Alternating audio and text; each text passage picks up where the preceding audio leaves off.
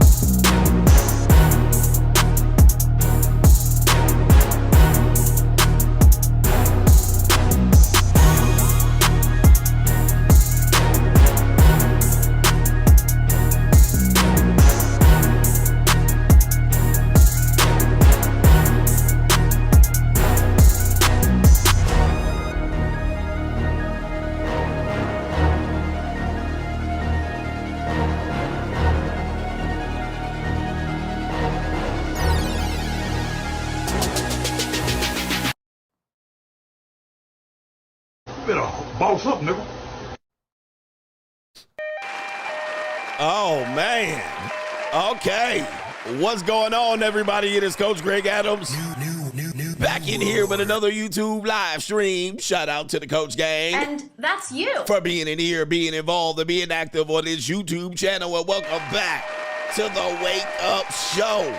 Part of the Free Agent Lifestyle podcast here on the Free Agent Lifestyle channel. You in here with the Bruce Wayne of this ish, the King of Kings, the King of Content, and the Speaker of Truth. Yours truly, the Notorious One, aka Mr. Coachellini, better known as the Prognosticator, Coach Thomas.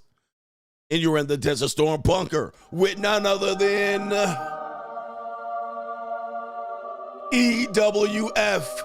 That is every woman's fantasy in the whole fucking show. I'm the CEO, Niggero, of Fixes Binds LLC, the unbinder, the undebatable, the undisputed best entertainment here on YouTube. You can call me Senor Gregorio Graybeard. The ladies love to call me Mr. Third Leg Greg. Also the man with no throat, I hope. The Mitch Slapper, the anointed one. Acknowledge me. The founding father of the After Pill, the junior college sociologist, the Morpheus of the mating matrix, the chocolatey Confucius. The Black Moses, the deliverer, also known as the man that walks in the spirit of Elijah. I'm the man with more nicknames than anyone in the game. But in case you forget those names, just call me CGA. See God Allah and I be the 14-time demonetized champion of YouTube. We got an interesting show today, how women cheat in their marriages and relationships and come out playing the victim. Come out playing the victim 100%, yes. It is all Jermaine's fault. Also featuring a woman here with this particular couple right here you're going to see on your screen. Matter of fact, I don't know what you're going to see on your screen. It might be my feed picture collection. All right. It might be my joint bank account with my girlfriend. It's like, all right. We have this couple right here, this lovely couple right here with the woman.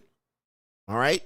With the woman saying that she left her husband, or she was in a relationship, a marriage, which she says was sexless, but within 4 years of the marriage, she ends up leaving her husband for a man from her past and ends up getting impregnated by a man from the past. All right, so we're going to talk about this one and how she felt that it was difficult for her as a woman to deal with these emotions and adjust after cheating on her husband with a boyfriend from her past and being impregnated by said boyfriend. All right. All right. And she's portraying herself as the victim. They have a podcast and all of that stuff. We're going to show you all of that. Plus another woman that said she cheated on her husband with his friend. Okay. Because the husband then found out and then she became the victim as well. It is all Jermaine's fault. Of course. It's always Jermaine's Of course, these fault. are white women. All right. Typical white woman behavior for sure. Where the white women at? All right.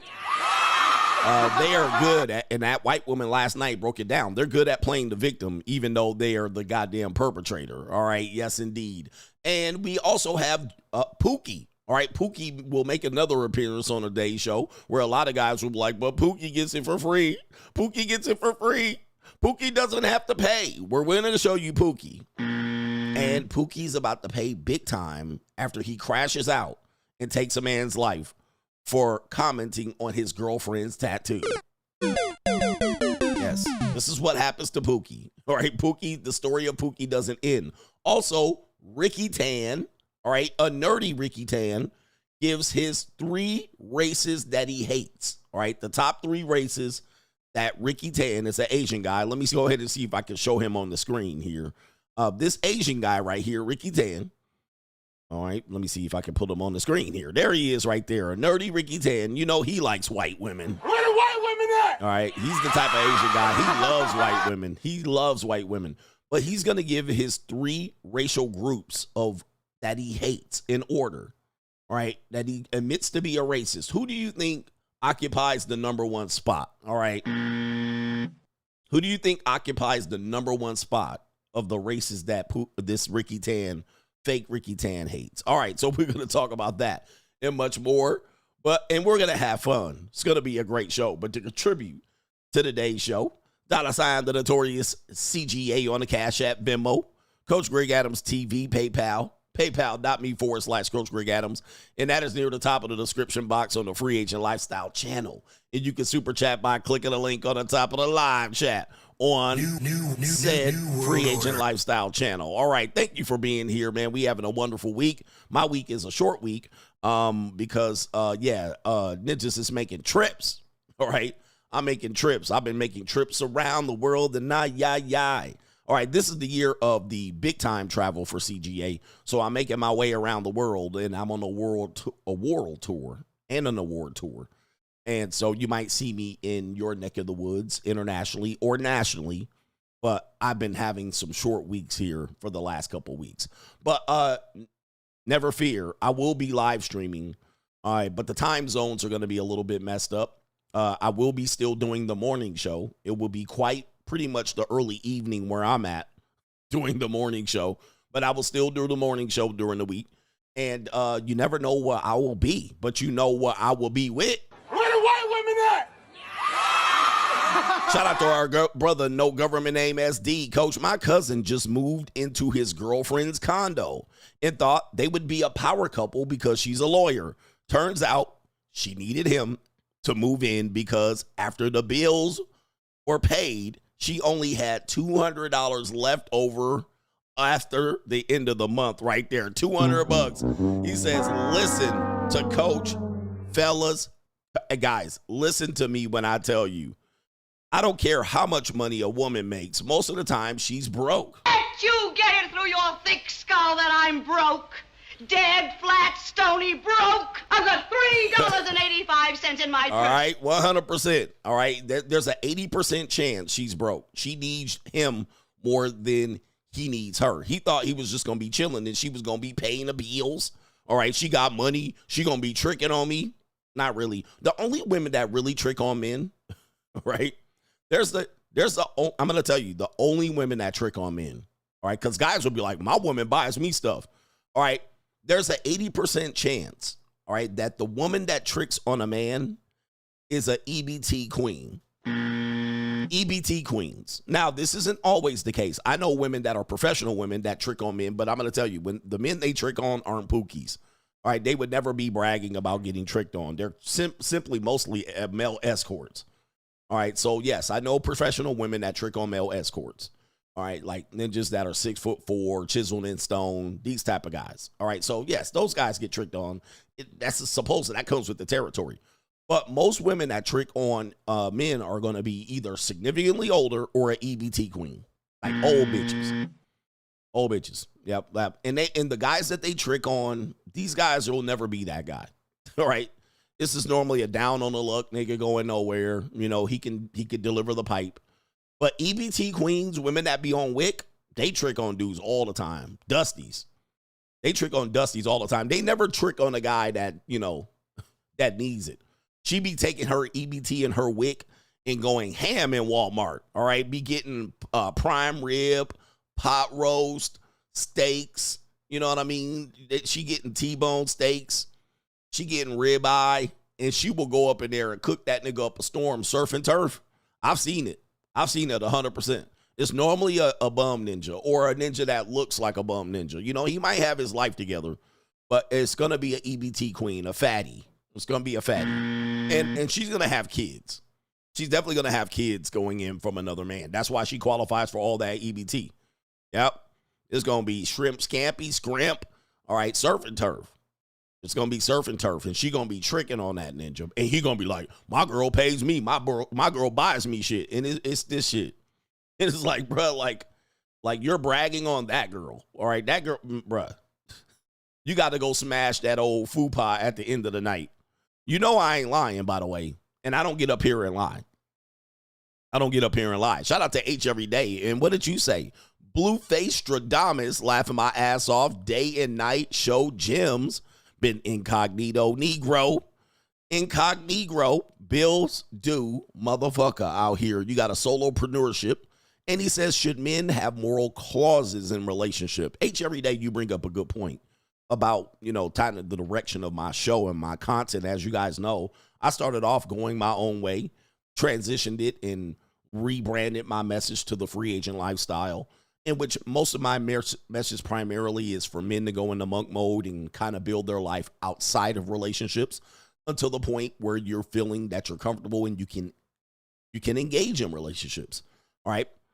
It is basically the leverage and option position. And then when you get to the leverage option position, then you can start to have a little bit more control in what type of relationships you can get in. You'll be able to have a bird's eye view of what type of relationship you want. And typically you can last in this type of monk mode or go to the JUCO or you can remarry, but you can do this for as long as you want. I find that most men do not want to do the free agent lifestyle for a significant amount of time. I'm finding that across the internets, most men want to be in relationships, right? That's what we could just completely admit this at this particular point. No matter how much MGTOW videos they consume, no matter how many Andrew Tate videos they consume, no matter how much Fresh and Fit they consume, no matter how much CGA, no matter how much pimping and mechanism you give to men, men still want that burning desire. Men still want the relationship. Even if the relationship is absolutely toxic. All right. Even if they're getting with women that they don't, like, they haven't fully developed who they were as a man. We're going to show this later in the clip. Men still want to get into relationships. They still do. And so what they'll do is they'll still try to negotiate without the leverage. All right. They'll negotiate without the leverage. So they're leveraging themselves out. And then all of a sudden they're still trying to figure out how to, you know, they're trying to leverage themselves out. They ain't all the way there. And then they still negotiating with a terrorist. We're going to show you this. I'm going to show you proof of this. And I'm like, no matter what you tell guys, if you tell them just build in the absence of women, they can only do it just for a little bit. All right. They don't want to do it. At the end of the day, these ninjas want love. They need a girl who's there all theirs. They need hugs. They need kisses and romance. They need a whore in the sheets, but a freak in, wait, they need a woman in the streets, but a freak in the sheets. All right, so ninjas will still get married. So I'm finding it a little bit hard to kind of have that gap. I'm trying to bridge that gap between the free agent lifestyle going into what do guys really want. Guys want relationships. Doesn't mean they're lonely, but at the end of the day, guys want someone to love. They want someone to love, ass niggas. They want someone to love, and they're trying to negotiate from a non-leveraged position. So the question is, and when I read this, it brought that mindset up that I've been noticing this online. My man said, forget it. What do you want me to forget? I'm telling you, men are stuck. Men are stuck on this mindset, especially melanated men. I'm seeing a lot of content, you know, people suggest to me, and I'm seeing black men negotiating from a non-negotiable position. You're not ready yet, sir. You ain't ready yet. Shout out to H every day. He says, should men have a moral clause in relationships? Like, what? I don't know what that means. What does that mean? What that mean? All right. But what does that mean? I mean, I don't know what is a moral clause. Like, I don't know what that means. I mean, it sounds straight up. Is it a moral clause for her or for you? What is the clause? Now, most men don't negotiate in relationships. All right. Most men, this is what I'm going to tell you. This is what men do. And I don't care what type of guy you are. Let's just say you have a girl that wants you. And she says, I want you. You're the man. I'm going to be down for you. You're my guy. What do you say back to her? Do you say, okay, cool. I'm going to put you on my program. This is what you're going to do. You're going to do A, B, C, and D. And in the event you don't do C, E will happen. Do you say that? The answer is no. You don't. Nope. What you'll do is you'll basically take her proposition. You'll say, okay, that's great. And she's going to say, okay, good. Get rid of all your hoes. You're mine. I don't want any, there's no other girls. Give me your location and blah, blah, blah. And you'll go, okay. And then what you'll do from there is try to work around that system. All right. So you'll still have your little hoes on the side, hoping she don't find out. Right. You'll still try to fake like you're monogamous as she's eating up your time. She's gobbling up like Pac-Man, and you trying to fit your holes in the limited time you have. So you're still trying to play free, but you didn't negotiate that up front. Now, when she was pining for the relationship, that's when you should have said, all right, cool. You want to be down? You want me? Okay, this is what we're going to do. We're going to do A, B, C, and D. And in the event you don't do C, we're going to do E. All right, this is what you want. And guess what? That would have been her ability to say, okay, I'm down for that, which some women will do. They will say, I'm down for that. Or if they ain't down for that, guess what? She can walk. And now she's out of your hair. She's not pressing you for a relationship anymore. All right, because you're trying to get her to stop pressing you, and she's just pressing you. And that's your opportunity to put in your clause. All right, this is what we're going to do. And if she ain't with the shit, you be like, okay, next, because I have another relationship. Okay, I have another relationship, but guys are not ready to have this conversation. They're not ready. So you automatically agree to her invisible ink clause, which is a traditional relationship, which does benefit her. She takes you off the market. You are not able to get no more pussy. And then she comes in with the rules. She says, what a relationship is this. A relationship is that. This is when she'll tell you what a real relationship is us being together all the time, us sharing our locations, us trusting each other, us being monogamous and faithful. So she brings in her goofy ass list and you say, okay. And then guess what? You can't live up to the list, or the list seems like a prison, or you try to usurp her list to try to keep her and keep your hoes, or keep her and keep doing what you're doing. You guys don't negotiate. I'm saying the reason why you don't negotiate is you have no leverage. You have no leverage. So she's pressing you and still negotiating from a power position. Yeah, a real man would do this. A real man would do this. And she'll be like, oh, I ain't working for you. Oh, no. You're going to pay all my bills. And no, I'm going to still go to girls' nights out. You're not negotiating up front. And most men don't, because men have scarcity. Right? Men have scarcity. But then what ends up happening is she gets you to agree to a set of contracts, a set of rules that you don't even put down your rule list. You say, well, okay, that's what a relationship is. And then you end up fucking up. You end up hurting her or pissing her off or cheating on her or not living up to the expectation. And then she gets to say, you victimized me, but you agreed to this. Okay? You know what I'm saying? This is why dudes are missing out. So I don't know really what the moral clause means and who does it affect. Is it one-sided? I'm trying to figure out what the question actually is trying to address, because it's not clear. I would like it to be clear what the moral clause would be attaining to. Is it something that if she violates the rules, something happens? I don't know. All right, we're going to talk about that.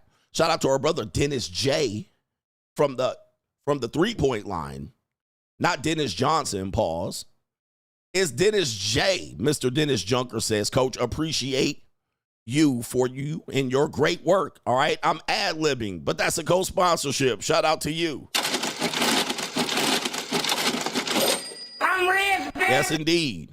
All right, appreciate you, man. Thank you, man, and thank you for the co-sponsorship for the day. We already warming up. We're already warming up from way downtown. Kaylin has something to say. Okay, Kaylin says, what's up, coach? I can't remember if you said you've seen or you once seen the Chris Rock movie, I Think I Love My Wife.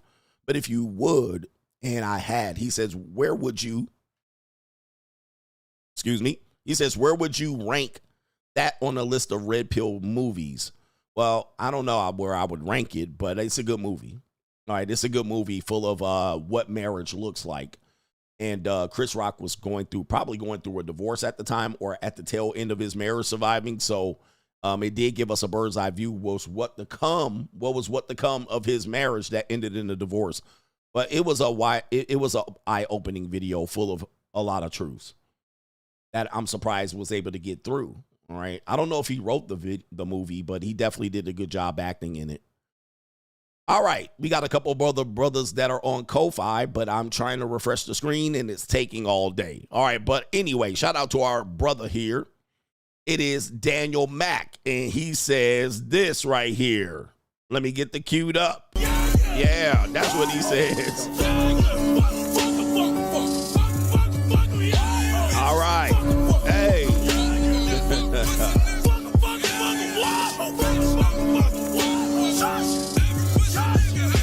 All right. My man, No Government Name says, when are you going to expose the Mitchosphere? It would be great for your Gen Z viewers so that we know who to avoid and not waste our time on. Learning frame in game like Dungeon and Dragon nerds. And he says right here, when we need to chase the bag and we need to boss up. Dungeon and Dragon nerds.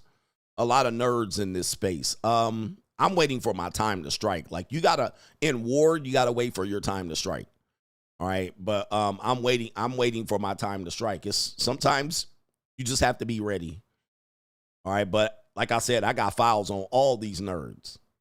LL Cool C, even sports teams understand that in order to win a championship, they're going to have to pay money for championship caliber athletes during the offseason 100%. All right, 100%. You want top talent, you got to attract top talent, you got to pay top talent. You know, these sports teams have figured it out a long time ago. But, you know, not in relationships, the rules are different. Or have you ever heard this phrase? All's fair in love and war. All right, all is fair in love and war, which means there's no rules in love and war. But a lot of people like to make these rules in love. All right, but then when the war happens, they want to, oh, okay, well, you're not supposed to do, you know, that's still your wife. That's still your girl. That's still your ex-wife. That's still your child's mother. Oh, no, it's kitty pop pop for everybody. All right, everybody can get this work. But when it comes to love and relationships, there seems to be a separate set of rules because we're human beings dealing with human beings. So we're supposed to treat everybody a certain way. But it's not that way. You know, people think that it's supposed to be based on, I think romance, and I've said this, I've done a stream on this. I think romance films and the romance industry has highly negatively affected the psyche of men and women in relationships. Romance and fantasy is like pornography for women. It is absolutely filthy what people have done to the psyche of people when it comes to relationships, the romance industry. And it's completely unrealistic. It's not based on any science. It's unexplainable actions for human beings to just do the dumbest shit they could possibly do in the name of love. And then once the smoke motherfucking clears and the love wears off, now we're supposed to be rational human beings, right? We're supposed to be rational. Now we're supposed to look at everything pragmatically at the end of the relationship. But during the relationship, we're supposed to just take the leap of faith, all right? It's love, serendipity, you know what I mean? Be spontaneous, you know, give it a chance. I want to know what love is.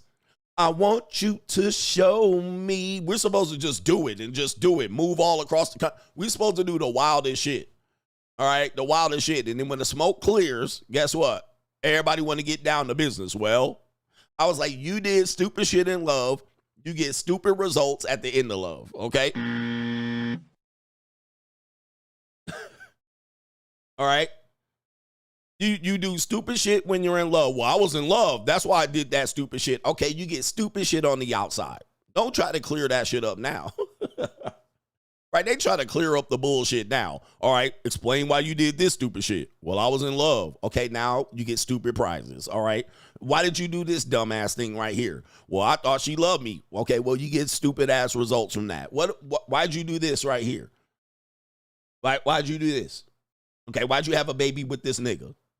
Why'd you have 5 babies with this nigga that was beating you from pillar to post? Well, I thought because I was in love. Okay, guess what? The rest of your life, you're going to have to pay that back. 7 years of bad luck for your goofy ass. All right, but no, they don't want to do that. They want to then be rational. All right, this dude was beating me from pillar to post. I had his babies. All right, he a deadbeat, and he don't pay nothing. So y'all fix this for me. No, we're not fixing this for you.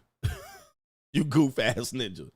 All right, we got some more contributors, but I do have to get on with the show. We're already 30 minutes in. With that being said, it's Doom and Gloom CGA. Let's go.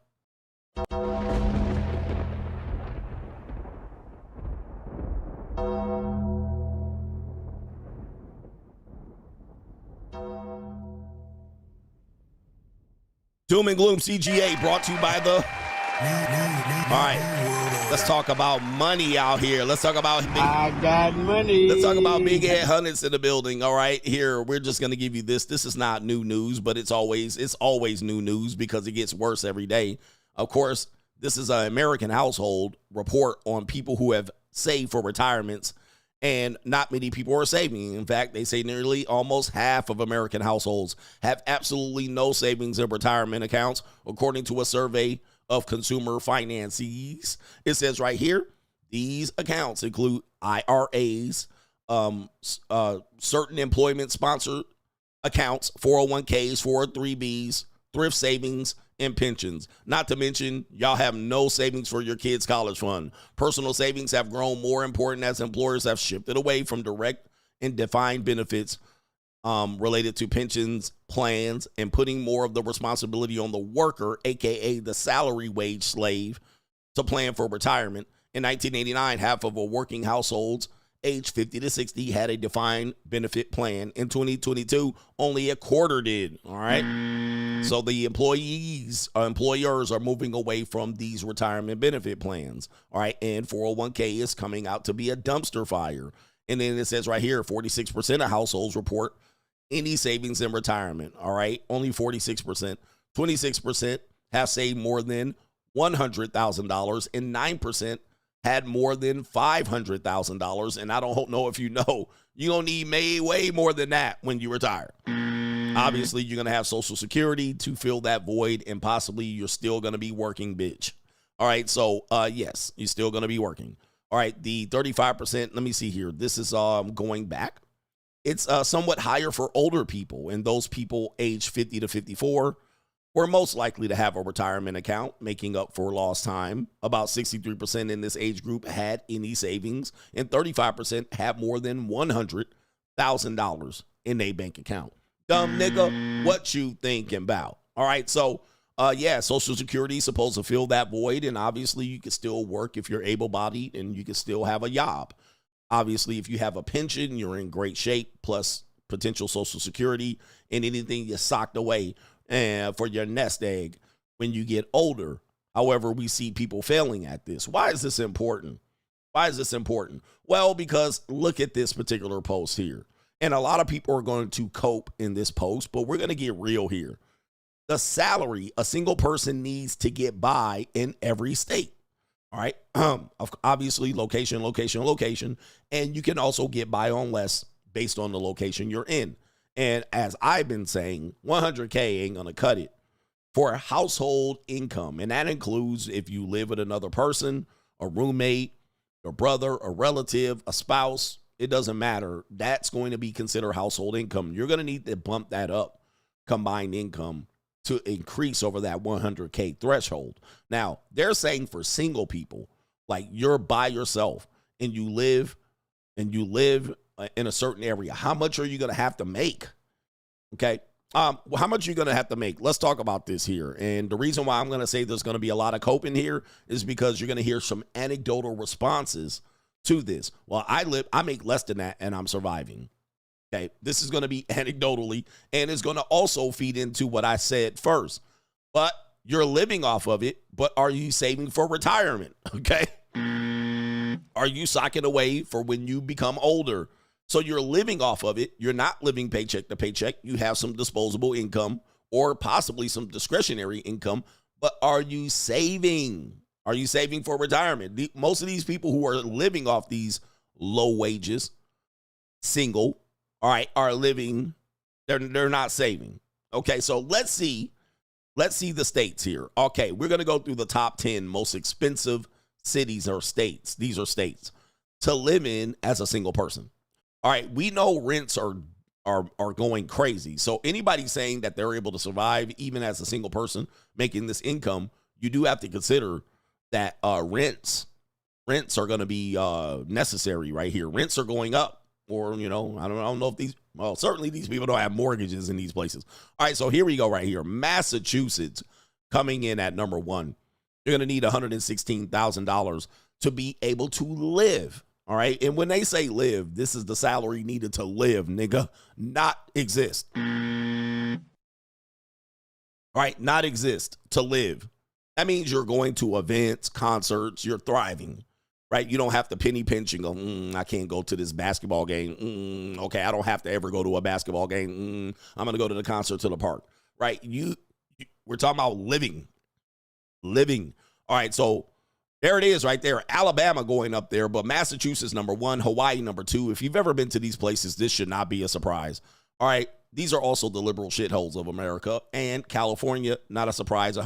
If you're listening to the podcast, Massachusetts, $116,000. Hawaii and California, respectively, $113,000 a year. New York, all right, New York, the city and the state. All right, right there. Washington, and that's Washington State outside there, not Spokane, but mostly Seattle. Alabama, all right. The Bamas are up there for some reason. I'm not sure if they have some sort of industry that's moved in there.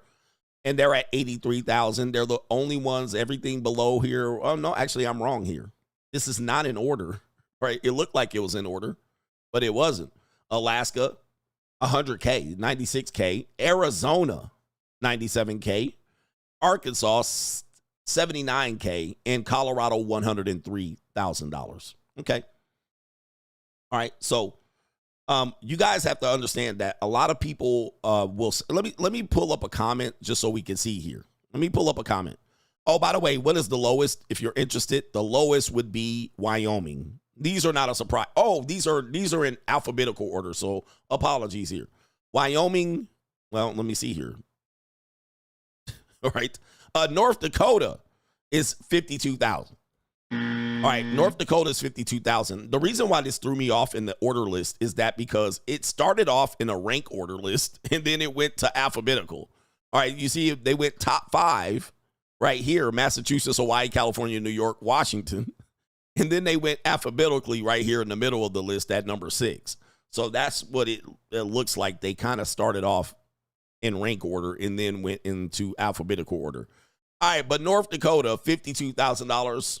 You definitely can survive in North Dakota if you can survive the elements. And Washington, D.C., slightly under $100,000. All right, so, yeah, Texas at $87,000. Now we see why everybody's fleeing to Texas. And let's take a look at the comments here. So people are saying they're going to move to North Dakota. No, you are not going to move to North Dakota. All right, nobody wants to live in North Dakota. All right, just go to North Dakota and you will realize you don't want to be there. And it says, now who told you all this? No. All right, this is a person here, Leveled Up Sims. It's a woman. Looks like a bull dagger. I'll be rich in North Dakota. California salary is a lie. I make more than that and I'm struggling. Can't buy a thing. You need to make more than that.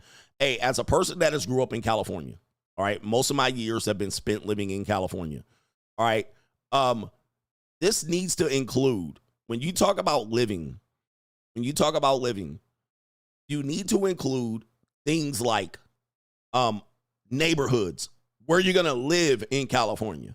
Okay, so If you make $113,000 in California, and you live in Gardena, or you live in Cerritos, or you live in Hawaiian Gardens, Bell Gardens, you're an idiot. You're an idiot. Corona, maybe the bad places in Corona.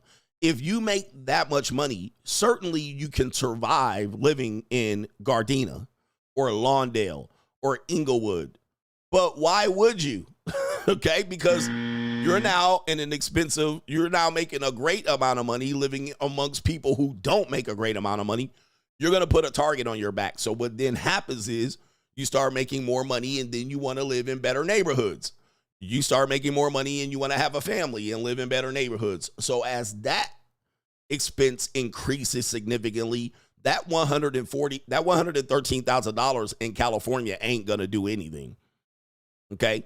Because you make $113K, you think you're going to get a BMW 3 Series, but you live in Artesia.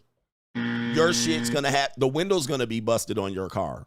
Okay? So where are you going to have to move to? You're going to have to move to a little bit more better location and secure residence.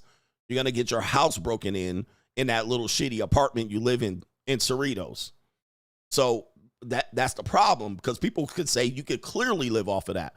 You can live off of that in a low income area, right? As soon as you make a little bit more money, you want to become a little bit more safe and secure. And please do not fault people for this. Guys, people have been doing this since your areas have been flooded, right?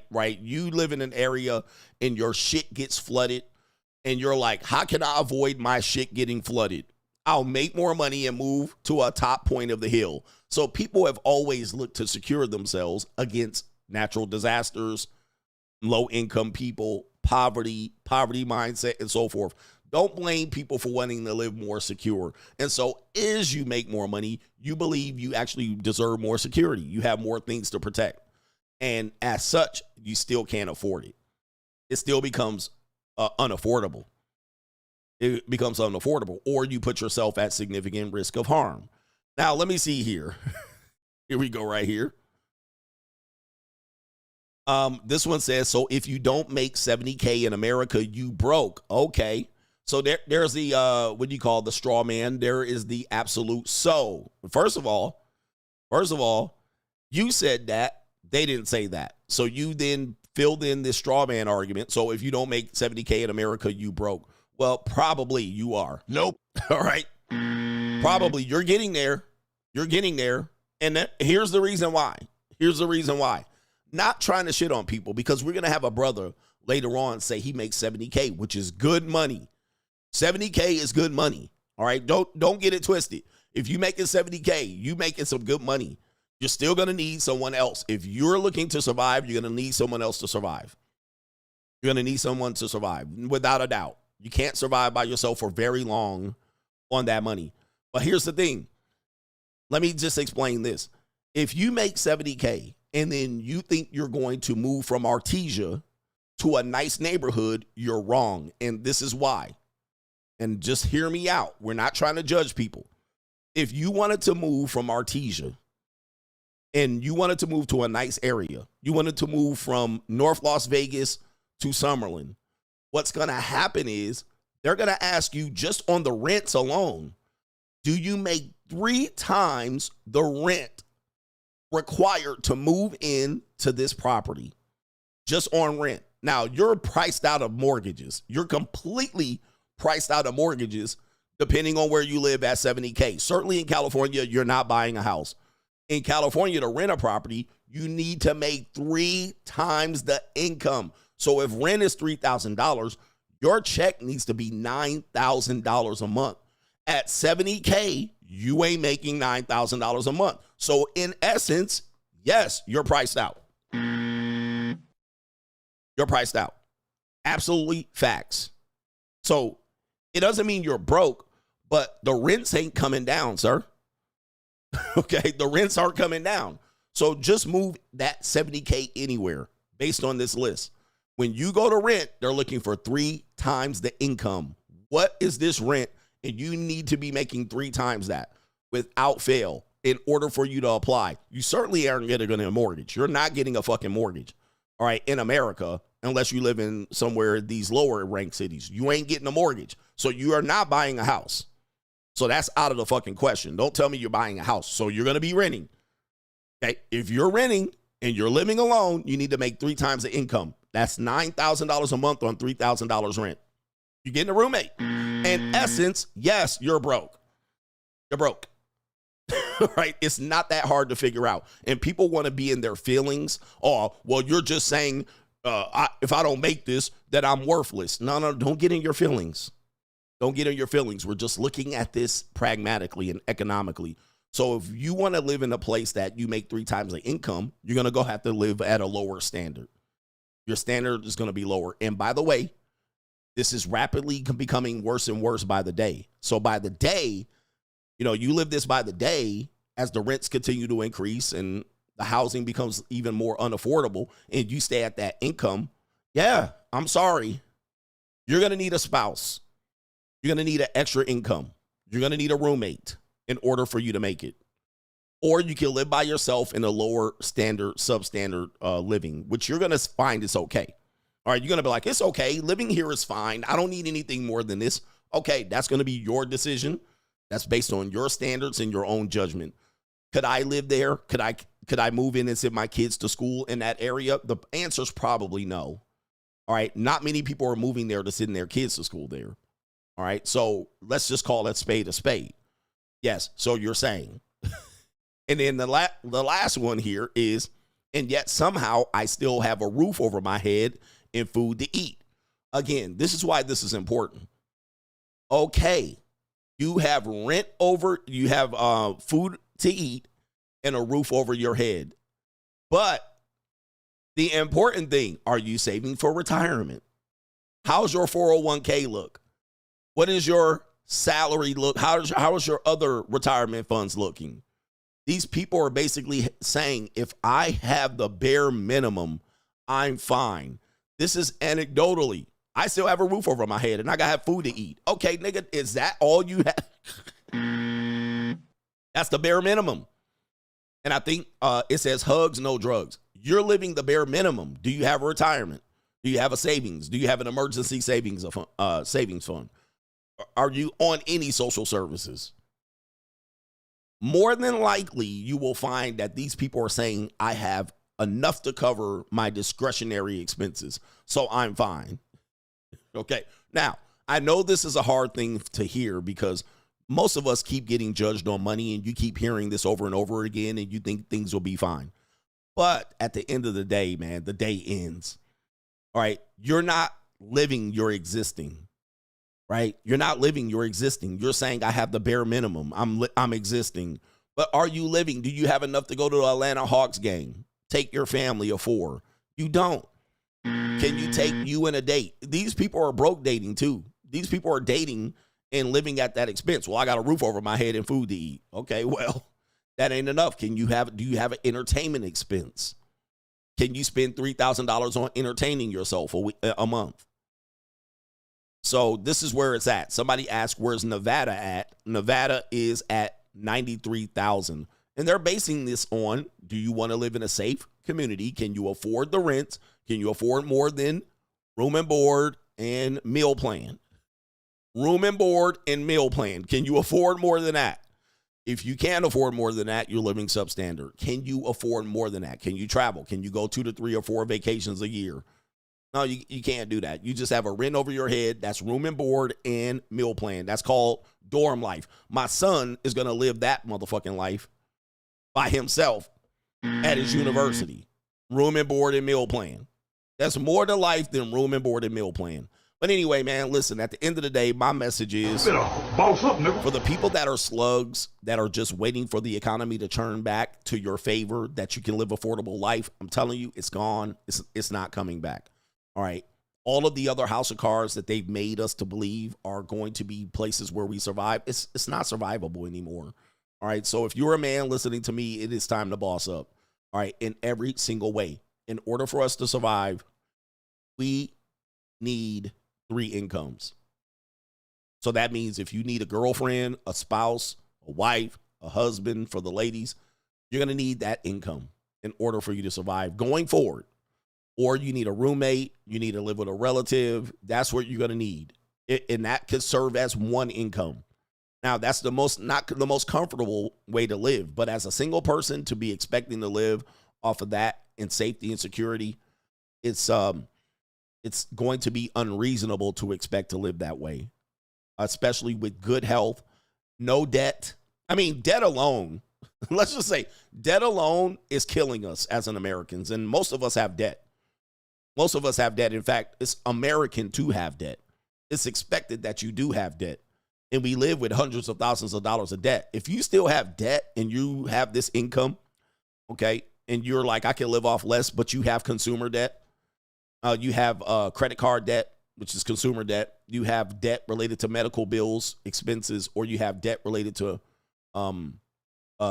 student loan debt, dude, it don't matter how much you're making, you're getting killed out here. You're getting killed, all right? Them student loan debt payments alone can be $500 to $800 a month. Car payments used to be at the top $500. Now it's common to have an $800 car note. The average car payment, okay? Average car payment. Yeah, and that considers, that's going to be considered in whether you qualify for an apartment. Average car payment now $737 for a new car, okay? It used to be $500 was the top of the market. All right, that was an interesting time. $500 used to be like, nigga, are you crazy? $500. Now it's $737. And let me see the average student loan payment. I think it's around $500. We've done this on the show before. All right, student loan payment is going to be, the average payment is $500. All right, so right there you got $1,300 going to, let's just say you had a new car and a student loan, which a lot of people do. All right. Or you got a car payment. The car payment was for 5 or 6 years. Your student loan is kicking in. A lot of people are in this position right there. That's $1,300 out the door. All right, that's not even including your credit cards. Let me see here. Average credit card payment per month. Average is $272. $272. And Americans put an average of $1,500 towards their debts every month. So there it is right there. Let's just take $1,500. That's what it sounds like. $1,500 to your debt. But you make $70K a year. I mean, cooked. Cooked. Yeah. Cooked. I mean, that's how you gonna have discretionary income. You definitely gonna have room and board and fucking meal plan and debt. All right, you're pretty much leveraged out at that point. So it is a message for me. I know not everybody's going to be able to do it. People are going to fight me. You're going to get in your feelings. Yeah, it's getting like that. But by the way, do me a favor, man. Hit the like button. Join the Money Mindset. These are the things that we go over repetitively. We create budget sheets for you to follow in order to maintain the mindset of moving forward and finding a way. You need to find a way. And job market is shitty right now. Right? Yeah, we ain't even got to utilities. You haven't even got to utility. This is why women are monetized dating. And we're going to show you this later. This is why dating is getting fucking hard for everybody. Because women every day got to go through their balance sheet and with this reality. Plus, they got to get the Zoe kit going on. Hair, makeup, esthetician, facials, vagina waxing, everything. That is all independent. All right, you got to get the Zoe package. They got to get all of that. Guys, I'm telling you, women cannot afford this. 80% of American women cannot afford this by themselves. That's 80% of single women today, age 18 to 50, cannot afford to maintain the lifestyle that they have right now. They need a financier. They need a person providing for them. They need a provider, but they also need a provider that they can control. They need a sugar daddy. All right, that's why dating is where it is. That's why this topic is important. And this is why a lot of you guys are not qualified to date in this time. This is why y'all need to boss up, level up, and live the free agent lifestyle. Anyway, that's Doom and Gloom CGA.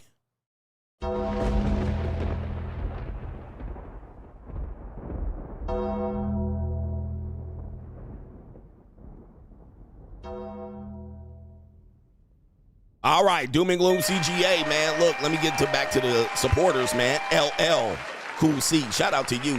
He's making it known. Even sports teams got to pay. All right. Even sports teams got to pay. TWP, what's up, coach?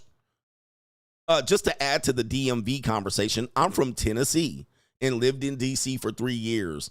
It may be Southern regionally, but them DMV ninjas lack Southern hospitality, which is why most see it as a Northern state, unless you go to Virginia. Shout out to you. And we were talking about the DMV last night, whether it is a Southern state, but you're saying the DMV ninjas are something else. But, you know, they used to call the DMV area, specifically Washington, D.C., Chocolate City, because there was a lot of ninjas there. If I'm not mistaken, at one point in the 80s, Washington, D.C. used to be 80% Negroes. All right. So the problem is that's what you're saying. You're moving from here. You're from Tennessee and you're going up to be D.C. Negroes, and they acting a monkeys out there. They acting a monkey. So that's why it's not considered the South. Yeah, the Southern hospitality. Okay, so that makes sense. That makes sense too. That's why the Baltimore came into the conversation, because Baltimore is seen as a northeastern city, but it's in Maryland, which could be considered somewhat Southern. Somewhat. All right. All right. But yeah, that is a fact. I think you're absolutely right on there. Thank you for sharing that point of view and perspective. You're right. Jacob Rivera says, guys, coach is not lying.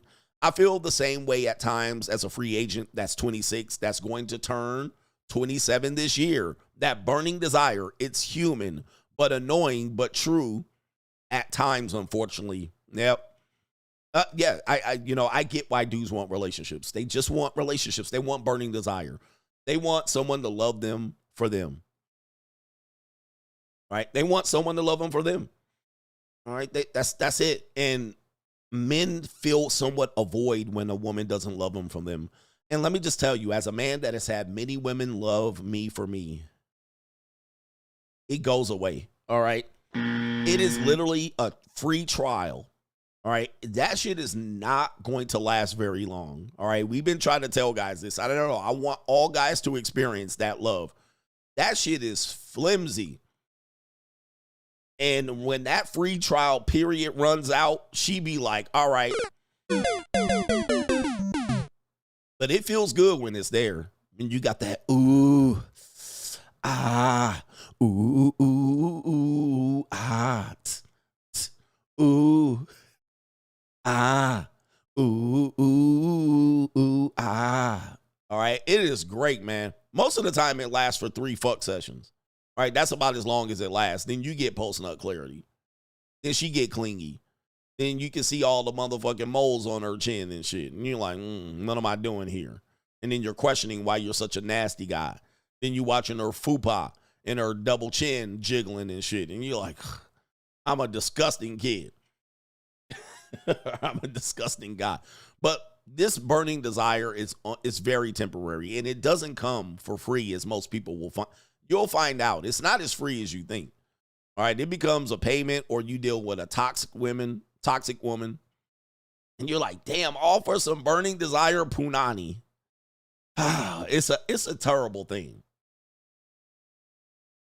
It's a terrible thing. Shout out to no government name. Did you hear that women are crashing out over their tax returns? He says Mitches don't see the point to bossing up without a woman benefiting from it. Yet they want a woman to love them for them. Give them the buzzer. I mean, men are stuck. I'm trying to give men the formula here. It's tough to get women to. What do you say right here? They want to boss up without women benefiting from it. Right? I think men and women are somewhat. We need each other in a sense. Now, one needs each other more than the other. I do agree with that.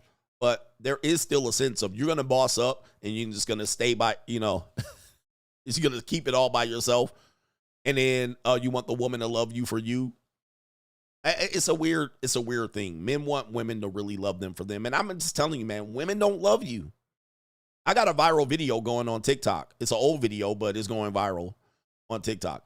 Women do not love you, man. Women do not love you like that. They don't love you like that. They love you for what you do. And so a lot of women have, listen, because you're going to say, I know Edgar and his girlfriend, Veronica. They've been together forever. Edgar has a basic, bowl haircut. He got a hairline. You know who I'm talking about. And he got a goofy girlfriend named Veronica. She wears close to bifocal glasses. She has no style. She's 4'10", chunky, built like a chicken nugget, built like a refrigerator, a square. And you're like, but I want to love like them. Okay, let's just talk about Veronica. First of all, Veronica has scarcity mindset. Veronica knows that she needs to attach to a man. Any man that attaches to her, she got to hold on to that motherfucker. She's insecure. She has scarcity mindset. She don't go outside. It's hard for her to meet a guy. So she's in that guy. She's attached to him like a goddamn barnacle is attached to a ship. Now, do you think he fucking the shit out of Veronica? Do you think they have fuck sessions? All right, she sits around all day cross-legged on a sofa with her fupa doubled over and her titties touching her stomach. All right, eating ice cream, pints of ice cream, getting bigger and bigger and bigger. All right, she's 22 now, but by 28, 29, she's going to be a full-blown gordita, all right? a full-blown gordita, all right? She's going to keep growing and growing and growing, all right? She's going to have a mustache by 34, all right? She ain't waxing a bitch off. No, she ain't going to no facials, no bikini wax, no nothing. She got an afro in her booty crack. All right, she got hair down the back. She got hair down the back of her back and on her forearms and shit. Okay, that's the type of love you want, bro. She ain't never gonna clean up. She ain't never gonna shower before she give you some pussy. She gonna roll over and just lay on her back right there with attachment syndrome. All right, and she ain't going nowhere, fam. She going nowhere. You can cheat on her 50 times. She going to be right there. She ain't going nowhere. Okay? She got under armpit hair. Under armpit be smelling like titty must. All right, she ain't going nowhere, bruh. And she can cook and clean like a motherfucker. She going to cook and clean. She going to be a down-ass chick. Why? She don't want to be out here single. Because when she's single, she's miserable. She's miserable. She don't know what to do when she's single. So she gonna get a man and treat him right and do whatever she need to do to keep this man there. That ain't love, bruh. That ain't gonna be no love type shit. Her dad got deported back to Mexico, all right? Her by ICE. Her dad back in Mexico. She ain't got no means of survival here. And she is not a boss babe. That bitch work at a taco stand, all right? And she ain't never going higher than that. She work at a taco truck. All right, she make less than $8 an hour off paper. And her dad back somewhere in Juarez. All right, can't come back across the border. Got shipped the fuck back. All right, is that the burning desire love? Is that the love you see at the mall that you say, Coach, there's some people in relationship. Is that the love you talking about?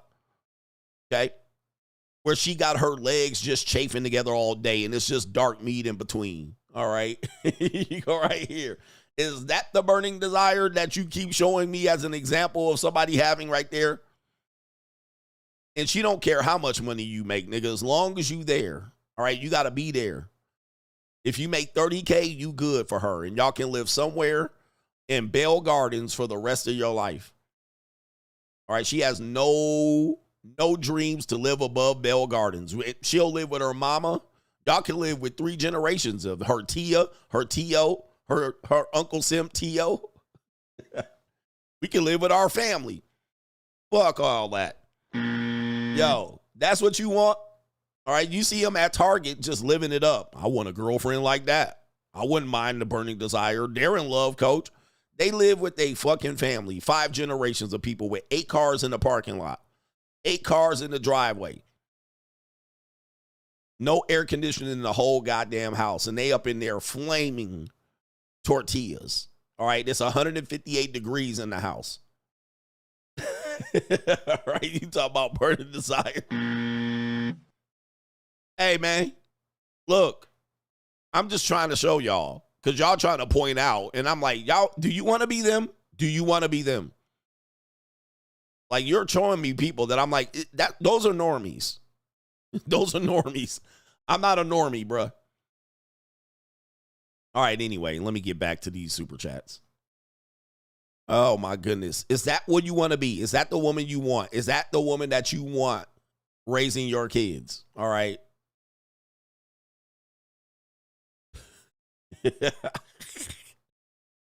Living in Oxnard all your life. You want to live in fucking Oxnard the rest of your life? All right, is that where you live? You want to live in the La Colonia projects? You want to live in the La Colonia projects the rest of your fucking life? Waiting to buy a house in Oxnard? Is that what you want to do? The fuck? All right, I want a better life than that, nigga. All right, I ain't settling for that, bro. Ninjas is pissed. All right, listen. I love y'all. But Delta Fox says this is for the CGA juniors college expenses. Shout out to Delta Fox. I'm rich. All right, shout out to Delta Fox. And that's a co-sponsorship. Appreciate you, Delta. We got our brother here. It is E1. Good morning. I joined the Money Mindset, but for whatever reason, I'm not able to watch any videos. Not sure if I'm not doing it right. Any info helps. Yeah, so once you go to the Money Mindset, you go back to the posts that I post. Now, if you look at the order of the post, you click on the videos, those videos don't exist anymore, right? They're all been put into one place. So they were there, but now they're in one place. You have to go to the pinned post at the top to access all of the videos. All right, but if you go down in the order when I say, oh, I'm going to be streaming, if you click on that, those are old streams. Those streams were on YouTube. Those streams are on Zoom. Those don't exist anymore, but they're all recorded and compiled in one place. And it's not on the links. You have to go to the top post that is pinned there. Yeah, you have to go to the top pinned post to get the information. The information will have a login. You log in, you get the old episodes. Okay, we got Danny Man says, should I take out my 401k, quit my job? Since my 401k is a scam, I have close to 80K since I invested in it for 11 years. No. All right, don't do that. Because you're going to lose all that money. All right, that money going to be bye-bye. You're never getting it back. And, of course, you are losing the power of your investment in the 401k. You can certainly transfer that 401k somewhere else.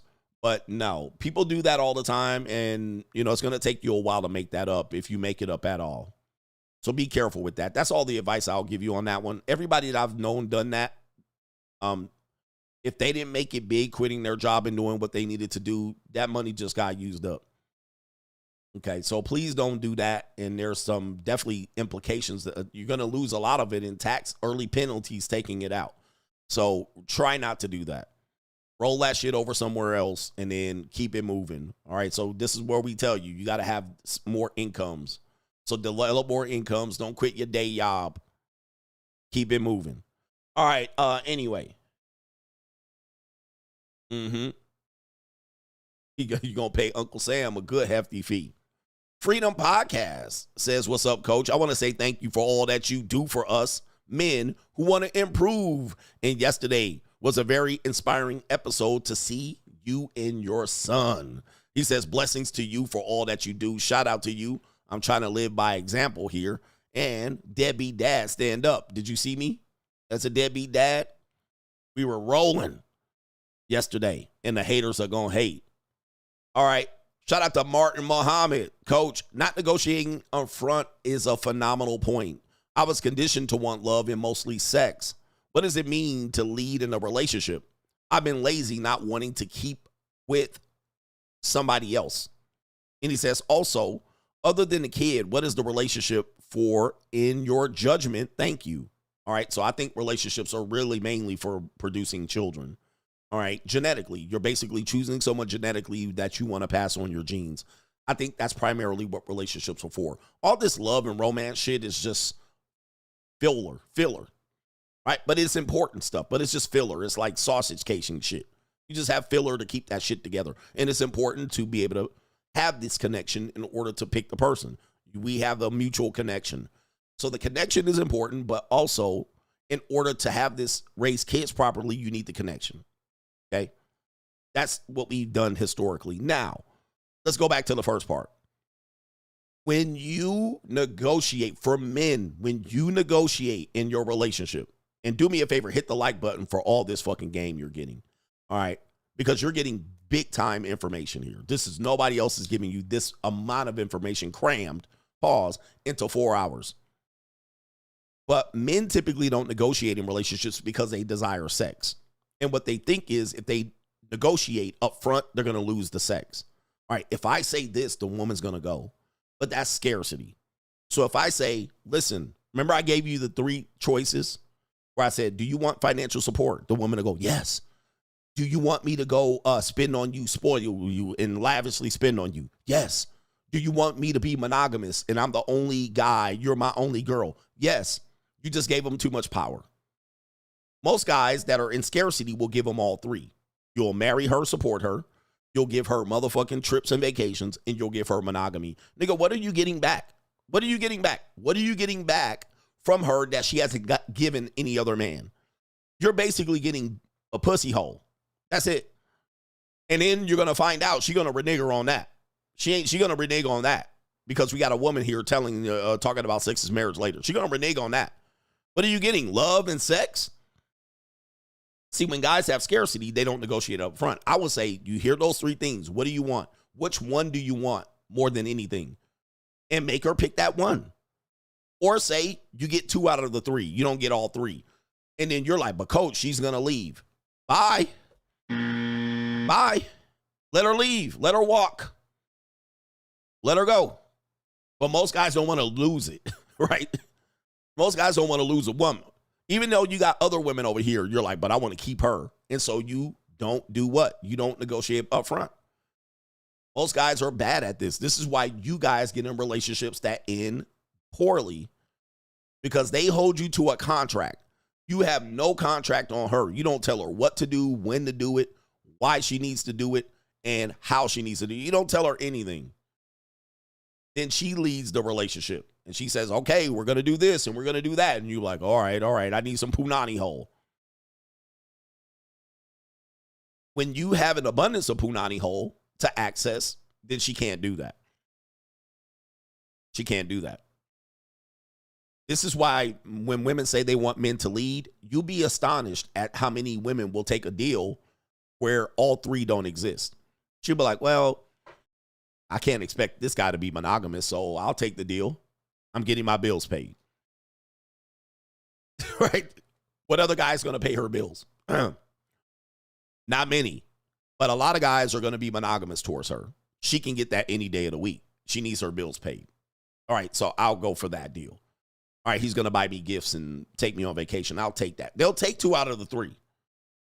But because you have scarcity and you're scared, you don't want to do it. And I'm not telling you to give her that deal is going to be better for you. You're still going to have to work. And one man once said, and I don't know who said this, it was been said in society, when you make rules to lead or control someone, you also have to control yourself. And in a sense, if you create a prison for others, you have to imprison yourself. If you make a prison for someone, you have to make a prison for yourself. So if I say we need to have prisons and throw more criminals into jail, guess what? I got to have people watch the prison. So a prison warden has to live in prison. He has to live near the prison. He has to imprison himself to imprison others. In a sense, if I got to hold someone accountable all the time, that means I got to watch them and I got to hold myself and her accountable. I just gave myself another job in which I didn't have to. So the more you got to tell the woman what to do and lead and do all of these things and create rules and put her on your programs, now you're a fucking prison warden. And she's the prisoner. So now you got to watch her and make sure she's doing what she's doing. And when she go too far off, you got to shoot her. All right, this the gun line. All right, you done went past the gun line. Now you got to punish her. Now you got to punish yourself to punish her. It's kind of like with kids. You set all these rules with your kids. If you do this, you ground it for a week. What happens when you ground your kids for a week? You got to watch them. You got to make sure they don't go outside, call their friends, disconnect the Wi-Fi. You got to take their phone. You got to make sure they don't sleep with their phone at night. You got to make sure they come home right after school. Now you the fucking prison warden, okay? So you just prisoned yourself in these things. So you think I'm going to keep a bitch in check, but now you just a prison warden. All right, now you behind the same fucking bars as the prisoner. Think about it. I mean, this is why I don't see much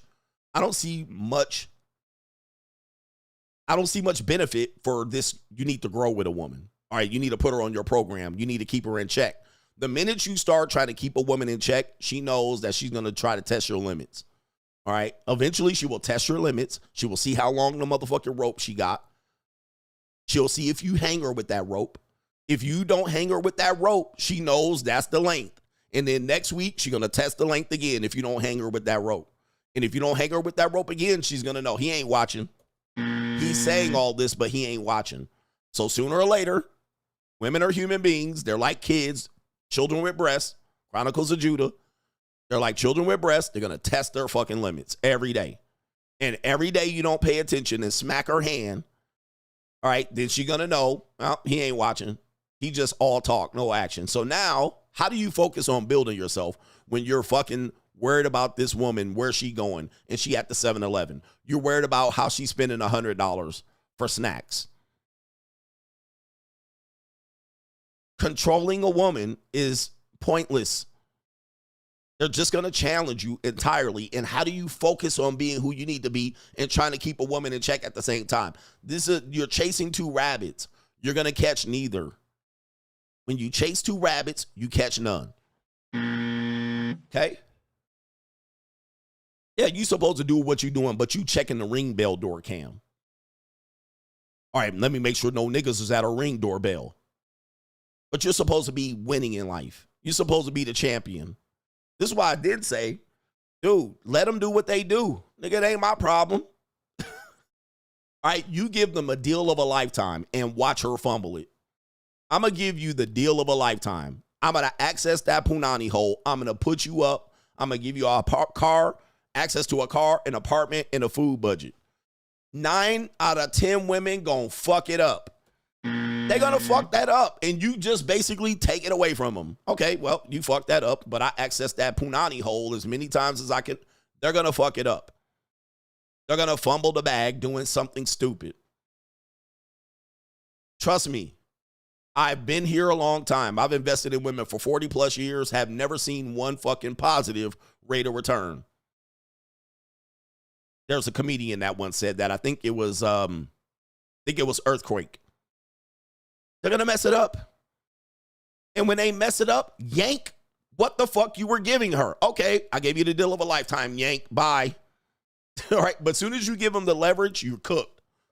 Soon as you're watching her like a prison warden and make sure she ain't going, let me just ask you this. Have you ever stopped a woman from doing what the fuck she wanted to do? Nope. You never stopped her. You never stopped her. When they do what they want to do, they doing it. Okay?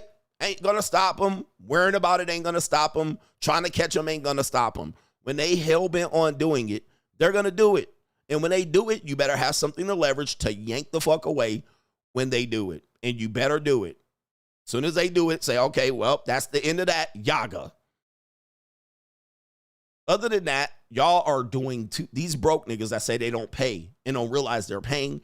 You're paying because she has your control of your time. When she says come, you come. She whistles, you come. She opens her legs, you come. She says, I want to see you. You make time to see her. That's paying, guys. That's time tricking. All right, let me get back to this part of the show. All right, she has you by the ball sack. And Ko-Fi supporter with a $20 support. Shout out to you. Appreciate you, man, Ko-Fi supporter.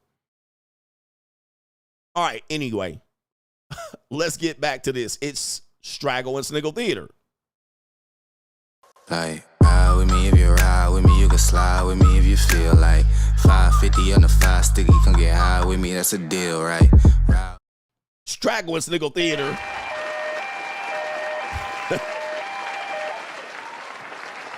All right, Straggle and Sniggle Theater here. What do we got here? We have on the show, on Straggle and Sniggle Theater, there it is right there. We have the World Economic Forum at their games again right here. World order. All right, scientists discover cockroach milk is 4 times more nutritious than cow milk. Now, I haven't done the study. New world order. All right, but when they say eat the bugs, they mean eat the bugs. And you thought they were just going to give you bags of bugs and you were going to eat it. You guys don't know how crafty these people are. They will make you trust the science. Now, cow milk is not really that good for you, although it does have a lot of calcium. Yeah, the way it's done, it's not very good, but they will find a way to convince the deaf, dumb, and blind to follow some bullshit right there. Scientists discover New world order. that you will eat the bugs. They're getting you ready and primed and ready. All right, we do have some context here that we need to read out here. According to the scientists here, cockroach milk is protein-rich crystallized substance produced by a specific type of cucaracha. La cucaracha, it says right here, called, I can't pronounce all of that. This species is unique because it gives birth to live offspring. Members make milk in the form of protein crystals to serve as food for their offspring. Yeah. And it says in recent years, scientists have discovered that the milk-like crystalline substance is nutritious and considered a complete food. Oh my goodness. Oh, the humanity. Wow. All right, listen, eat the bugs. And it says what it says right here. It's protein rich. I lost my place. Oh, there it is. It's considered a complete food as it's a good source of protein, carbs, and fats, and over 3 times more nutritious than cow's milk. All right, man. However, harvesting this milk-like substance is currently a labor-intensive process. It involves killing a female la cucaracha and her embryos once it has began to lactate, and then harvesting the crystals from its midgut. Man, I tell you. I'm always hungry. All right, according to the co-authors of the popular study of La Cucaracha milk, it's currently infeasible to mass produce La Cucaracha milk. All right, yes indeed.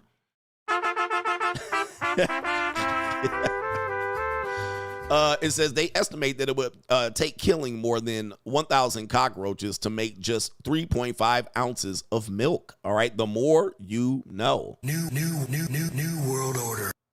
They're getting you ready. They're getting you ready for everybody that makes under $70,000 a year. All right, you have food on the table. You have shingles over your head. All right, you have there's people in favelas that have roofs over their heads and food too. Yes, they do. All right, Straggle and Sniggle Theater. We have a woman that says she did crack. She did crack accidentally. Oh, really? I found out last night I did crack by accident. And look at that forehead, all right? Oh, the humanity. Damn, her face starts in the middle of her head. All right, she got that George Jefferson incoming. All right, ma'am, do not pull your hairline back. Is she Nigerian? She got to be half Nigerian. Sister, you looking like CGA in the head. All right, wowzers. All right, but she did crack on accident. So I found out last night that I've accidentally done crack from a conversation that I had with my boyfriend's dad.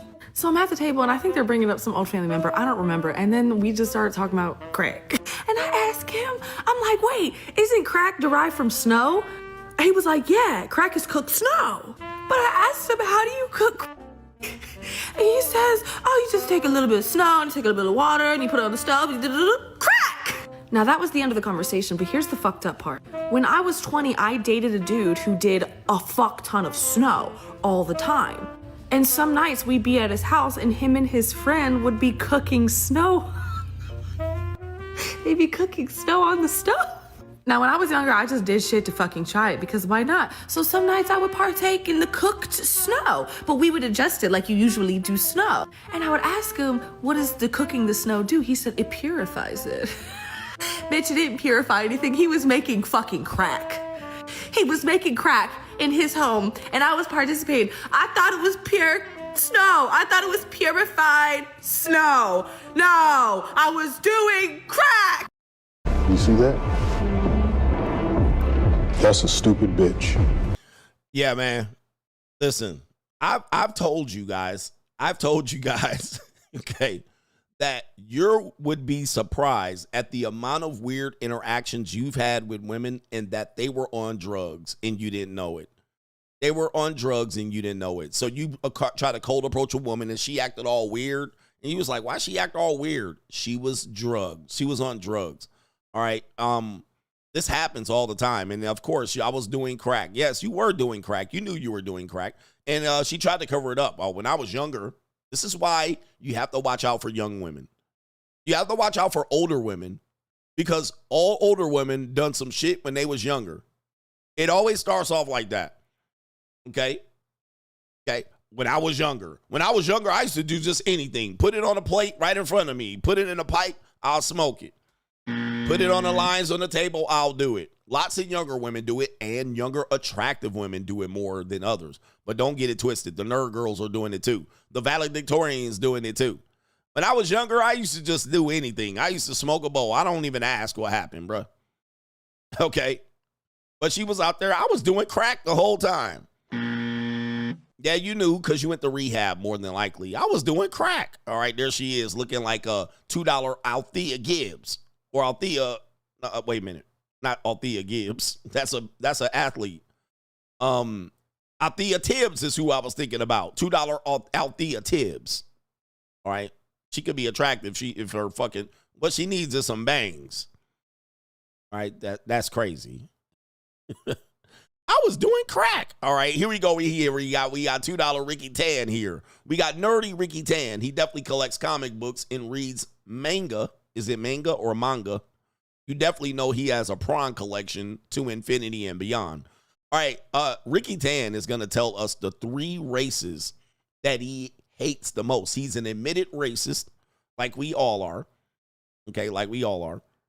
Okay, all of us are racist. Even black people, y'all racist as hell. Y'all openly racist, but that's neither here nor there. Most people have to hide their racism. Like him right here. He names the top 3 races that he hates. Who do you think is the number 1? Who do you think is the number 1 race that he hates? He's not going to really give us a reason, but you can probably guess. What's the most conservative thing about you? I hate certain minorities. Whoa! Okay. What's your top 3 minorities that you hate? Starting with number 3. Sri Lankans. We were really concerned you might just drop the N-word right from the top there. Right from the number 3 position. The number 2 least favorite group of immigrants to Hans Kemp. Native Americans. Oh, Native Americans. Why? They're poor and dirty. Oh my goodness. They're poor and dirty. Look at my man's fit. All right, you know Asian men built all wrong. You know what I mean? They built all wrong. It's hard for them to find clothes. All right.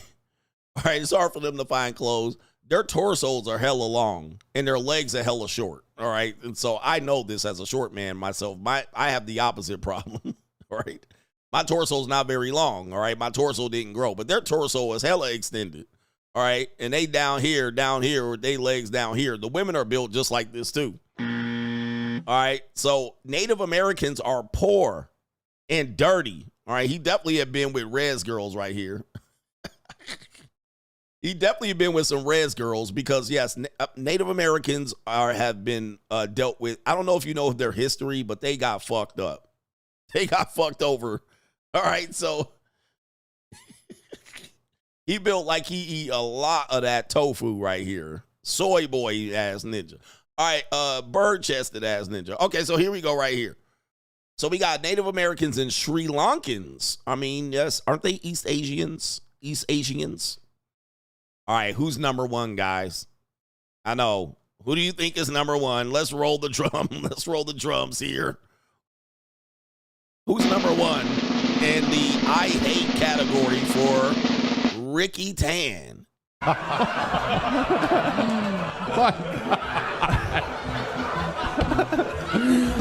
Oh, yes. There's 1 to go, everybody. The number 1 least favorite minority group, according to Hans Kim, is the blacks. Oh, man. Oh, my goodness. Of course. I wish a Of course, it's the blacks. Ninjas.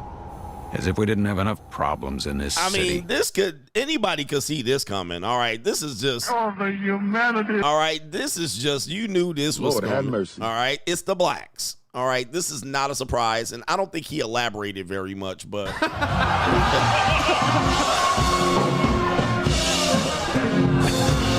Oh, no.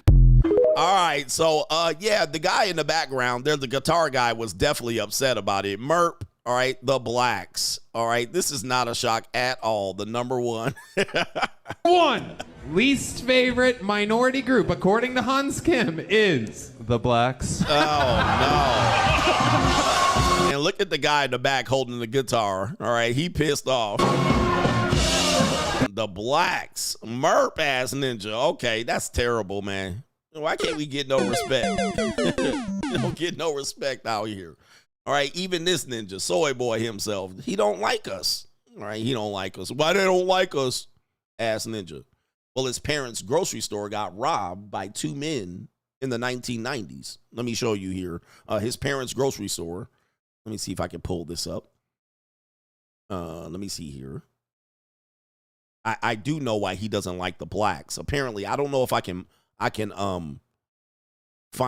play the scene here, but yeah, this is possibly his parents right here, or maybe his grandparents. Merp ass nigga. That's why. All right, hurry up, you buy. You break, you buy. You hurry up, you buy, ass ninja. All right, look at that bowl haircut. You know what I mean? You break, you buy. 100%. That might have been his grandparents at this particular time, so that's why he hate the blacks. More than likely, right here. She watched him steal 40-ounce brews. Right there. This is the early 1990s right there. Uh-huh. What kind of fuck you give That's me? probably why he hate the blacks. All right. Probably. Anybody knows this right there. The LA riots. He probably grew up around the LA riots right there. I feel sorry for your mother, ass ninja. Yeah, that's why he hate the blacks. I feel sorry for your mother. Uh-oh. And then it was skitty pop pop. Pop pop cut cut cut. Skitty pop pop. And a pop pop boom. Yeah, that's why he hates the blacks. If anybody wanted to know, it's bad out here. If anything you know about the Koreans and blacks, they definitely have a tumultuous relationship here. Let me see if I can pull it up here. They definitely have a tumultuous relationship with ninjas. All right, right here during the LA riots right here. Why he hates the blacks. His family definitely went through some trauma in the South Central Los Angeles running the surplus store. Right there in South Central Los Angeles during the ride. Not the boys, all right? Oh, boy. 100%. The rooftop Koreans. So that's probably why. I don't know why. I'm just helping him. He doesn't need any help. All right, Straggle and Sniggle Theater. How many more videos we got? One more. We're going to take you to a funeral here. I mean, I know, man. We don't want to take you to the deceased. We want the deceased to rest in peace, but we definitely take you to a funeral. What city is this? Take a look at Unk's outfit right here. He decided, possibly the love of his life has died, and he decided to put on a show for the deceased. Yes. All right, so let's take you to the video here of the show Unk tried to put on, and oh, shit.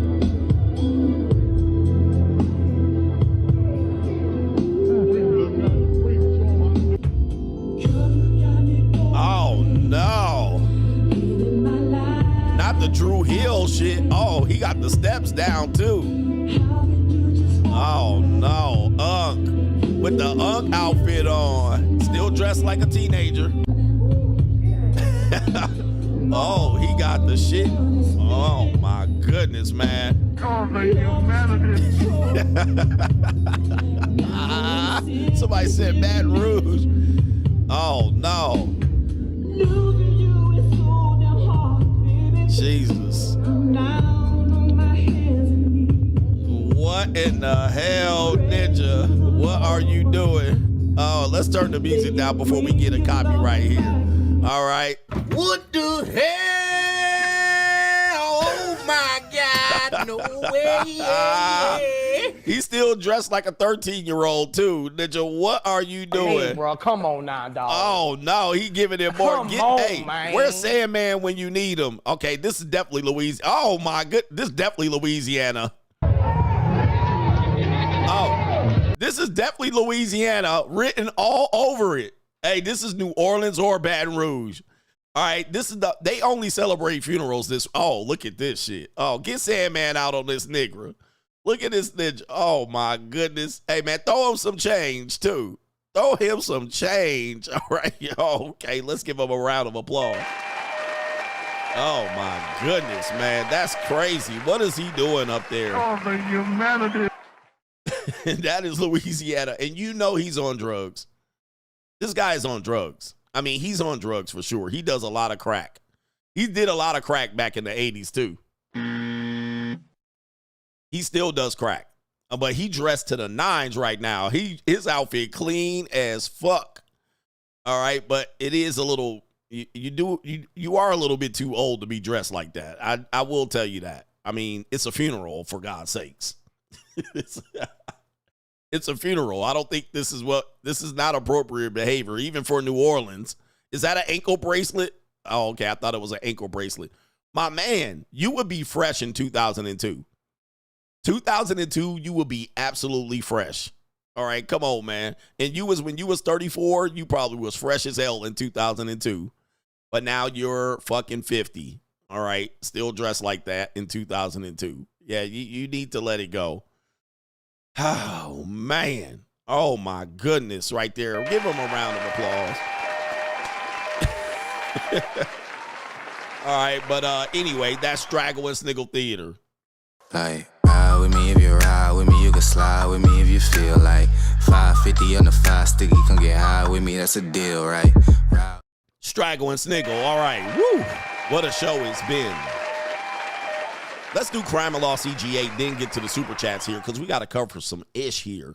We have Pookie. All right, you know when guys say, Coach, Pookie gets it for free, but Coach, Pookie don't have to pay. And I always say, guys, are you Pookie?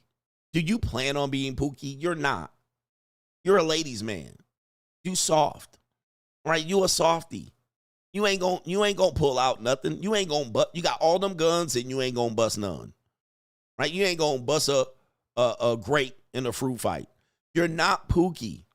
Do you plan on going to jail? Do you plan on having a limited future? Do you plan on dancing like this at a funeral? Like, come on, guys.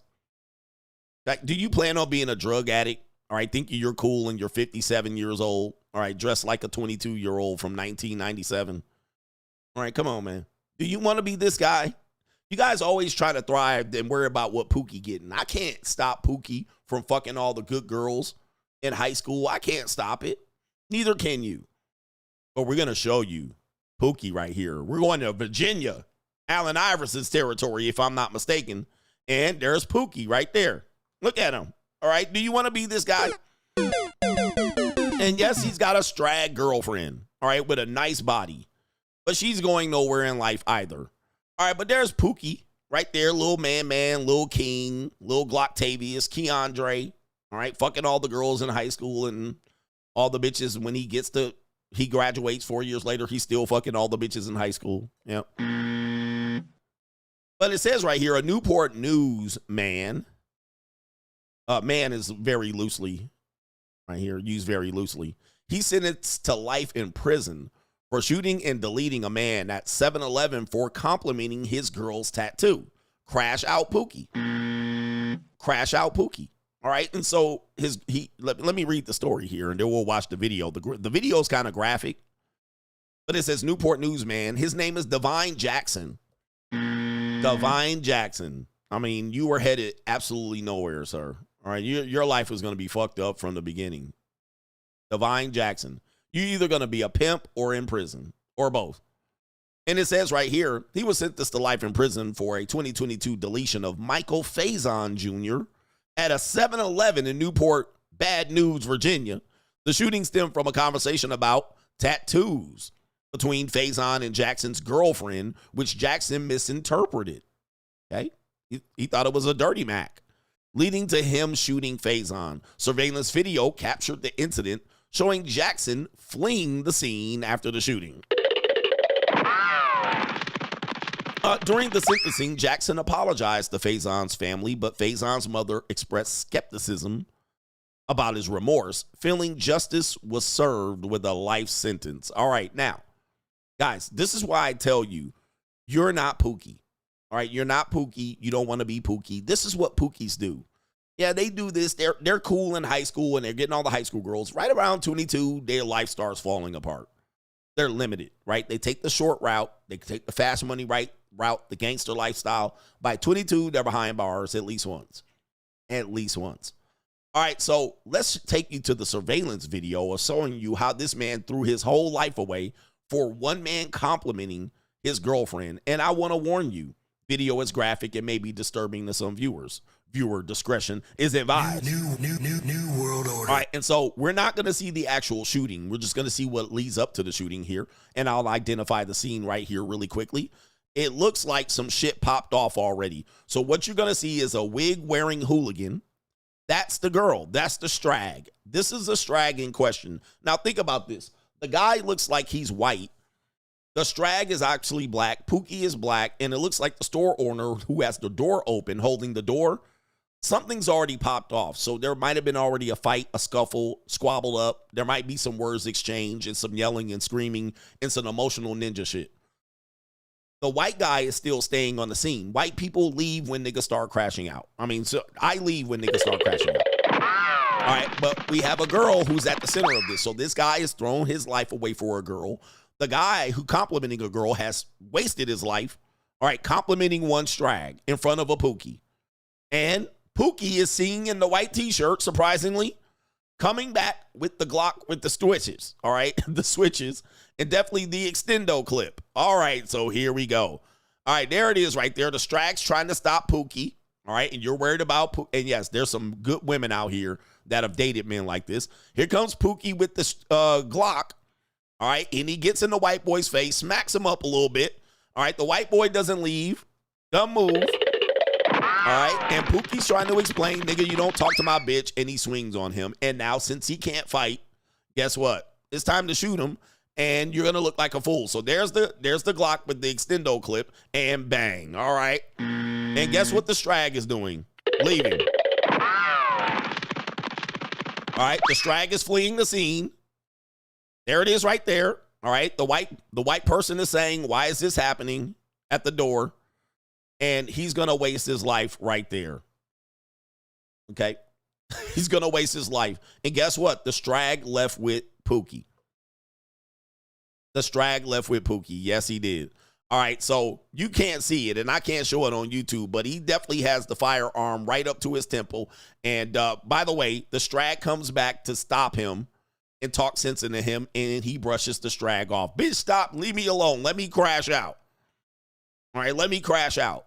And that's somebody's daughter. Y'all worried about me fucking somebody's daughter, but guess what? That's somebody's daughter right there with Pookie. Y'all don't seem to be worried about that.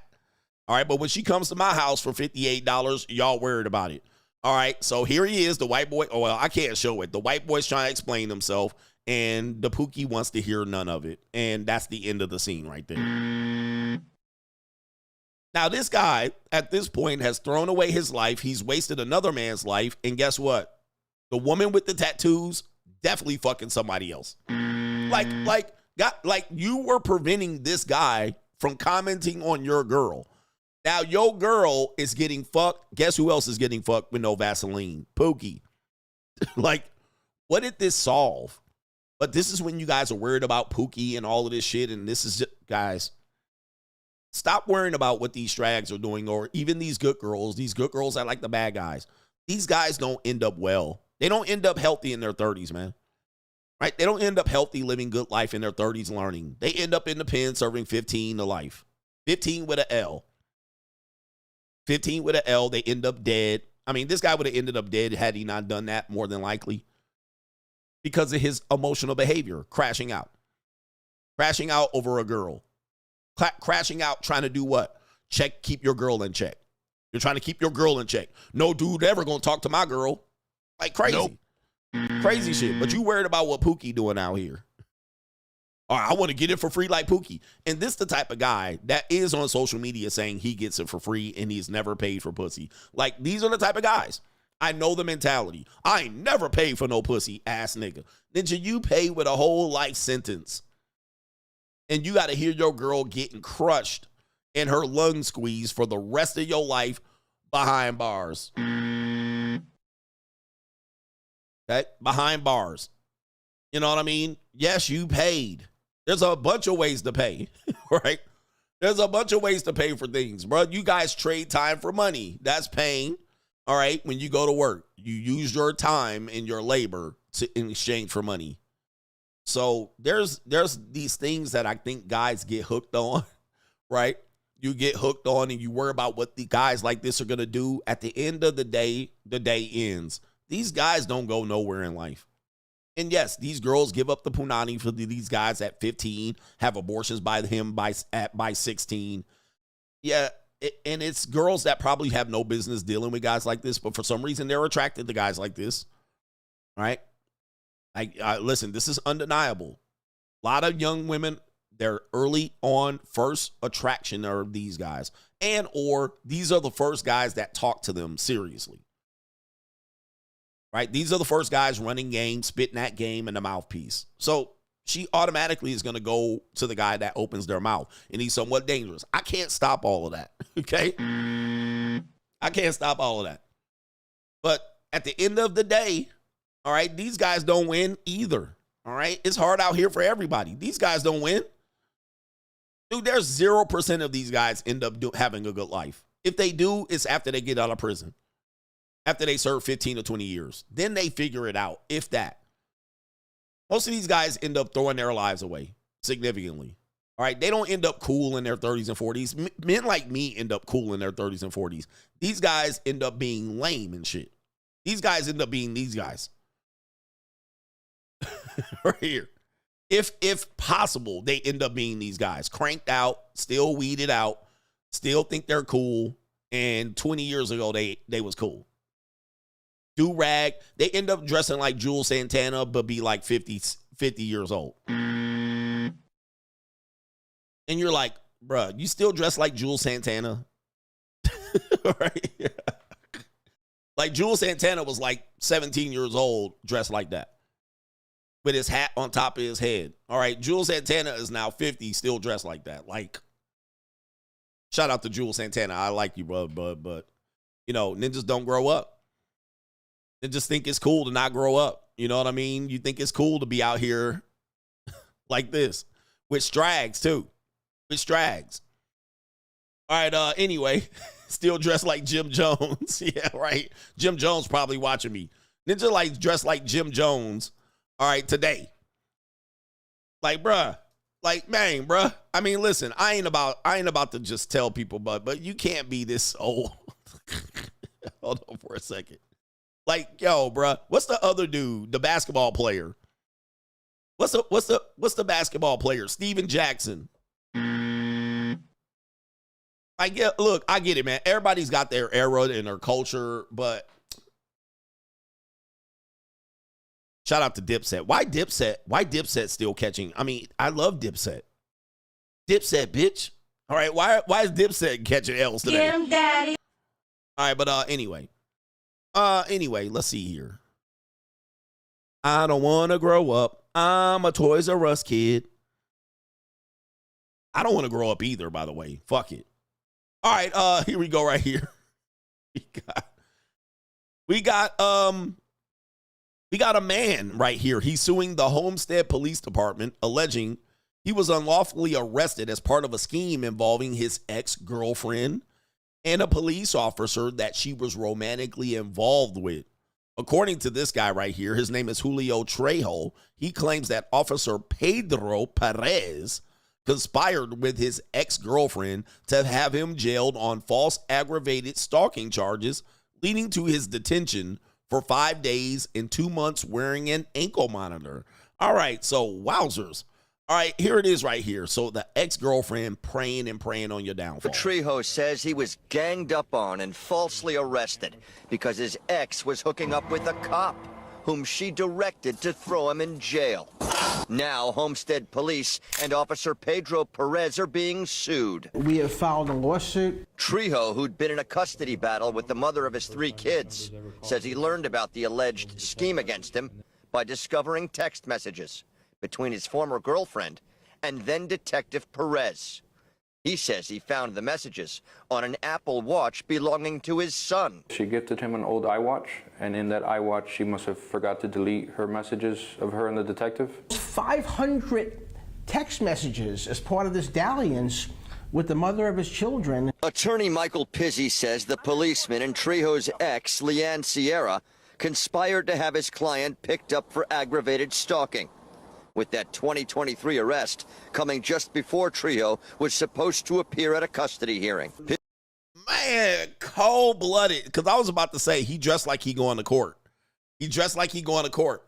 So, man, that is fucked up. That is fucked up. What did I tell you about these women thoughting and plotting? Thoughting and plotting. So you going to court, you try to take a day off of work or take a half day at work, you going to court for a custody hearing, and they pick you off and arrest you. And the cop was fucking your girl, who was your ex, your baby mama. And the cop picked you up before you went to court.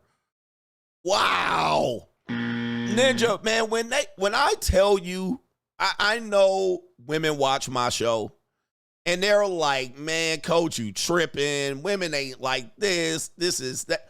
Not all women do. When I tell you thoughting and plotting is real, they will pray and pray for your downfall.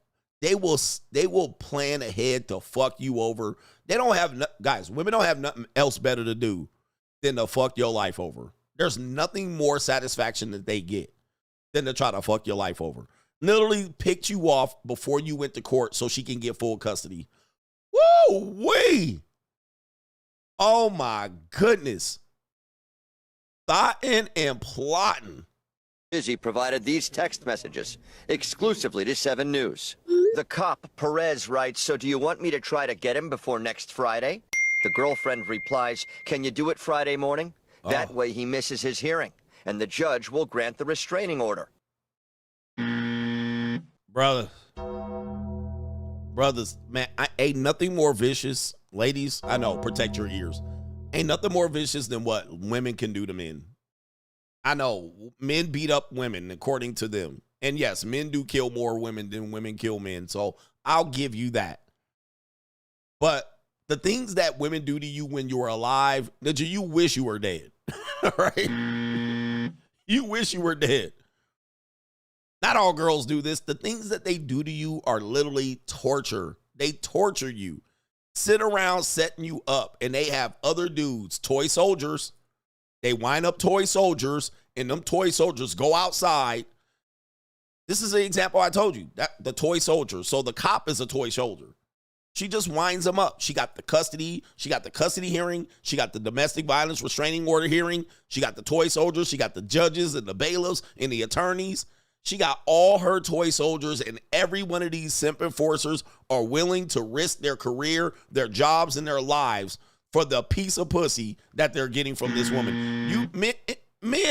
You men are nothing but foot soldiers and simp enforcers for these women. That's why when I see men caping for women, I'll be like, nigga. Well, he was beating on her. She told me. She showed me the pictures. Yeah, fucking right, bruh. She wasn't an innocent victim. We're going to talk about like this. She was a full volunteer. And she's doing dirty shit, and you guys have blood on your hands. You guys have family members doing this to men, and you got blood on your hands trying to tell us not all women do this. Like, this is just, coach, man, you just mad because your situation. Nah, bruh. I see this with a lot of other women. Dude, they do this shit. They do this shit, and they don't bat an eye, bruh. And then when you end up dead in the river, they're like, I don't know what happened. I loved him so much. I loved he. This is wild thought and plotting. And police officers are participating in it. Perez messages back, "Good night, relax, everything will work out. I'll see you Friday, and we'll get that permanent injunction." The stalking charge against Trejo was later dropped. He also filed a complaint with Homestead PD's Internal Affairs. You have a police officer selling his badge selling his police enforcement powers and agreeing to arrest somebody and make him lose his children and lose his liberty, all so that he could get a kiss. When are we gonna drink some wine together is what I want to know, Perez is said to have written. And glad we got that kiss out of the way. Hope it was to your liking. I definitely did. Oh, the humanity. Okay. You ninjas are diabolical. You ninjas are diabolical. You old simps for a kiss. You did all of this for a kiss.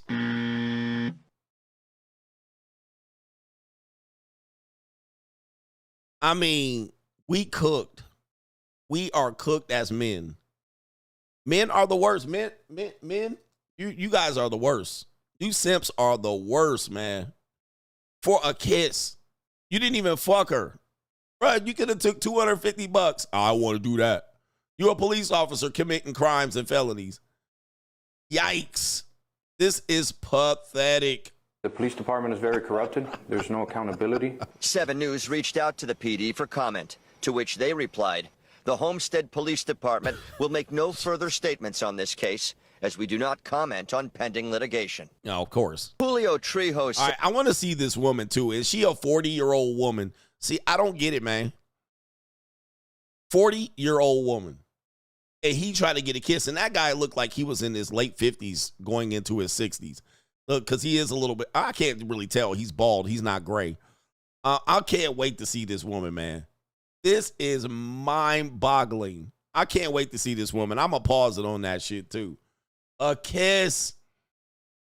A kiss. You could have took some of that simp-ass money over there. Well, it's too expensive. I never pay for pussy. You done gave your whole career for a kiss.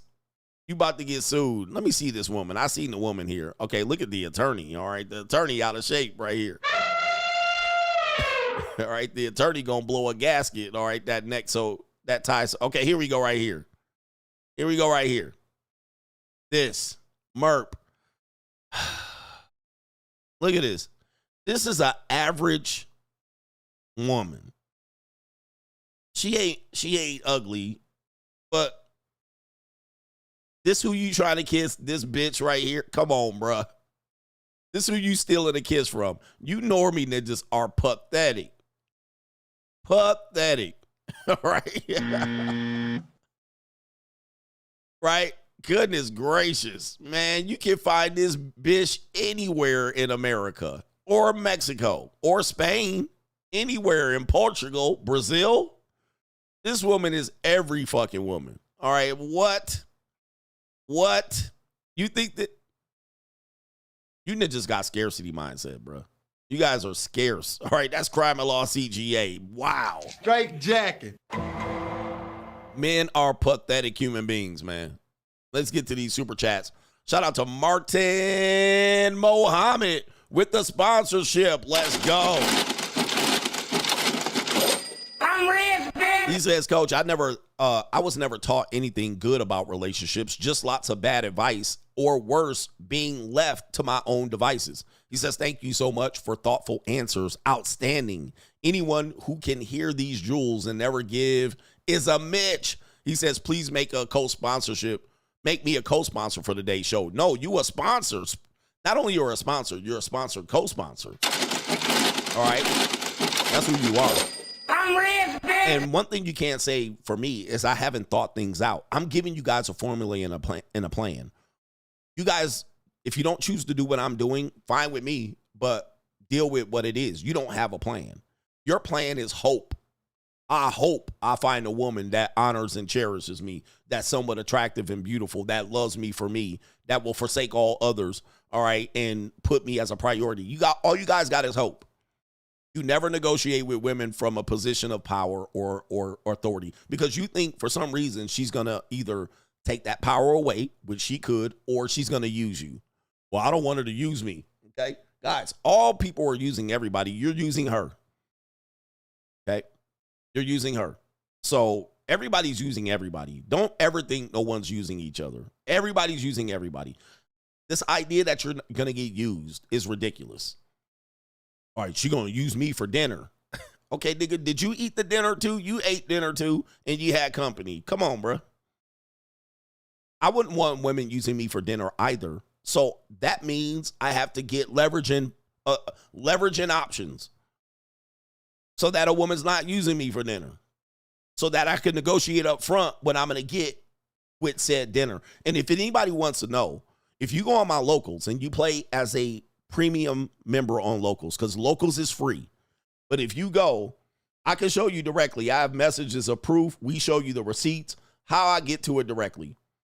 All right, how I get to it directly. Now, as a guy with leverage and options, okay, because we're going to run a commercial after this. As a guy with leverage, that's the money mindset. I'll give you the local link.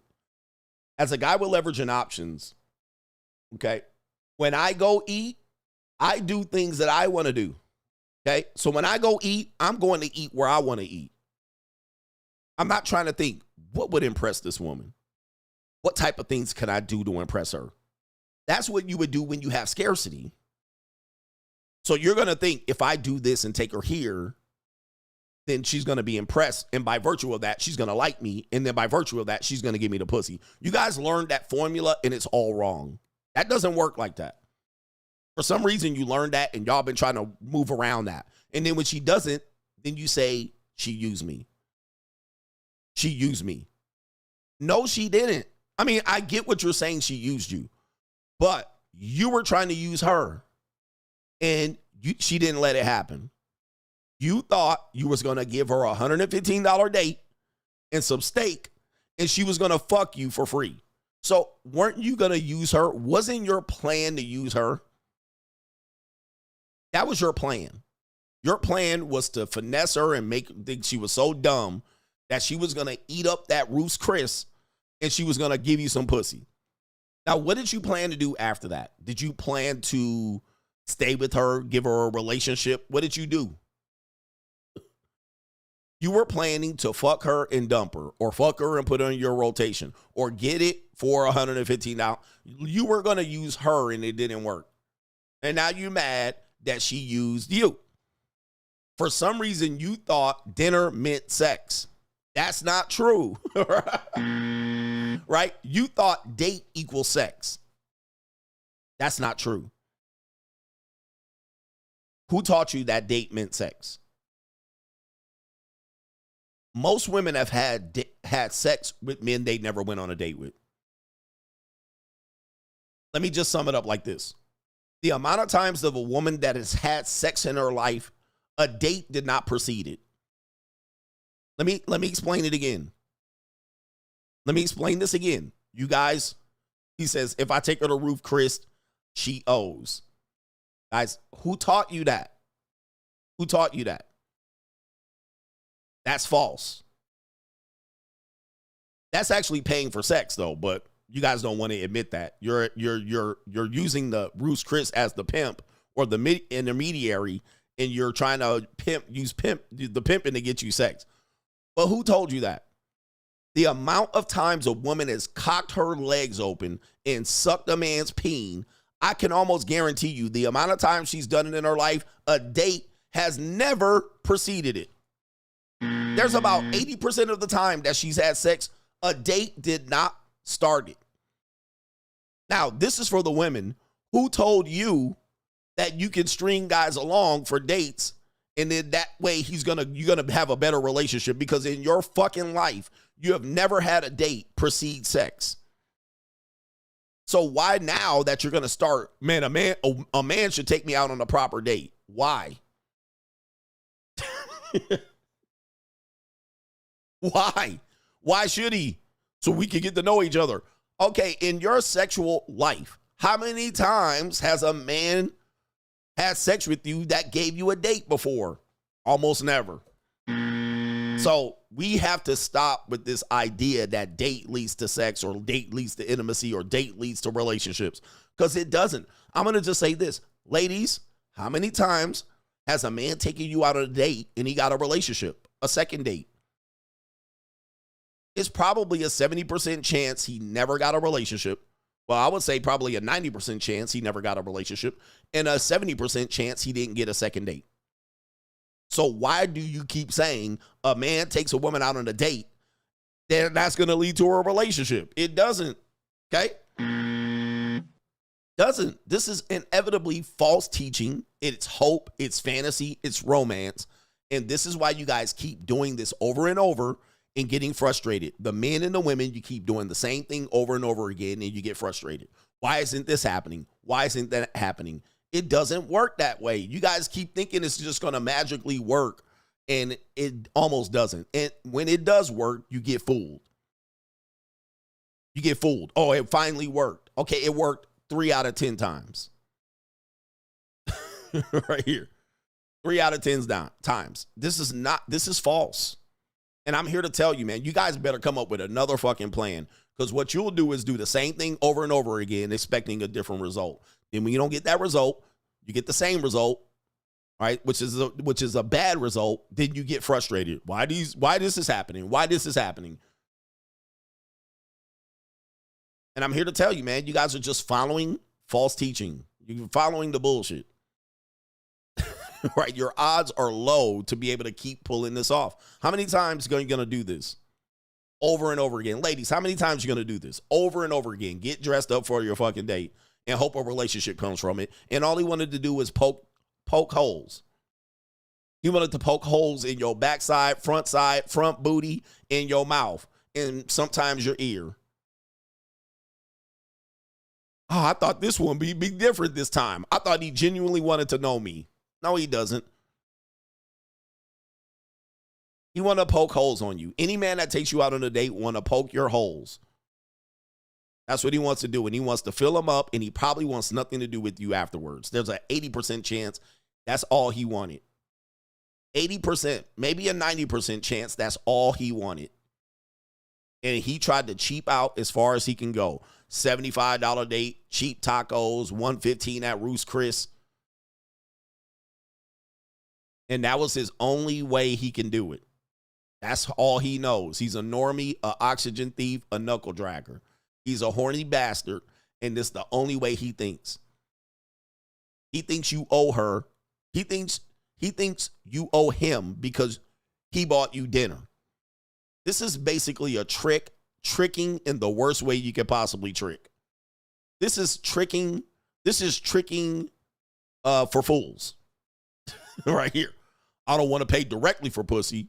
So what I'll do is I'll make sure I take her out, and then I'll try to finesse her and sweet talk her after I fill her belly up full of free food. All right. And if she doesn't do it, she a hoe. If she doesn't do it, she used me for money. No, she didn't, bro. If you didn't clearly put that on the table, I want dinner and intimacy tonight. We're meeting for dinner and intimacy tonight. And she says, no, we're not. Next. If that's what you wanted intimacy, but you didn't want to pay for punani directly. What I would say is we're going to have an evening, a dinner and intimacy. That's what we're going to have. We're not going to dinner. We're going to dinner and fuck. That's what we're going to do. We're going to dinner and fucking.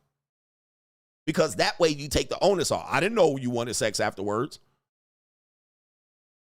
Oh, I was on my period. I didn't realize you wanted to go back. Or you thought you were going to do something because you took us to dinner. You took that shit right off the table. We're going to dinner and fuck tonight. All right, do you want to go? If she says no, next. If that's what you wanted. If that's what you wanted. That's only if that's what you wanted. If you wanted to just get to know her, I'm going to just get to know you. Tell her that. There's no expectations, no pressure. I actually have something at 9:30, so I do need to have them make this short. I'm giving y'all too much, man. Look, because y'all be out there tricking for 3 hours, having desserts, going on walks on the pier and shit, and drinking wine and going to the cigar lounge afterwards, and then want to go fuck her at 11:30. All right, nah, man, just put a timeline. Hey, listen, let's meet at 7. I do have something at 9:30. I have some friends in town. All right, so we do have to make this clear and wrap this up. All right, I do want to get to know you. All right, let me just meet me here. All right, and if you're late, I'll be seated at the table. If you're late more than 20 minutes, I'm leaving. All right, so that's a non-scarcity approach to dating women. All right, but All right, it's weird, but y'all think there's an unwritten rule where women have to give you sex in exchange for food that you provide. There's no rule for that. That rule is non-existent. That's in the rule of broke pimps and simps. There's no rule for her to do that. And most of the time, she has never done that, inevitably. She's given more pussy out to dudes that didn't do that than guys that have done it. This is without question. All right, anyway. All right, shout out to no government name. Says, I don't care if she likes me, but how she treats me. This is from our brother here, Skylar DeLorean. What is his last name? I can never pronounce it. It's a French last name. It's a Creole last name. But it's Skylar, 1MT. He says, I don't care if she likes me, but how she treats me. He has an abundance mindset, and he's bossed up. You and Skylar are showing Gen Z men that the life by living it 100% authentically, unlike the PUA saying spin plates. All right, you got to spin plates, and you got to keep them on their heels and toes, and you got to do, they literally will make you do way more work than is necessary. Okay, it's not necessary. Women are pretty simple. Well, women are complicated. I won't say they're pretty simple. But I will tell you, if you don't give women direction, you're going to waste a lot of time with them. You got to be pretty much upfront with them. It's DeRuin. It's not spelled that way, but it's definitely DeRuin. Shout out to Skylar 1MT. Go subscribe to his channel. People call him a trick too. All right, he just tricking. Usually broke niggas call people tricks. I never heard rich people call people tricks. All right, but, you know, it's normally a person that can't afford the trick. All right, and they'll be like, well, you're doing it a way where I can't do it, so therefore I don't like it. And so I get it. It's kind of like, you know, men have this uncanny ability to create rules for other men, but it's based on their own scarcity. It's based on them keeping the advantage, right? It's like this. Look, we're going to have a rule. It's kind of like when gangs make rules for the neighborhood, right? Gangs make rule for the neighborhood. So the gangs will say, hey, listen, the streets have a code, and this is the code of the streets. What we will never do is we will never snitch.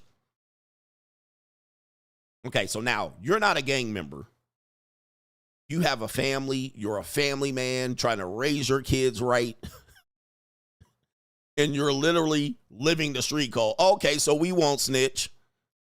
Who does that advantage? Does that advantage the citizen or the gang member? The gang member has a significant advantage of not snitch policy, but you ain't a gang member and you trying to live the street code. Doesn't that mean the gang members are going to have authority over you? They're going to run your city. They're going to run your block. And they can do whatever the fuck they want to you because you won't snitch. When will you commit a crime and the gang member not snitch on you? All right. When is that going to work for you? All right. That ain't going to ever work for you. That advantage is never going to work for you. So you're trying to protect these people, but you give them the authority. Same thing as these guys. Oh, they tricking. Okay, does that hurt your dick? Does that hurt their pussy? It doesn't hurt them. It doesn't hurt him. It doesn't hurt her in a sense. You don't care about her. You were willing to fuck her for free until she charged him a fee. Now you can't afford her, so guess what happens? You say they're both wrong. Only if it worked for you, you would be able to fuck her for free and discard her. You would be able to keep him out of the marketplace and you would win. Am I making sense? Am I making sense? So you would win because you have swag, charisma, and you have this uncanny ability to approach as many women as you want to. So the favor advantages you by keeping me away from doing this. All right, if you stop me from doing this and stop her from doing it, does that mean, are you going to have sex with her for free? You are. And then when you do, you're going to discard her, and then you're going to call her a whore. So, but now, because you got to compete, and you got to be a better person, and you got to come with something to the table, now you're mad at that guy, and you're mad at her. But you don't want to become better. You don't want to compete. You just want to come out here and run your mouth. So I'm telling you, the propaganda against that type of system has been steadily pushed by loser niggas and pimps. because they keep the advantage. They keep the advantage to their world. They don't make the world a better place by not tricking. They don't make the world a better place. They just advantage themselves, right? And they're only thinking of themselves when that happens. They get priced out. They got to do better instead of sitting on the stoop, smoking weed and drinking out of a bottle, right? You got to do better. I'm pissing y'all out. I'm pissing y'all off, but I'm making sense of it. The propaganda is real in this conversation. Anyway, the propaganda is real, but men don't want to compete, so they're trying to advantage it to themselves. That's basically the thorough explanation of what's going on here. We got H Everyday back. H Everyday back. He says, LOL, my Honda Civic in the 90s and 2000s note was $320 a month fresh out of high school. I thought they was killing my pockets. About the moral clause, he says you hit all the points, especially at the end when you said, as a violation of breaking the agreement, laying out and being upfront with how you want things to go if she wants this relationship to continue. He says, break it down for me, coach. And as I said, for people that weren't here, you know, you're like, coach, you're talking like you're giving this information. I thought you were a free agent. Well, you didn't read the book, first of all. Second of all, we have to understand most men want relationships. You know, most men want relationships. Most men will not exist by themselves. We will do it for a period of time, but most guys are not strong enough to say, I'm strong enough by myself. I'm strong. Most men can't do this. So they want relationships, and they're trying to figure out how to negotiate these relationships. And I'm telling you, you need leverage and options to negotiate them. And you need a lot of experience to negotiate relationships with women. If you don't, we had a phrase in coaching, either your players run you or you run your players. Either you run a woman or she runs you. Most men would perfectly prefer a woman to run them, as long as he gets 6 pieces of ass at the end of the month. Okay? Most men will take that deal in a heartbeat. And if you think I'm lying, this nigga right here ruined his career for a kiss from this woman. A kiss. He didn't even get to see the areolas, which I would have wanted to see. I like areolas. All right, that's one of my favorite things to discover. When I unwrap the shirt, I want to see what these areolas going to look like. Sometimes I'm pleasantly surprised. All right, I'll be like, ooh, boy, I didn't anticipate them shits looking like a big-ass pepperoni. All right, or I'll be like, ooh, there's nothing there. Or they're pink, all right, you know, or they're really dark chocolate, deep, deep dark, you know what I mean, and large, all right? He didn't even get to see the areolas. So this is where men are. You got to understand, men are down bad. Men are weak in this conversation. And then what happens is we come back and complain about a situation we put ourselves in. We put ourselves in this situation, and then we come back and complain. We literally have limited ourselves, put ourselves in the worst possible relationship, and then we come back and complain. I don't know what to tell you. Right here, it's a sad sight to see. All right, we got our brother Kayla says, though Inglewood still isn't the greatest part of Los Angeles, it has become expensive thanks to SoFi Stadium in the Intuit Dome. He says, in the apartments in between them, he says, you better have some massive pockets. Just enjoy yourself at the games and the concerts to maintain a good living situation. Yep.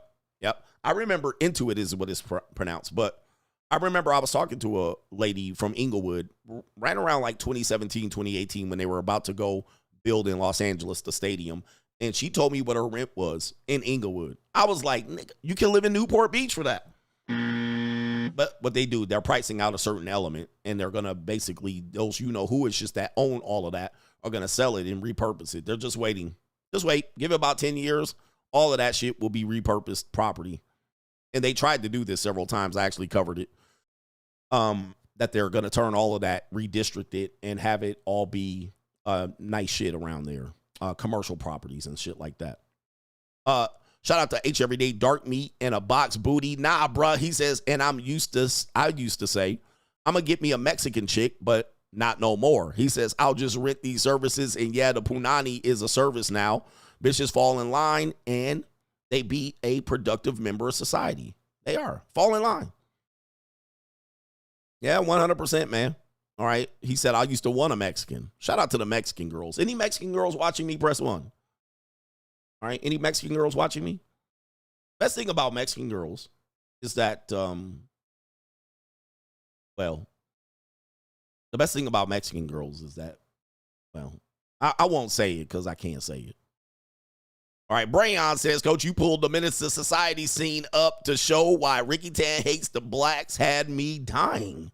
Indeed, 100%. What kind of fuck you give me? All right, best thing about Mexican girls is when they're young. All right, there ain't nothing better than a Mexican girl. Like a 20-year-old Mexican girl. All right, they the best. All right, 20, 21, maybe slightly younger. They the best. They are the you gotta get them young, bro. You gotta get them young. Once they get older, it'd be a whole fucking crapshoot out here, bro. All right. Like, you gotta get them young, man. You gotta get them young. But a lot of them, you know, they a little skittish. When they're young, they don't want to go. But you gotta get them young. You gotta get them. Gotta get them young. All right. That's any Latina. That's any Latina. You got to get them right out of the blocks. You know what I mean? If you wait too long, it'll be a full torta. It's just... All right, and I'm going to do a couple more. Ace Boogie says, Coach is right. Same chick give you burning desire. A few years later, will hate to hear you breathe. They're going to hate to hear you breathe. Guys, I've been in relationships. A woman loved me to death, and then the next minute, she don't like you. I mean, and you can't explain it. All right, you can't explain it. And Big Boss Man says, you may not agree with what I'm going to say, but don't move in with anyone just because you need them to survive. He says people will take advantage of your feelings and neediness. That's just human nature. That is a fact. That is a fact. I don't disagree with that. If you're a guy, male, and I know we do this, when I say what I'm going to say, Big Boss Man just said it. I'm going to say what I'm going to say. People are going to disagree and say, well, we got to survive. We got to do what we got to do. This is what I'm telling you. You guys are thinking very shortchange. You're shortchanging yourself right off the rip. I don't give a fuck what everybody else does to survive. Let me just get that out right now as I'm teaching you this. Fuck what everybody else does. Stop using that as a metric for a fucking winner. I'm a winner. Stop using that loser shit as a metric. Well, everybody out here doing it and everybody I don't give a monkey ass fuck what everybody else is doing. I don't care what the losers are doing. I don't care what middle class people are doing. I don't care what poor people are doing. I don't care what people with scarcity are doing. I don't give a fuck what they're doing. It don't mean shit to me what they're doing. And do not use that as evidence. It's hard out there. You don't understand. I don't give a fuck what you loser, lame ass, scared to live ass people are doing. That shit ain't no shit to me. It don't mean shit to me, nigga. If you choose to be a loser, if you choose to be an average, regular Joe, a bot NPC, you do that shit. Do not use that as a metric. I'm not the metric. I'm not the average. I refuse to be the average. And if you ain't with that shit, but you ain't with it.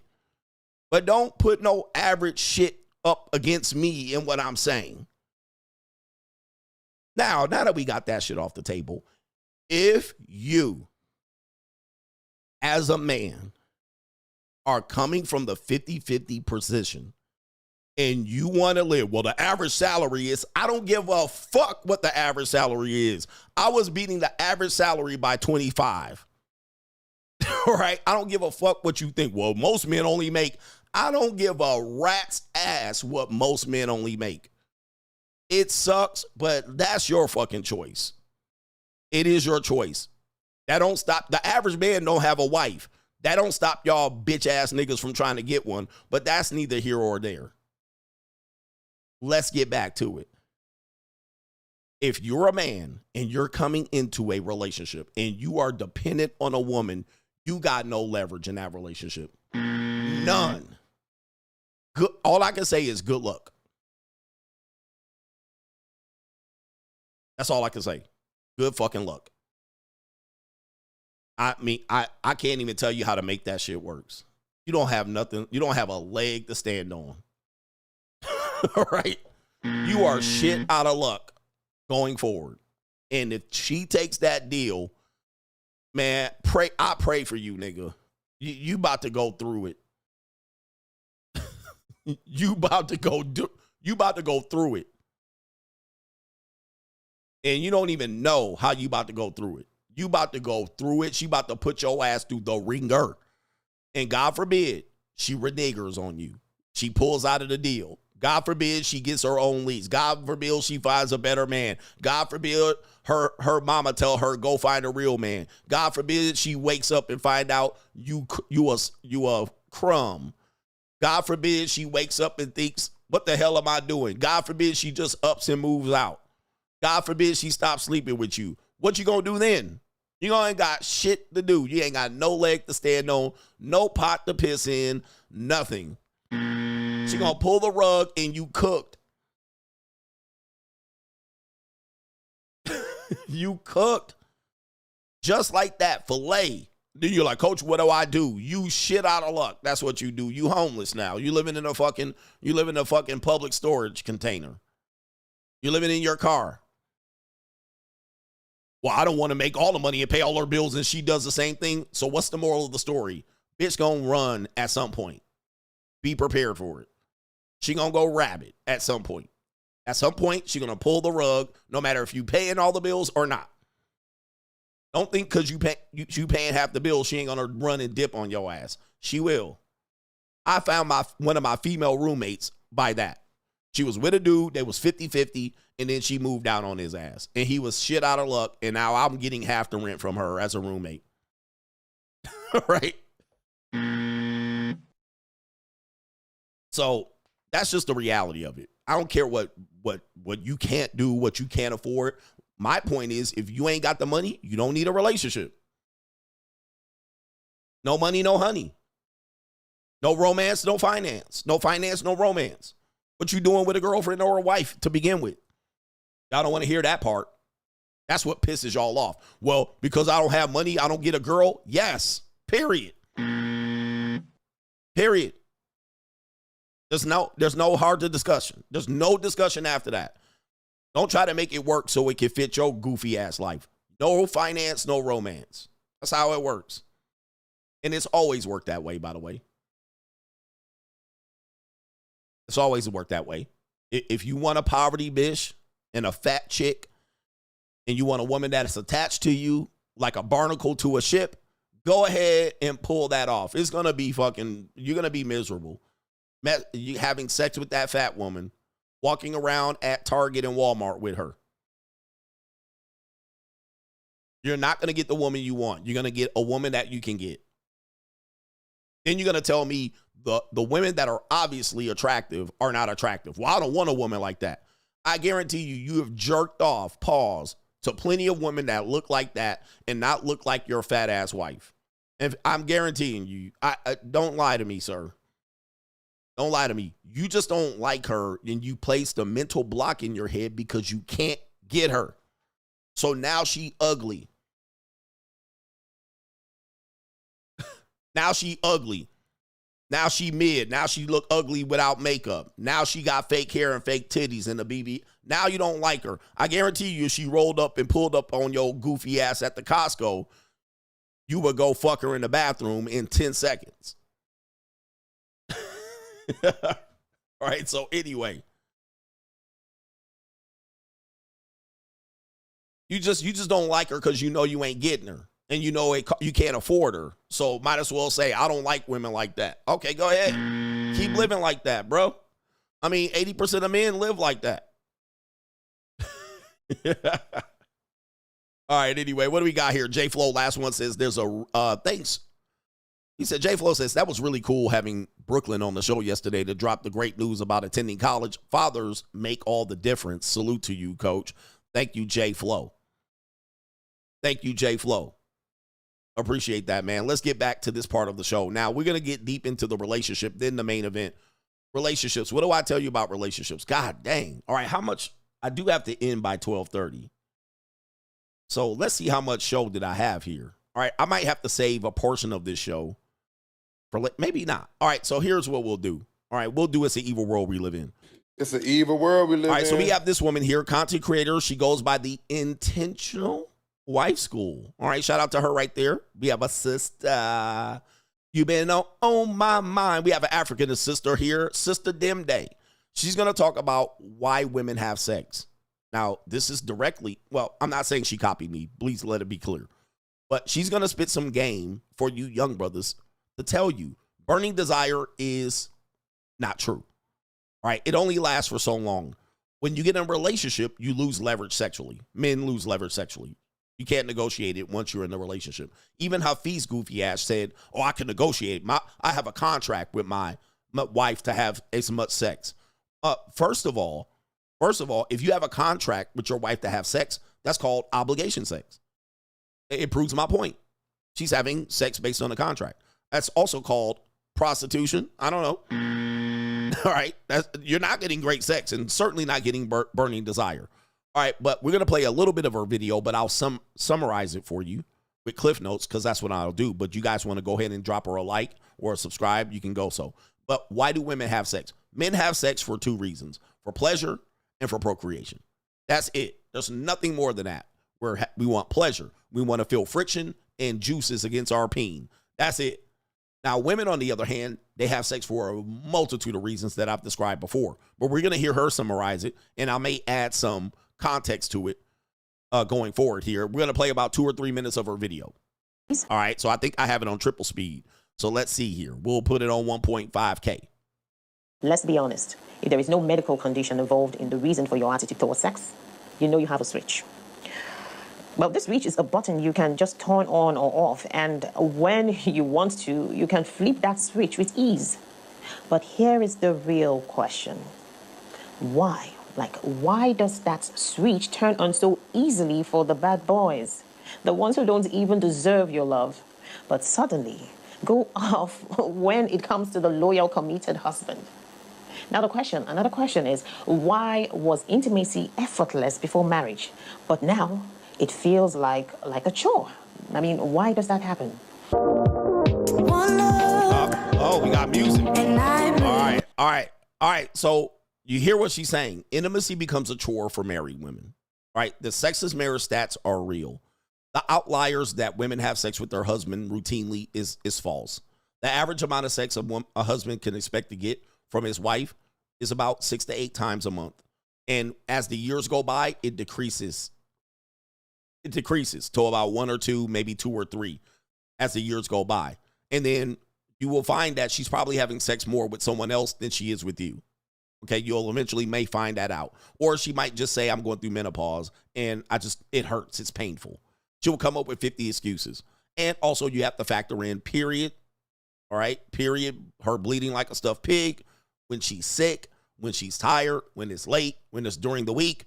All right, when she just wants to chill and not be bothered, when she's not in the mood, when she has a headache, you have to factor these in. Okay, so eventually you'll find this out. So now she's going to break it down why women have sex and see if it pairs up to what I've been telling you. Here we go. At the start of a relationship, passion is intense. The excitement is there. The desire is real. Burning desire. Intimacy feels natural. But as time passes, something shifts. The connection weakens. The passion fades. And before you know it, sex becomes rare, forced, or non-existent. So why does this happen? Let's break it down. Because sex isn't just an act. It's a reflection of how a woman views her relationship. I mean, if you have to beg for it or it feels forced, it's not worth having. All right, but married guys, this is what they have to deal with. And for many wives, sex becomes a tool rather than an expression of true connection. Now, let's talk about how sex becomes a tool. Sex is, for one, a tool for gratitude. This is so not good. Let's talk about something no one wants to talk about and no one wants to admit. Sex is something used as a thank you gift rather than an expression of love. Ever heard a woman say things like, I should give him some tonight. I should give him some tonight. He's been so nice to me. And someone else will say he took me on the trip, so I guess I owe him a lot. There you go right there. Guys, listen. Remember when I said, the guy said, if I take her to Roof Chris, she owes me? You're establishing a gratitude sex. You're not establishing desire, right? And I know guys don't want to care about this, but what I'm telling you is you've established that she's going to base her sex on gratitude and reward. I mean, I don't think you want that, but that you can't beat it, because even when you transactionally sex, that's what you're basing it on too. But you're wanting it for her to like you. I want her to like me and reward me. All right, but yeah. Most women give their sex on pity reward. Okay, maybe I should give him some. He took me to Roof Chris. I'll give him some. And she'll lay there like a Carl's Jr. star, let you pump for 5 seconds, 5 minutes, 2 minutes, 2 pump chump. You'll bust your nut. And guess what? You won't hear from her again. She won't see her again. I mean, it's going to be hard for you to get a hold of her again. She's probably going to regret it. I regret giving him sex. And you'll kind of as a body, oh, I fucked her, and she'll regret it. All right, let's continue. When intimacy is transactional, it loses its meaning. Now imagine this. A man provides for his wife. He supports her. He listens to her. He loves her. And if in the beginning she shows gratitude through sex, and it was all going fine, what happens when gratitude fades? All right, and so this is an interesting question. What happens when gratitude fails? Okay, what happens when she's not happy, right? I'm not happy. What happens when she gets comfortable? She's content. Okay, you did that yesterday. What did you do for me lately? All right, but you did something that was a big thing. I did a big thing again. I did it. And she's like, yeah, you did that last time.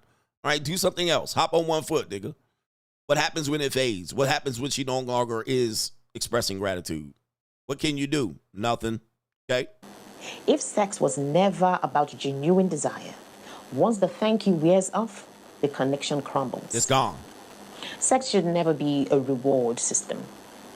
If it is, it's only a matter of time before it stops completely. Facts. I always said, dude, if women speak as sex as a reward, get rid of her. Get rid of her. This is not good. All right, I'll give you your cookie. I'll give you. You were a good boy. All right, if she speaks of sex as a reward, then she's only doing it purely because she's rewarding you for good behavior. All right, I'm going to get some. I'm winning pussy points. Don't do it, guys. This is a bad leverage position. You're going to get got. All right, you about to get got, and she going to be looking at you like this. Well, do I get some reward pussy points? Cooked. So number 2, sex as a tool for security. Some women use sex as a form of currency for security. If a man provides a home, pays the bills, and ensures stability, intimacy becomes an unspoken exchange. If she feels safe, she engages. If she doesn't, she withdraws. Yep. But here's the problem. What? When sex is a trade, real intimacy disappears. Listen, this shouldn't be rocket scientists. So women say, I want security. I want provision. She's selling you sex in exchange for that. What happens when you ain't securing her no more? Or she gets used to that level of security? You've been giving me $4,000 a month. No big deal. All right?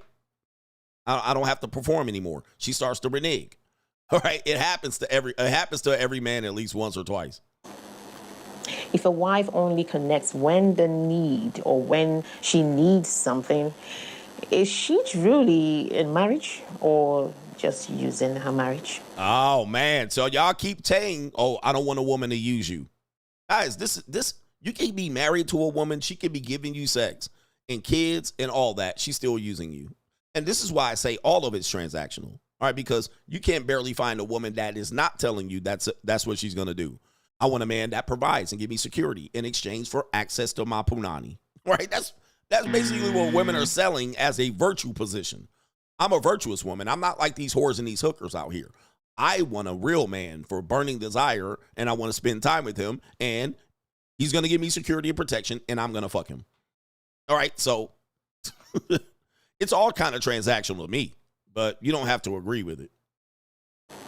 Let's flip the script. Imagine if a husband only gives his wife attention when he wants sex. How would that feel? I know this happened that some men do that. Yeah. But their what in marriage is reduced to what they provide. Yep. This is why many good husbands feel unloved, unseen, and emotionally abandoned. Ooh, emotionally abandoned. So a lot of men are lonely. They're married. Let's continue. Number 3, sex is seen as a tool for comfort. Let's be honest once again. Every woman wants comfort, a stable home, and emotional security, a stress-free life. These are one of the things women want, but comfort requires effort from both persons, from both partners.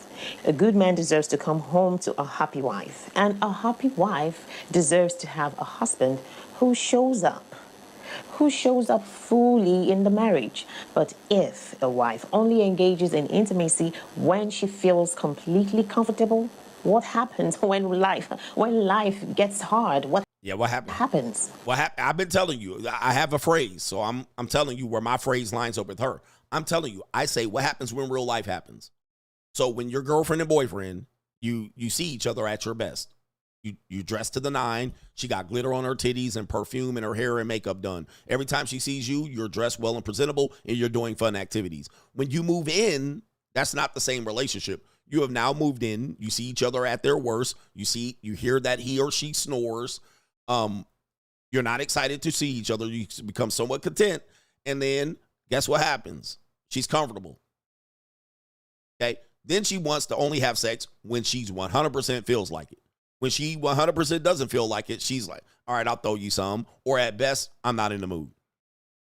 Or I'm mad at you. Once you get in that position, you have now lost leverage and you got to wait till she's ready. You got to wait till she's ready. You got to do this and do that. You got to get her ready and primed up so she can give you pity sex. So when men are trying to avoid this by saying, I'm going to find someone to love me, man, I'm going to tell you, man, that only lasts for a little bit. Even she said it. That's only going to last for a little bit. That a little burning desire, love, that's only going to be a little bit. It's going to be a chore. What happens when she has a bad day at work? No pussy for you. None. She had a bad day at work. While you're thrusting on her, she's just thinking about her bad day. If you don't listen to her talk about her bad day, and you say, baby, just get in the bedroom. All right. She's going to be like, no, you didn't listen to me. No pussy. This is the reward, the carrot dangling. And you guys think this is not pain. I don't see why you don't think this is pain. It's crazy. What if finances take a hit? What if stress builds up? What if there is conflict, or there are conflicts in one way or another? Definitely conflicts will come up. So what happens then? If comfort is the only motivation for intimacy, the moment things get tough, the marriage suffers. True intimacy is about connection and not just convenience. Not convenience. Wow, shit. True intimacy is about connection, not convenience. Okay? What happens, and this is what happens, your wife works outside and she brings the outside world into your marriage. And now you can't fuck her because the outside world mistreated her. Somebody yelled at her, her boss told her to do something, some coworker said something, she got a ticket out, she got a ticket on her car. All right, the outside world fucked her over. Now you don't get to fuck her over. Yep. All right. Now I'm going to end it at that, but she also mentioned this. Women have sex for children, for financial stability in exchange. Money. Money. I got money. And she says on a contract, sex on a contract, obligation. All right. Oh, okay. I agreed to fuck him every third day. And if I don't, I'll get a penalty. So she fucked you. That's obligation. That's Hafiz's contract. Remember, Hafiz said, my wife is on a contract to give me this many sex per month, or she gets a punishment. That's obligation. That's not intimacy. You guys are wanting burning desire. I guarantee you, for her to fulfill that contract, should not see you pouting, she's going to have sex with you. I mean, I know it's going to be fine, but why be with the woman and entertain her and host her and live with her if that's how you're going to contract sex? You can contract sex in a variety of other ways. You don't have to contract sex in this manner. So check out our video. It lines up with what I'm talking about. It is a real look into marriage and relationships. It's a realer look. And a lot of guys don't want this realness. All right, let's move on. This guy right here says, man asked why women make a big deal about dating men who still live with their moms. All right, not parents, but moms. You can't really clearly see him, but it's a broke ninja. And he says, we're called Dusties if we're struggling. Why women make it a big deal for dating? Oh, boy. Why do women make a big deal out of it when you live with your mama? You know what I'm saying? Like, things have changed, man. I remember back in the day, a man can be on the bus and a woman would still love him. You know what I'm saying? I ride the bus and I live with my mama. You know what I'm saying? I help out with bills. You know what I'm saying? I ain't making that much. You know, I do the best I can with my man. But why is it that women don't want to talk to a man that, you know what I'm saying, he's trying his best and because he don't have a car or he might still stay home with his mom? Why y'all making a big deal about that? You know what I'm saying? And then we get called Dusties. We get called Dusties, man. You know what I'm saying? So you mean to tell me I can't get no love because I stay with my mama and I don't have a car? You know, like what's wrong with riding the bus? At least I'm getting back and forth to where I need to go make my change. You know what I'm saying? I'm doing the best for me. I'm doing the best for me and my kids. And, you know, I think maybe it's just these new age women, you know, so what if I don't have a car? So what if I still stay home with my mama? I mean, what's the big deal? It's family. Can you shut the fuck up? I cannot co-sign this behavior. You guys, listen. I know you think I'm supposed to defend this shit. I can't co-sign this. This is completely unrealistic.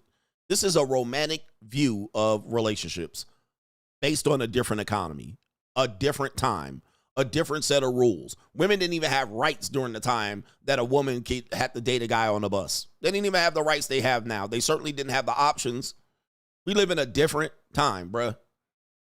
Your daddy was able to have struggle love with your mama and your granny and all that shit in the 1980s and the 70s and the 50s. This is a different time. You can't afford a relationship because out of relationship comes debt, children, financial debt. You're already exhibiting that you're not able to handle that now. Why the hell you want us woman to add to that? You lonely sapsucker. Pussy ain't free out here, man. It ain't free out here in the 2025s. It is for some, for most it ain't. Ain't nobody about to deal with this shit. You've already exhibiting that you're not making an effort. And just because you live with your mother doesn't make you mean that you don't make an effort, but it's clear that you're pretty content living with your mom. Why would a woman put herself in that situation? Why would she put herself in this situation? Guys, this is dead. He has kids too. Does he have kids? I didn't pick that up. This is a new day. A woman used to struggle love with you. This is a new day.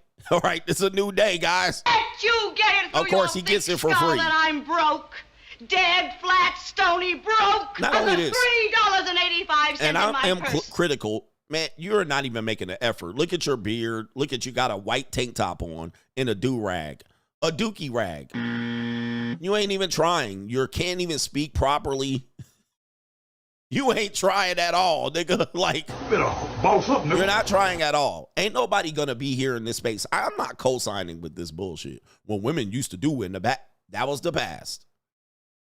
You're not getting this shit, bro. Just because I live with my mama.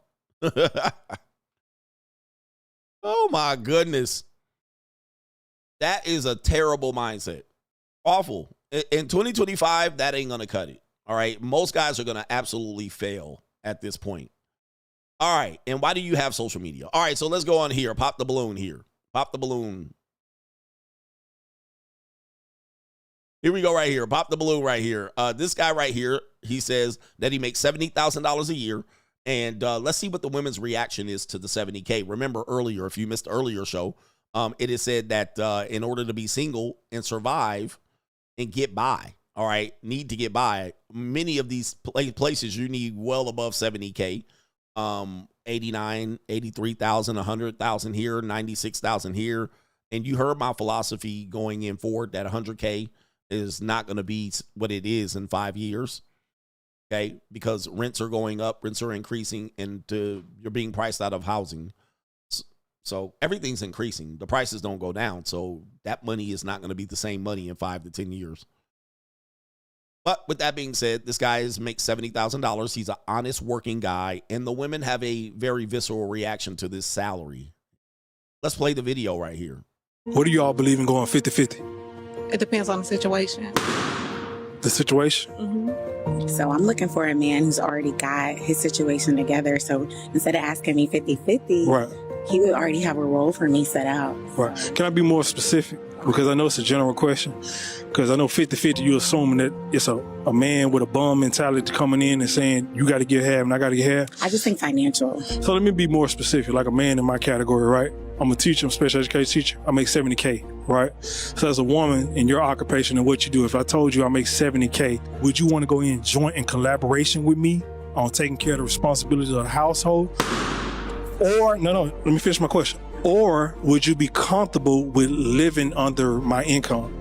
Honestly, for me, even when I went to school, it was all based off of finances. So I took time. I really studied. I followed doctors. Right. I followed different types of people. And Right. I made sure that whatever I invested in and took out debt for, it Right. would be worth it in the end. Of course. So I'm looking for a partner that used the same type of diligence Yeah. to pick his career. Right. So I feel like I'm already accustomed to a certain quality of life. Can I be real specific? Yeah. So if I say I make $70K and I'm a teacher, you would say to me that that's not enough for you to afford the lifestyle that you want. I mean, if we took it back in the day, my dad would be like, can you afford her the lifestyle that we've already afforded for her? All right. So there's so much to unpack from this. So much to unpack. All right. On both sides of this, there's learning points from every side. First of all, let me tell you guys, dating is monetized. All right. I know people want to just think that it's not transactional. It's all transactional right off the rip. And it's always been this way, but we have it overtly. Nobody's hiding it anymore.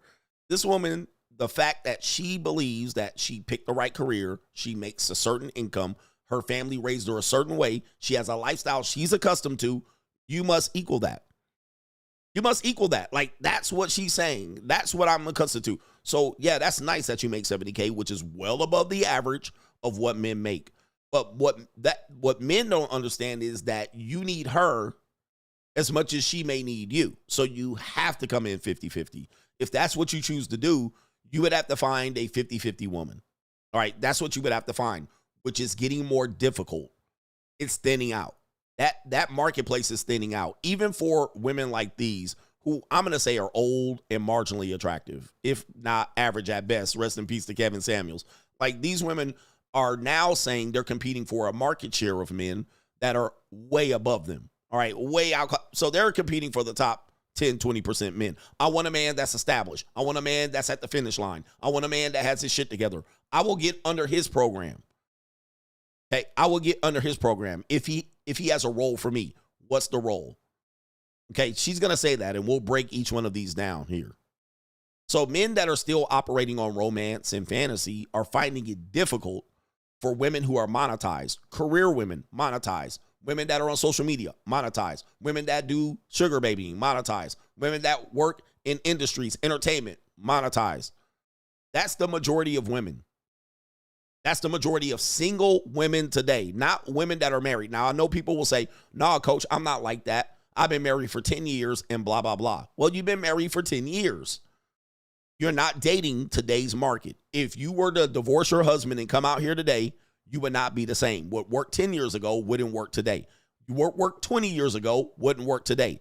Everybody wants to go back in the day. Well, back in the day, back in the day, back in the day. It's today.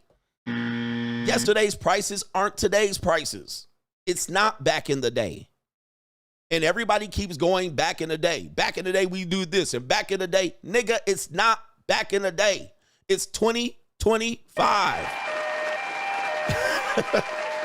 We live in a worse economy than the Great Depression at this point.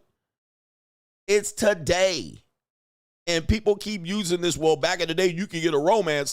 It's not back in the day. We are living for today and tomorrow. Yesterday's gone. All right? Don't stop thinking about tomorrow, you Fleetwood Mac ass ninjas. It's today. Boss the fuck up and stop bringing that bullshit about romance back in the day with your struggle love ass parents. We done with the 90s. This is a new market. Okay? Wake the fuck up. What do y'all believe in going 50-50? It depends on the situation. All right, so he starts off 50-50. Guys, that is a non-leverage position. All right. Just so you guys know, I'm not saying you can't do it. Okay.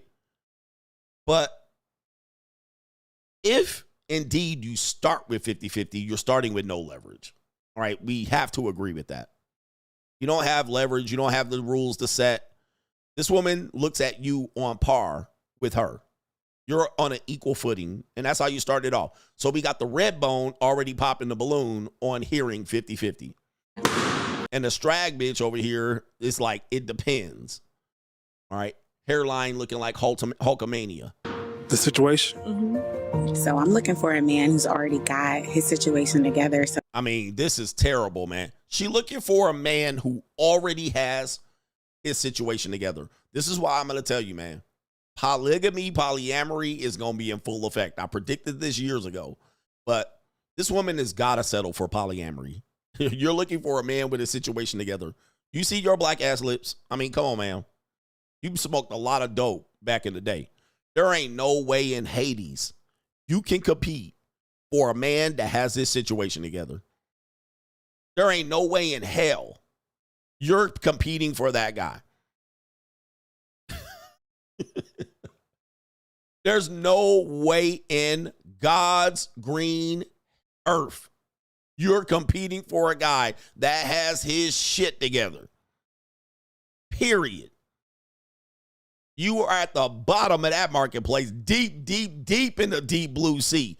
You ain't getting that guy, okay? Not by yourself, you ain't getting that motherfucker. You gonna share, and you gonna be deep in the rotation on the bench. You gonna get called up, ninja, when he need a reliever. All right, you gonna be part of his double bookings. He gonna fuck you at 6:30, and he gonna have a fresh, nice piece of young calico at 9 after he get done with your ass. All right, you're gonna be on a double booking, in and out. Nut completed, in and out. You're gonna be back in your car leaking CGA, back in your car by 7:15 on a Tuesday. On a Tuesday. The fuck? You ain't getting that, dude. I'm going to tell you this right now, ladies. You're getting no complete gentleman at this age with this body shape and that skin complexion. Period. Period. All right, let me continue. So instead of asking me 50-50, right, he would already have a role for me set out. A role for me set out. So at least I'll give her that. You will find younger women that will comply with this to an extent to follow your programming if you're complete. She'll give up her job. What is her job? Her job is monetized. She doing some shitty job. She going nowhere. Her prospects, limited education. She'll go for that. Give me a role. But a career woman ain't going for that. So she's got too much on her plate. She'll mention this later. She got too much on her plate. She can't fulfill this role. That's why she's a non-qualifier. Okay? Right. Can I be more specific? Because I know it's a general question. Because I know 50-50, you're assuming that it's a man with a bum mentality coming in and saying, that's true. And you got to get half and I got to get half. I just think financial. So she just thinks financial, a.k.a. transactional. Okay? Transactional. So even the good girls, I'm not like that. I never sell pussy. Yeah, you are. According to the wife school girl, this woman, you selling him punani. I just think financial. All right. I mean, listen, there's nothing wrong with this. We just have to come and call a spade a spade. She's transactionally selling her relationship and her access to her punani. All right. Period. Period. Point blank. And she has no business doing it, by the way, but that's neither here nor there. All right. Who's the red bone? Look at these two red bones here. Be more specific, like a man in my category, right? I'm a teacher, I'm a special education teacher. I make $70K. All right, so he's using morality now. He's using the old, I'm a good guy. All right, I'm serving a good purpose for the community, and as such, I should get some pussy based on some morality pussy. There's another word that I use to work on this, and I can't think of it. But he wants sex transacted based on that he's a good guy. I'm a teacher, I make $70K, and thus I'm not a bum. So I get ethical punani. I get pussy because this don't work anymore, guys. This does not work for the majority of women. For the majority single women that exist today, the single women of today, that's a no-go. Right there. That's the word. Thank you, Morgan. Married pussy. I couldn't even think of the word. You guys know me well. That's married pussy. I'm going to get punani in relationships and love on married. All right. Not on pay. All right. I don't have the pay. I can't afford it. But I'm going to get married punani. Like, y'all got to stop with this bullshit, guys. I'm helping these kids. This is what stepdaddies did. They got married pussy. All right. They were a good man, and then a woman opened her legs if he helped raise her kids. Married punani. All right. There's no punani on married anymore, guys. Them days are gone.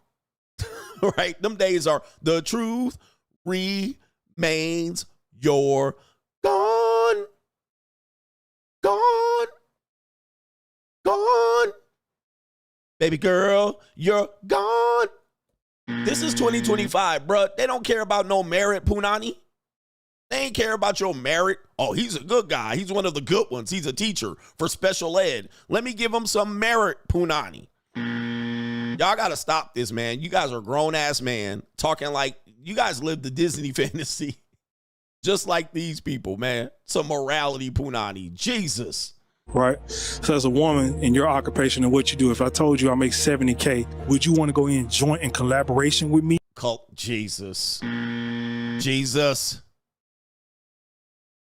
Jesus Christ. This ninja said, would you want to join in and collaborate? Remember when I said, when you don't have leverage, you can't negotiate. You got to collaborate. You guys are trying to collaborate with women who historically have brought nothing but sex and access to sex to the table, and a womb and fertility. This is historically. Now you trying to collaborate for a relationship. Ninja, send it. I mean, listen, he's a good guy. He's a good guy. But I'm talking about leverage and options. We need to collaborate. We need to get one bag of chips and two fucking brown paper bags and two bag of chips and pour them into each other and share it.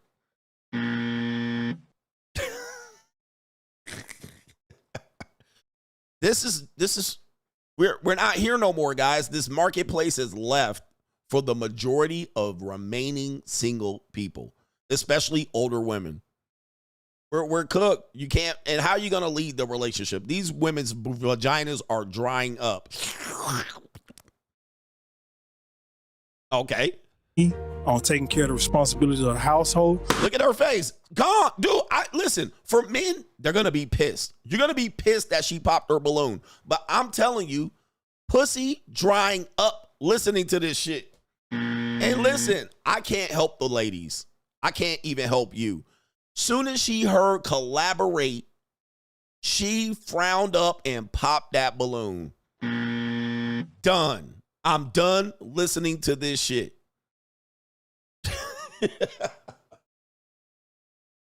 And listen, women are different, but women are the same genetically and biologically.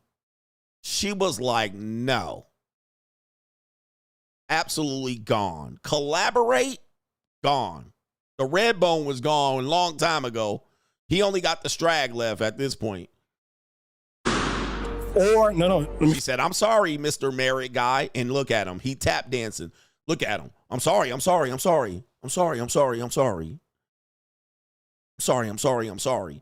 this is what I'm telling you. You don't have the cards. You don't have the cards. When you want to get into these relationships and tell her how much you're the man. I'm the man, and I got the swinging dick, and I'm a man, and you submit, and I'm a man, and you do what I say, and you tell me where you go. You can't if you're collabing. Do you get what I'm saying? You can't if you're collabing. You can't then pull the I'm a man card when you came in 50-50 and collabed. Now he tap dancing now. Look at him. I'm sorry. And she's like, oh, I'm sorry, Mr. Married Pussy Guy. I was going to give you some married pussy, but. Finish my question. Or would you be comfortable with living under my income? How can she do that, bro? How? I don't understand what that question is. How can she live under your income? Let's go back again, bruh. The minimum salary. Let's just pick a state that he lives from, possibly. Let's say he's in, okay, I won't say Georgia. That's too easy. Missouri. This is the minimum income for a single person. $84K. You can barely support yourself.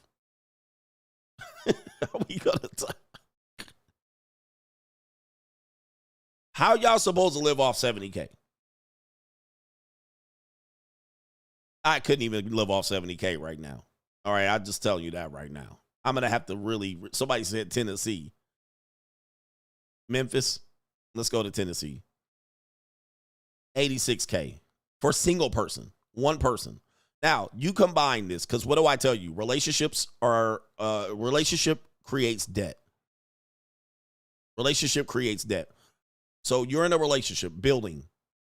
You have two people. Your expenses don't double. They go up. They more than double, right? So your expenses go up. Then you have children. Let's say you had children, a family. How the fuck are you going to do this? Off $70K with two people. There's no way, man. There's no way. So where guys are trying to find it is they're trying to be romantically. I'm going to show you a thing. I'm a good guy. I'm going to be romantic. And I'm going to show you that I'm a teacher. I'm not a dangerous man. And I'm an educated lame and all of that stuff. And you should be able to be fine with that. Why can't you be fine with that? Honestly, for me, even when I went to school, it was all based off of finances. And by the way, for people saying that they don't make $70K, you're right. All right. But that's irrelevant. Right? I know you're saying they don't even make $70K. Okay. So what does that mean? Does that mean you're measuring them by the same metrics that you measure men by financially? We know that that's not true. All right. So she's saying, even if she makes $45K, I deserve someone that makes $80K. This is what she's saying. I have a lifestyle. So I took time. I really studied. I followed doctors. Right. I followed different types of people. Right. I made sure that whatever I invested in and took out debt for, it would be worth it in the end. Of course. So I'm looking for a partner that used the same type of diligence to pick his career. Oh, man. So listen. So she's obviously in debt, too. So she can't live off $70K, paying off student loan debt. I went to school. I got a career. I picked a good career. You picked the bad career. She basically said, you picked the bad career. That was your fault. Okay. Now, if you look at a teacher's salary, his potential is limited.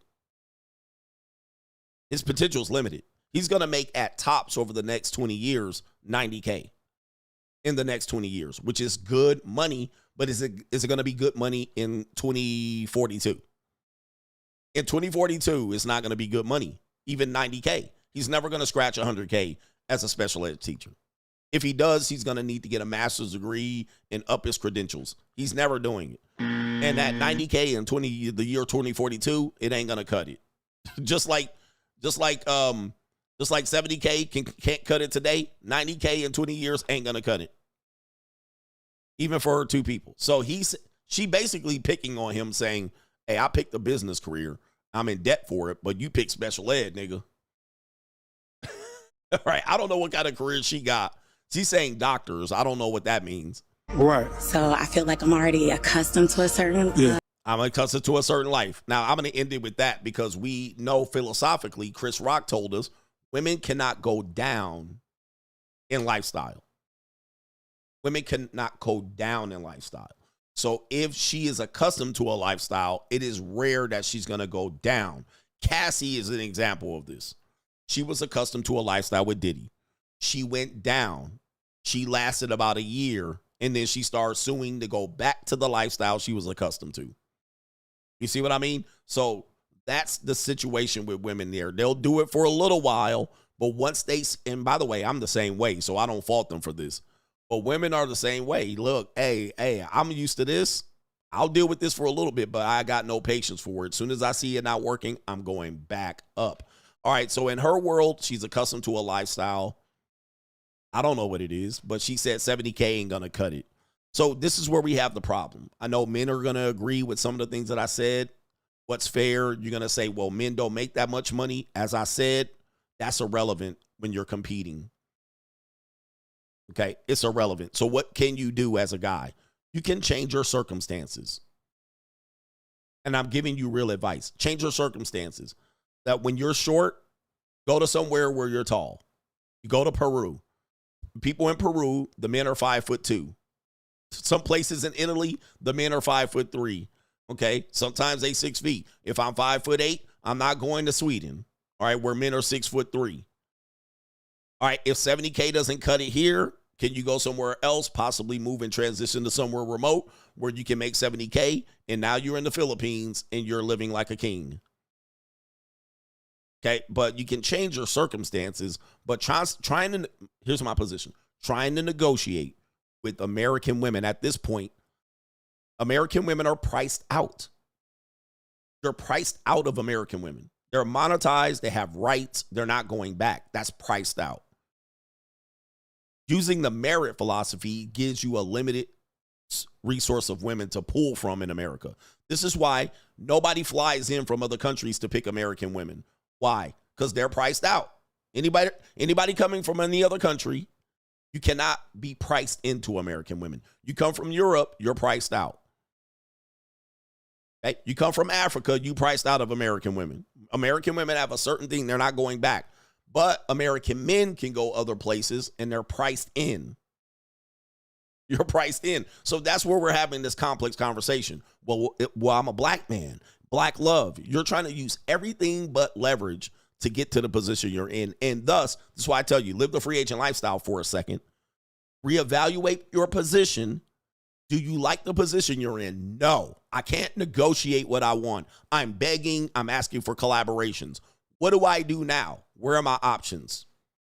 Boss up, move to Guam, move to Peru, move to the Philippines, get a passport, get your money up, all right? Don't date American women. Date an old Mexican from Santa Ana. There's a whole bunch of things you do, but begging for 50-50 and collaborating is a weak position for men. It's weak for you. Although I agree women should pay their fair share, I'm telling you that women are less likely to pay their fair share. And if they do, you don't have leverage in that situation.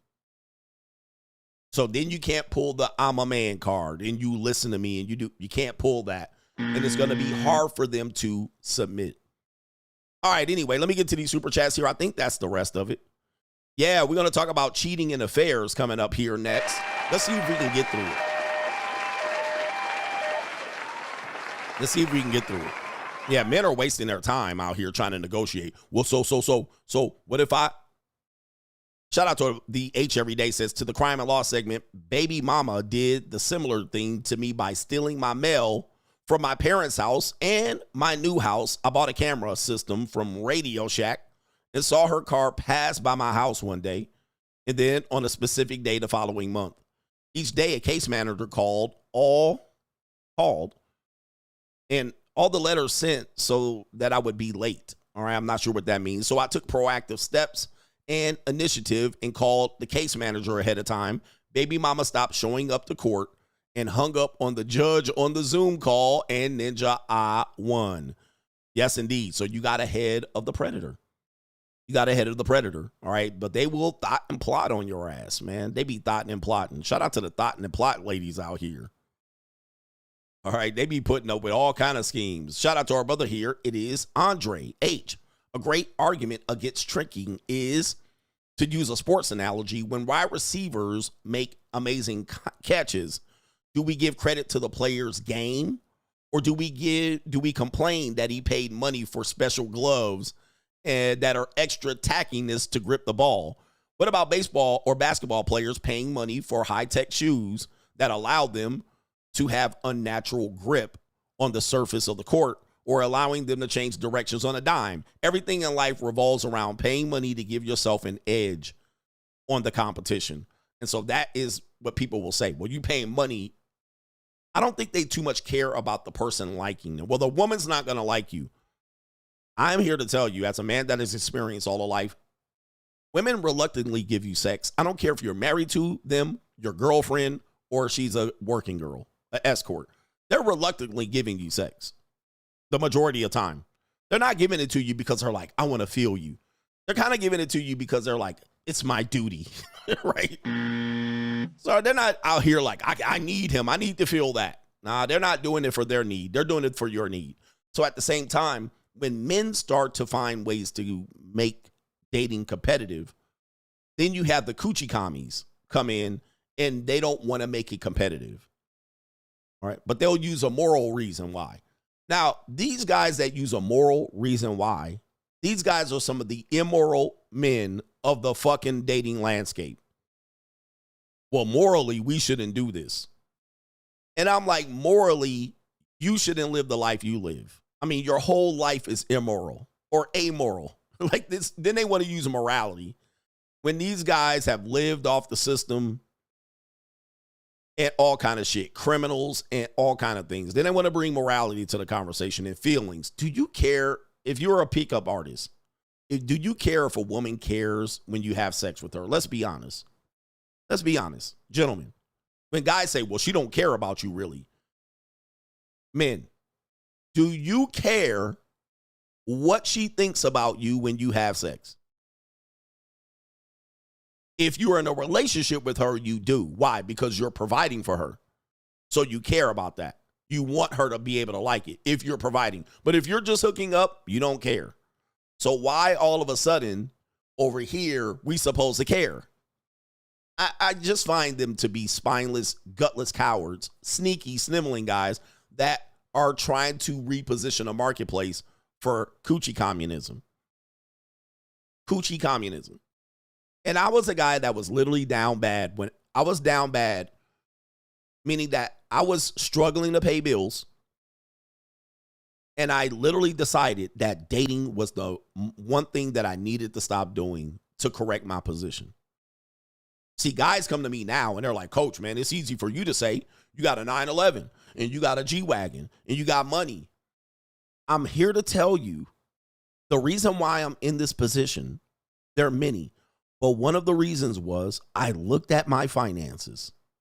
I looked at my savings account. I looked at what I was paying to lawyers in a divorce. I looked at my position, my lifestyle, how I was living. And I said, this ain't enough for even me to be properly dating the women I'm dating.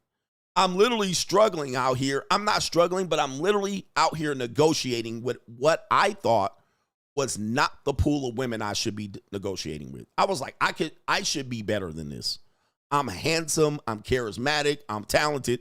And at the time, I didn't have any fans on the internet. I had a few of them, but I was like, I think I'm better than this. I think I'm better than the results I'm getting. I think I'm better than to be out here trying to limit myself and my lifestyle. Let me treat myself better first. Let me get my position up first. Let me get my living conditions up first. Let me improve my car first. Because I'm worried about if my car's gonna go out. You know what I mean? I got a Ford Explorer with almost 200,000 miles on it. I'm driving it going to a date. Like, oh man, hope my car don't break down. I literally had to say, you know what? I shouldn't be dating. I shouldn't be dating. I am not in a position to date. I'm hoping my credit card don't decline because I got $75 balance left available to me. And I'm hoping that the bill comes in under 75. I should not be dating. So when I tell you do not date when you're broke, I followed this same advice. I followed the same advice and I changed my fucking life like immediately. Immediately, but guys are dating like that and worse than that. And they're like, well, women used to do back in the day. You should not have been dating. Because I was dating women like this and then there was hooking up and I was all of this shit. But with these the best quality women I could get, based on what I'm getting now, it was not. Okay, based on I was right about my prospects as a man. I was dating the wrong women. I was dating who I could get. I was dating women who would give me pussy on merit. Oh, you seem like a nice guy. All right, you know what I mean? And I said, let me take myself off. I got time to reinvent myself, to give myself a better position. I got time. It's going to take me a year or two. That developed the whole free agent lifestyle philosophy. So when I'm criticizing you for dating when you're broke and getting the results, you don't know that just a little bit of taking yourself away from this, removing yourself from it, and revamping who you are, investing in yourself, taking those little dollars. This is why I tell you it's never free. Because when you stop dating, you literally will start making money. You'll start stacking money, and it will be small initially, and then it will be larger.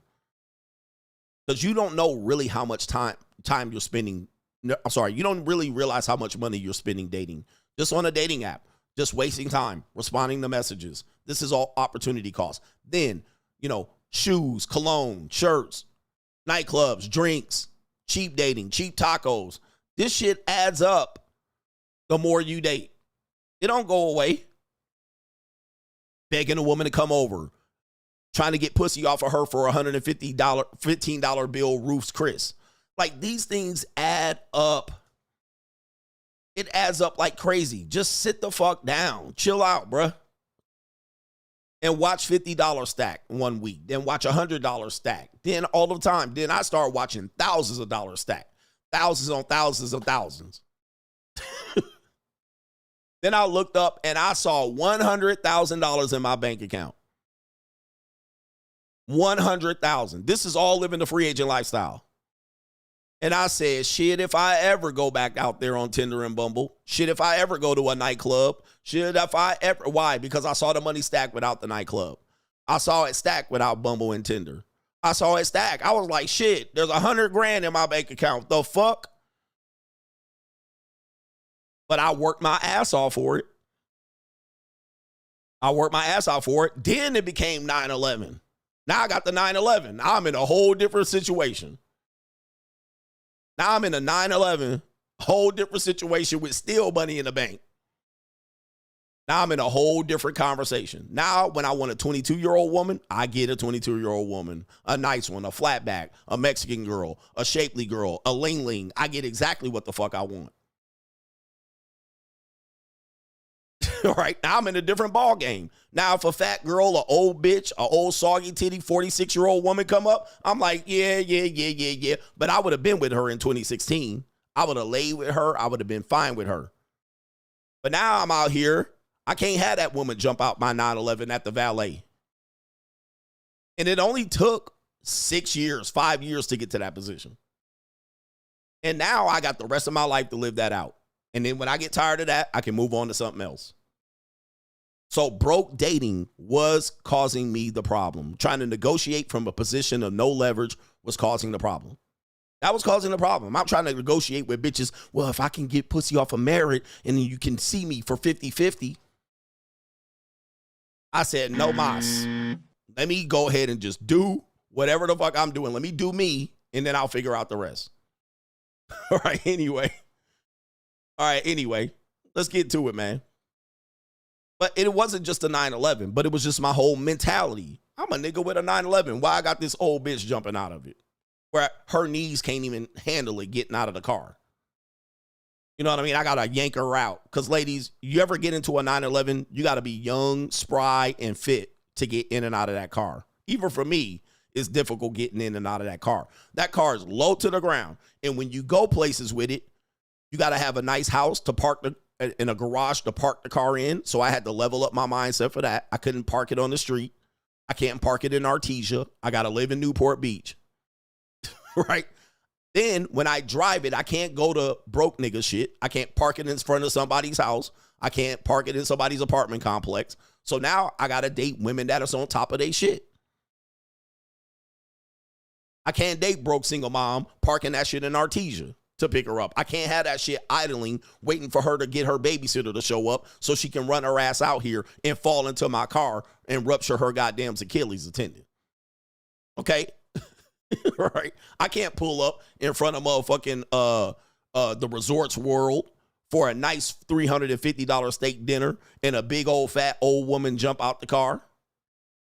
When I pull up to the valet, everybody looking. And when they see a nice young tender jump out with my old ass, they be watching like, wow, who the fuck is that? All right, that's what you pulling off. It's a whole different mentality shift. But y'all out here negotiating and shit. Well, what if we can, and what if we can?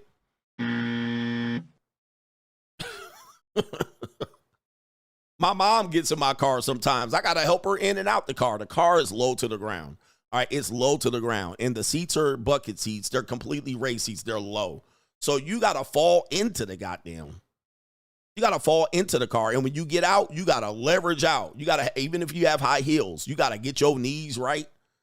So why would I do that? I got to completely shift my entire world based on this. And it only took 3 years here, a year here, 2 years there, just focusing on my shit. All right, man, let me just get my life right. All right, because what I'm doing and what I'm getting, I don't like these results. I'm negotiating with women I shouldn't be negotiating with. All right. So when I tell you no broke dating, please understand I took the same advice. I took my advice and I stopped broke dating. I didn't deserve the date. I didn't deserve a girlfriend. I didn't deserve a woman to negotiate with for 50-50. I didn't deserve it. And I admit it. And I looked at my life and said, I don't deserve a woman. So let me go ahead and change my life. But shout out to Andre bringing that consideration here. As soon as a guy says, well, he paid for that. He paid for that advantage. Well, you can pay for that advantage. Right? You can pay for that advantage. It's okay. H every day says, almost wrecked my car when this Ninja CGA said, you're a double booking at best. She's the opening act for the prime piece of calico. He says, Ninja, what teacher dressed like that? He must teach at the Frederick Douglass and Marcus Garvey Academy for intentional deadbeats. Like, shout out to our brother here, Dr. Umar. Shout out to all the deadbeat dads at PTA meetings and college tours with the G-Wagons and the 911s. Shout out to you, man. Thank you, brother. Thank you, thank you, thank you. Joshua Moon says, chasing 2 rabbits and catching none is crazy work. He says, can you do a main event on that? 100%. Alton Jermaine says, can't hit the like button. This for the game you spit. Shout out to you, man. Appreciate you, man. Can't hit the like button. Hey, man, hit the like button on this right here. Hit the like button. This is life-changing advice I'm giving you. If you can't support a woman, you have no business getting married to her. None. You have no business getting married if you can't support a woman. Now, that doesn't mean she doesn't support you in any way. That doesn't mean she doesn't pay into the marriage. But if you can't support her, you have no business getting married. Shout out to Devontae says, leverage and options and age gap dating have resulted in my most pleasant female experiences. Free agent lifestyle for life. They don't know about that, man. They don't know about that. Like, they think these women don't like you. They're like, it is complete opposite. I found that when I leveraged up in dating, I don't argue with none of these women. These women come in feminine like this. Hi. Hi, daddy. Hi. They come in, I'm telling you, they taking the napkin out. They buttering my bread. They asking, do I need another drink of water? They asking, can they wash my laundry? Can I fold laundry? Can I do something for you? They spill something. They be like, never get up, daddy. It's a completely different thing. Now, when you're 50-50 dating, these bitches out here arguing with you, talking about politics, seeing if you're a Democrat or a Republican, debating you, telling you don't know what you're talking about, bragging, telling you everywhere they've been. I've been there, it's completely different. I've flown myself to Paris. I've done Greece. I've island hopped. I've done all of that. They come in completely submissive. I'm submissive in nature. I'm feminine. That's what I'm getting. I'm not getting bitches like, all right, hop on, hop off. All right, get off of me. I don't like you. I'm getting Minnie Mouse over here. I'm getting whatever you say, daddy. Whatever you say goes. I ask him, what do you want to eat tonight? Whatever you want to eat. That's what I get back. Right? That's what I'm getting. I don't know what y'all talking about, bro. Get him, daddy. Okay, daddy. That's all I'm getting back. All right? And when I say be quiet, they be quiet. I mean, it's amazing, bro. But you tell one of these liberal-minded, 50-50 boss babe bitch, be quiet. You don't tell me to be quiet. I'm getting apologies. Sorry, daddy. I'm sorry. Okay. Tell me how to be better. That's what I'm getting back. I don't know what the fuck y'all getting back. Talking about pay for play. I'm getting back femininity. Oh, I get to be in my feminine when I'm with you. That's what I'm getting back. I don't know what y'all getting back out here. All right. Okay, daddy. But it's mostly guys that have never done it And they're like, well, these girls are using you and they don't care about you. I'm like, that's the opposite. That's what you're getting back. All right. So I'm like, it's amazing, dude, but it completely shifts your paradigm. All right. But it does cost, though. But as James Brown said, you got to pay the cost to be the boss. Macaroni Tony says, when you chase 2 rabbits, you catch none. He says, there goes the gems for brother Coach Greg Adams. Shout out to you. King L says, thanks, Coach, for all this game. Been ninja watching and putting something on the tuition. The free agent lifestyle is undefeated. Boss Up 2025, hit me with that. Boss Up, and that's you. Boss up, nigga. Shout out to you. And that's you. All right. Yes, indeed. Shout out to our brother, No Government Name, says, did you see the singer say that the number one red flag for a man is that if he's single and straight? Yes, I did see that. I actually did a review of that. Pathetic. And know the difference between dating a liberal and a conservative. I literally can take topics off the table. Okay, now you can do this without leverage too, because there's guys that can do this without it. All right, but look, I literally be like, listen, we don't talk about this. And they be like, okay. As soon as you say it, they just be like, okay, daddy. That's it. All right, shout out to Jones D says, just saw a video of ex-singer from En Vogue, Dawn Robinson. She claims that she has been living in her car for 3 years. Ninja better boss up out here. Thanks, CGA, and congrats to Brooklyn. Respect. This goes to show you, man, women do have a peak and it's early. Xavier says, I'm curious to see the ratio that a husband initiates sex versus the wife for those with coitus contracts. I'm willing to wager that men initiate 98% of the time, as women aren't initiating the strength in the connection, but rather out of obligation to do the bare minimum. That is a fact. So the women, I think most women that think, and I shout out to the ladies that have been in sexist marriages. I've heard that too. Women are like, I was in a sexist marriage. My husband never initiated. I often can break that down relatively quickly. You already have conditioned him to not expect sex. You've already gave him conditions for sex, and you already have got him in a position where he has faced so much humiliation and rejection by requesting sex from you that he finds it he's no longer willing to do it. So by the time you become 35, 40, and you become interested in intimacy, then you want him to initiate. He's already programmed. He already does his little jerk off session in the morning in the shower. He already got his titty bar that he goes to. He already got his sugar baby that he pays for sex. He doesn't care anymore. He's lived with you 3 or 4 years while you went through postpartum depression, and you put your kids before him and the dog before him. He's not going to ask for sex no more from you. He's already conditioned. He's just riding out his marriage until he dies. So normally I hear that from older women. They done had 2 and 3 kids, and all of a sudden, once the kids gets older, she wants to get frisky and shit. He already like, fuck all that. All right, I waited 3, 4, 5 years and 6 years for you to be wanting to have intimacy with me. Now, because you drunk 2 or 3 glasses of wine and you want to initiate sex, you think I'm supposed to hop to it. Well, I already seen my young girl at the Momo. Already done jerked off. He done. He's already done. You can't fucking reignite the spark after that point. All right, he's cooked. All right, I do have some co-fires to deal with. Let me get into this. All right, I never hear young wives complaining about this. It's always old wino wives. All old wives, 39, 40, 46, and 47, complaining that their husband doesn't initiate. He turns me down for sex. Well, he's already been groomed and accustomed to not have sex available to him. What do you think he's going to fucking do? Just turn the switch back on and look at your soggy titties and your stomach looking like balled up homework, your cesarean section scar, and all that goddamn cottage cheese around your thighs? You think he just going to hop to it? No, he's not. He looking for something young and fresh, preferably like the next door neighbor girl who's off on spring break from the University of Arizona. That's what he wants.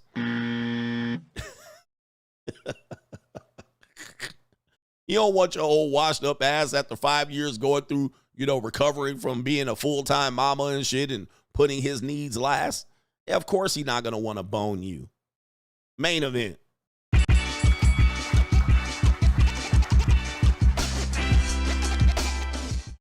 Indeed, main event. Shout out to everybody on the Ko-Fi. Be patient. I'm going to get to it. I got to wrap it up by 12:30.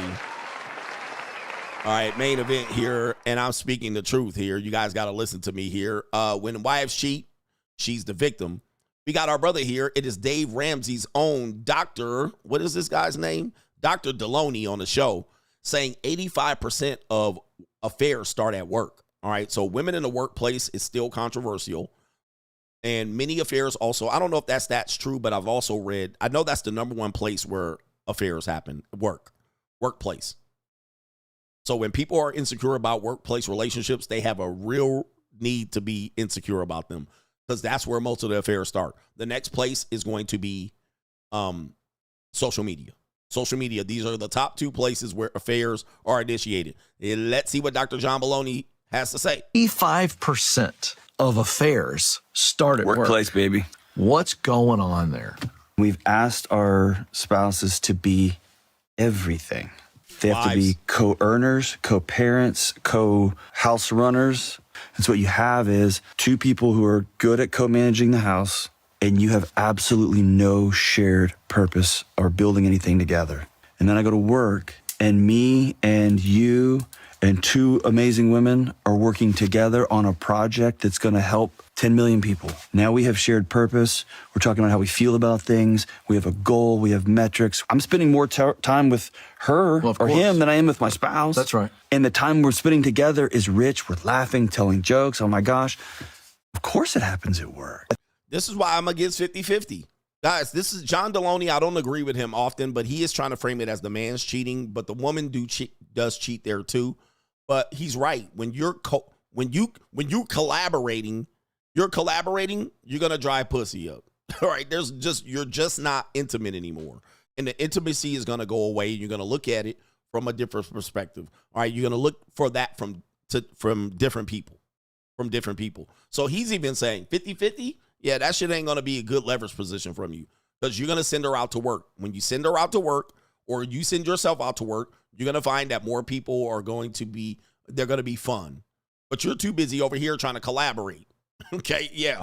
I think everybody has to check themselves wherever they happen to be. 85% of affairs start at workplace, baby. Yep. And so this woman says it, and I made this point. Your workmates see you in your side, which is professional and fancy. All right, they don't stay with you at home. Home is where your actual human nature comes out. Yep. Remember when I said this? I said, dude, wives don't understand and women don't understand that women, when you live with a man as a girlfriend, cohabitant, spouse, the man sees you absolutely wrecked. Dookie in the toilet, farting, bubble guts, booty boxer shorts, tank tops, bra off, titties drooping, no makeup, no eyebrows painted on, bonnet, wig off, hair in a messy bun, top knot, glasses on, no eyelashes. That's what he sees 90% of the time. That's what a married guy or a cohabitating male sees 90% of the time. Hair ain't shaved off the legs. You're in slippers, Ugg slippers, slides, socks with slides, stanky feet, dirty room, piss around the toilet, hair care products willy-nilly on the goddamn sink, morning breath, plaque on your teeth. That's what you see 90% of the time. Period panties over the shower, wig over the shower, drying out, sweatpants. Right? Yep. That's what a man sees when he lives with a woman 90% of the time. Your work husband sees none of that. He sees you glammed up, hair all full, makeup done, eyelashes, all of that shit. Okay? Titties all up in the push-up bra, cleavage, the best shirts, tucked in, nipped and tucked. That's what the work husband sees or the work wife sees. So they see you at your best. She runs out every day. All right. She got boogers in her eyes, breath stinking, dookie in the toilet. She forgot to flush. She paints her face up, runs out the house. Then when she comes back in the house from work, the first thing she does is take all that shit off. Take her bra off, take her hair down, titties out.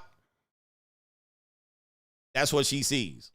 That's what your husband sees. So you're looking your best. Same thing with girls' nights out. Time to go to girls' nights out. She getting dressed. High heels, toes out, fingernails, toenails painted, all of that shit. Now I get to see you with one nail broke off, fingernail polish wiped the hell off. You ain't took a shower in 3 days. And then you try to throw me that stank ass pussy. All right, after 3 days, no shower. Roll over with that morning breath. Here, you can take some from me. So this is what happens, and this is why the shit wears off. Okay? That's why shit wears off. That's why people cheat on their people at work. That's why you're going to be the number one place is where the affairs are going to happen. Right there at work.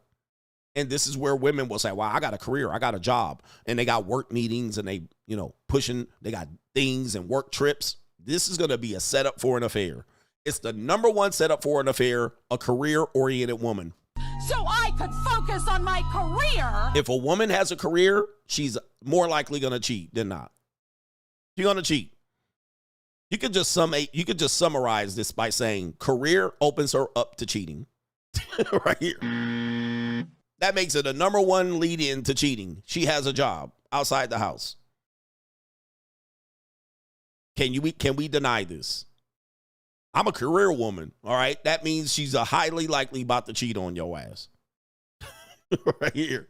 Or a man, for that matter. It don't matter, all right? But John Deloney's trying to clear that shit up. Soon as you put responsibility on two people and you got real life, people become not so sexy or attractive anymore.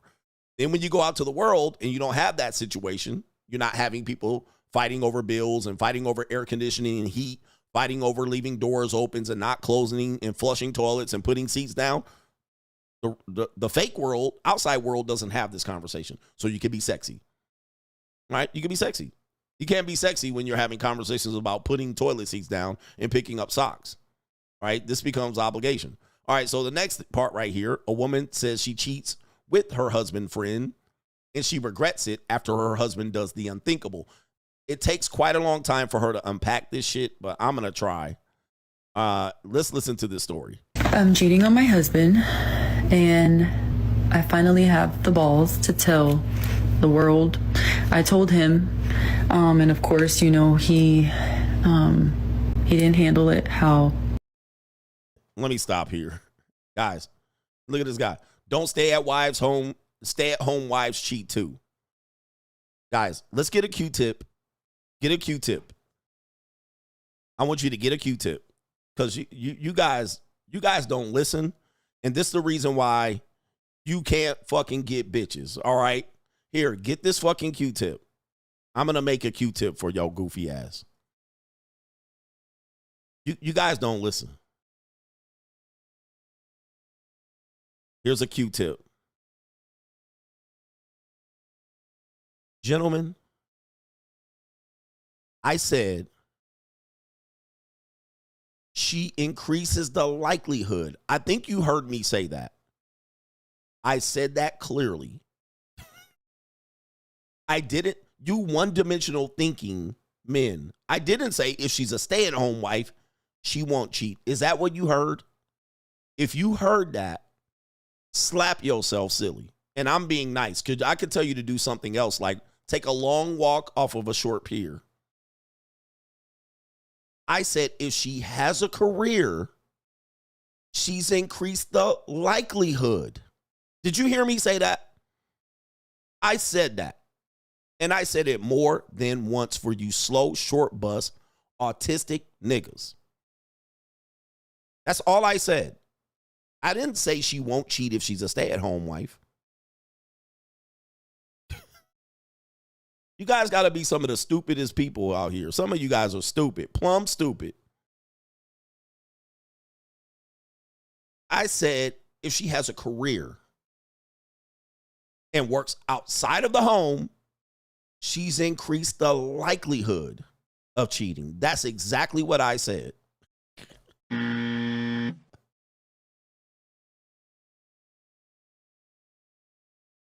said she has a career. The data shows that the likelihood of cheating increases. Now, stay-at-home moms, I know them to cheat, but I'm going to tell you, it is harder for them to cheat because they have to have a thorough explanation as to where they are and what they're doing. So what do they tend to do? They tend to cheat by doing things like hiring personal trainers, the pool guy, people that are somewhat close. They tend to get exposed relatively quickly because they're right there. The neighbors see this guy come to the house all the time. She leaves the house after dropping the kids off to school and her car's parked somewhere where some other people say she's going to get exposed relatively quickly. You're going to find that she's going to get exposed fast. Somebody from her PTA is going to see her somewhere on a date with somebody and can't explain it. Why are you on a date with that guy? Why are you having lunch with that guy? All right, I saw your wife having lunch with this guy. It's going to be fast. Them girls get exposed quickly. All right, a woman that has work, she could go on dates with anybody. This is my coworker. She has an explanation. This is my worker. This is my friend. This is my boss. This is my manager. This is why they can hide it. A woman that has a career can hide it way more, way longer, because she has a thorough explanation as to why she's out. I'm on my work trip. This is my coworker. Anyway,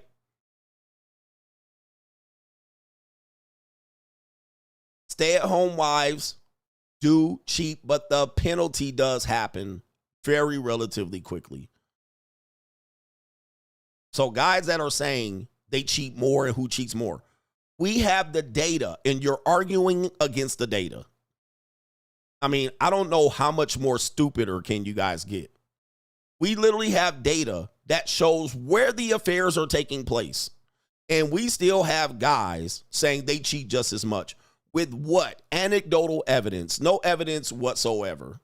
You're just guessing, right? I mean, dudes are just, we have the data. We have divorce attorney data and so forth and so on. We came in with facts and y'all coming in with anecdotal and guessing and your personal experience. But I'm sitting here with facts and evidence. I swear to God, the male space is full of straight idiots. The male space are full of idiot men that have no leg to stand on. This is why you guys go out to the real world and lose arguments, because you guys are dumb as a motherfucker. Stay-at-home wives cheat more. Where's the data? None. Okay, shut the fuck up. You got no data. I got the data. I proved it. You're out here throwing out motherfucking haymakers. I seen someone doing it. I know. How the fuck? Show me. You guys, man, this is why this space gets so much criticism. Why I'm the notorious one and you're not. I only show you something if I have proof. You are out here talking out of your asshole with nothing about just what you've experienced. This is why I'm me and you're you. Because you talk out of your ass with no evidence. Oh, I seen it. I know. You don't know shit because you can't prove it. When I put something on the screen, I'm going to have proof. A fact, a chart, a statistic, a moon star, and a quasar. You just saying, I know, and I know better than you, and this is this, and you guys are one-dimensional. This is why you couldn't do what I do. I know this for a fact. You can't do what I do. So even if I knew something to be true, I don't present it unless I can prove it. When I can prove it and have someone validate it, 2 sources, now I can say it. And I can stand on it. Do you see it? I can stand on it and say it. Then I say, show someone else saying it. Then I show you a chart. Then I say, this is evidence. You then come up with, well, I know different. Show me. Show me. You can't just say I experienced it. Show me. Or else. Can you shut the fuck up? Thank you. Shut the fuck up and listen. Watch how an expert does this. Okay? Can you shut the fuck up? Shut the fuck up. Shut all the way the fuck up. You earwax, snicker stains in the drawers, tidy-whitey, Fruit of the Loom, wearing ass ninjas. Can you shut the fuck up? Shut the fuck up while a professional is doing this show.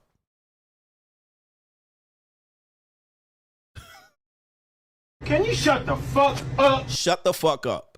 That's what I'm going to tell you to do for you jackasses. All right?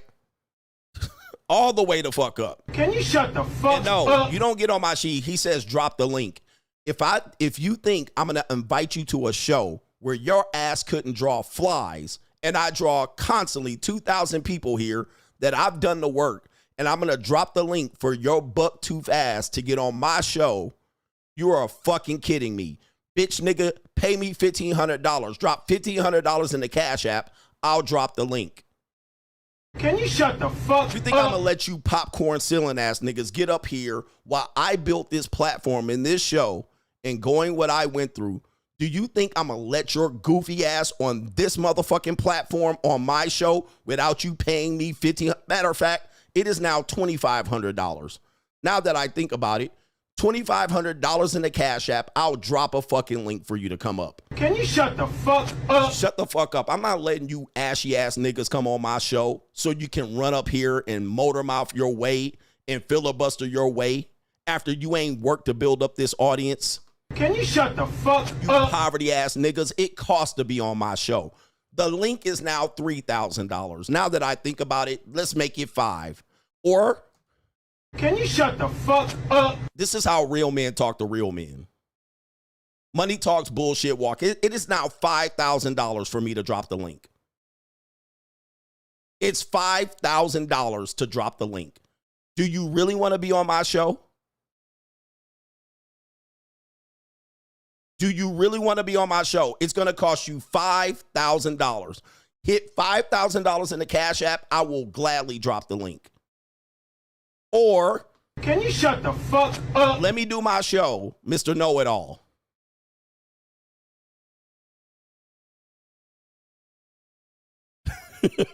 $5,000, I'll drop the link. Can you shut the fuck up? I bet you won't pay it. End of discussion. Let me do my show. You sit back and listen, and you learn from the master. You don't tell me shit about what I do on my show. Can you shut the fuck up? Yeah, period. You little boys gonna learn. It pays the cost to be the boss. You coochie commie ass niggas. It pays the cost. You gotta have money to talk to CGA. Can you shut the fuck up? You gotta have money to talk to me. You don't get no freebies. Can you shut the fuck up? Money talks and bullshit walks. $5,000, I'll drop the link. Right to the Cash App. And don't tell me you don't know where the Cash App is. There's the Cash App right there. All right. Anyway.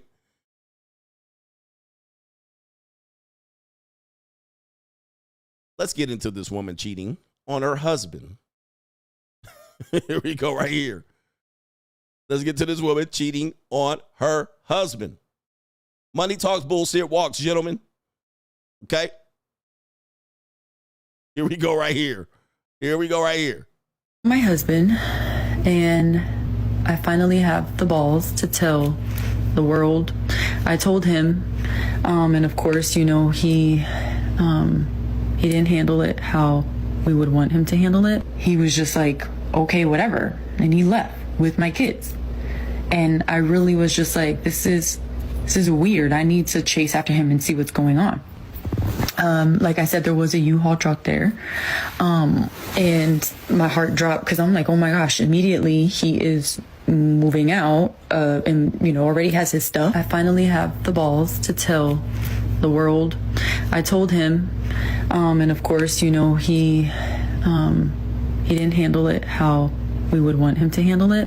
But it all started, so I started having a friendship with this particular person, and it's actually a friend of my husband as well.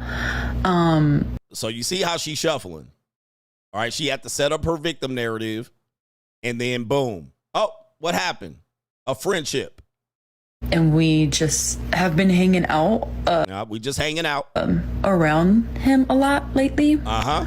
We started out with just simple conversation, like we were friends, but we ended up kind of pushing it past that a little.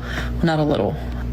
We ended up kind of like secretly seeing. Boy, she tap dancing around this shit. Seeing each other, trying to find ways to see each other. Yep. And doing that behind my husband's back. So every time that my husband and I would joke about like me cheating on him, he's like, girl, you will be in a grave, you and whoever it is, and you're never gonna leave me, blah, blah, blah. However, in this moment, he did not react that way. He did not. He reacted very calmly. Like I said, I can see that he was very hurt. Like, I can see it. I know him. He's my husband.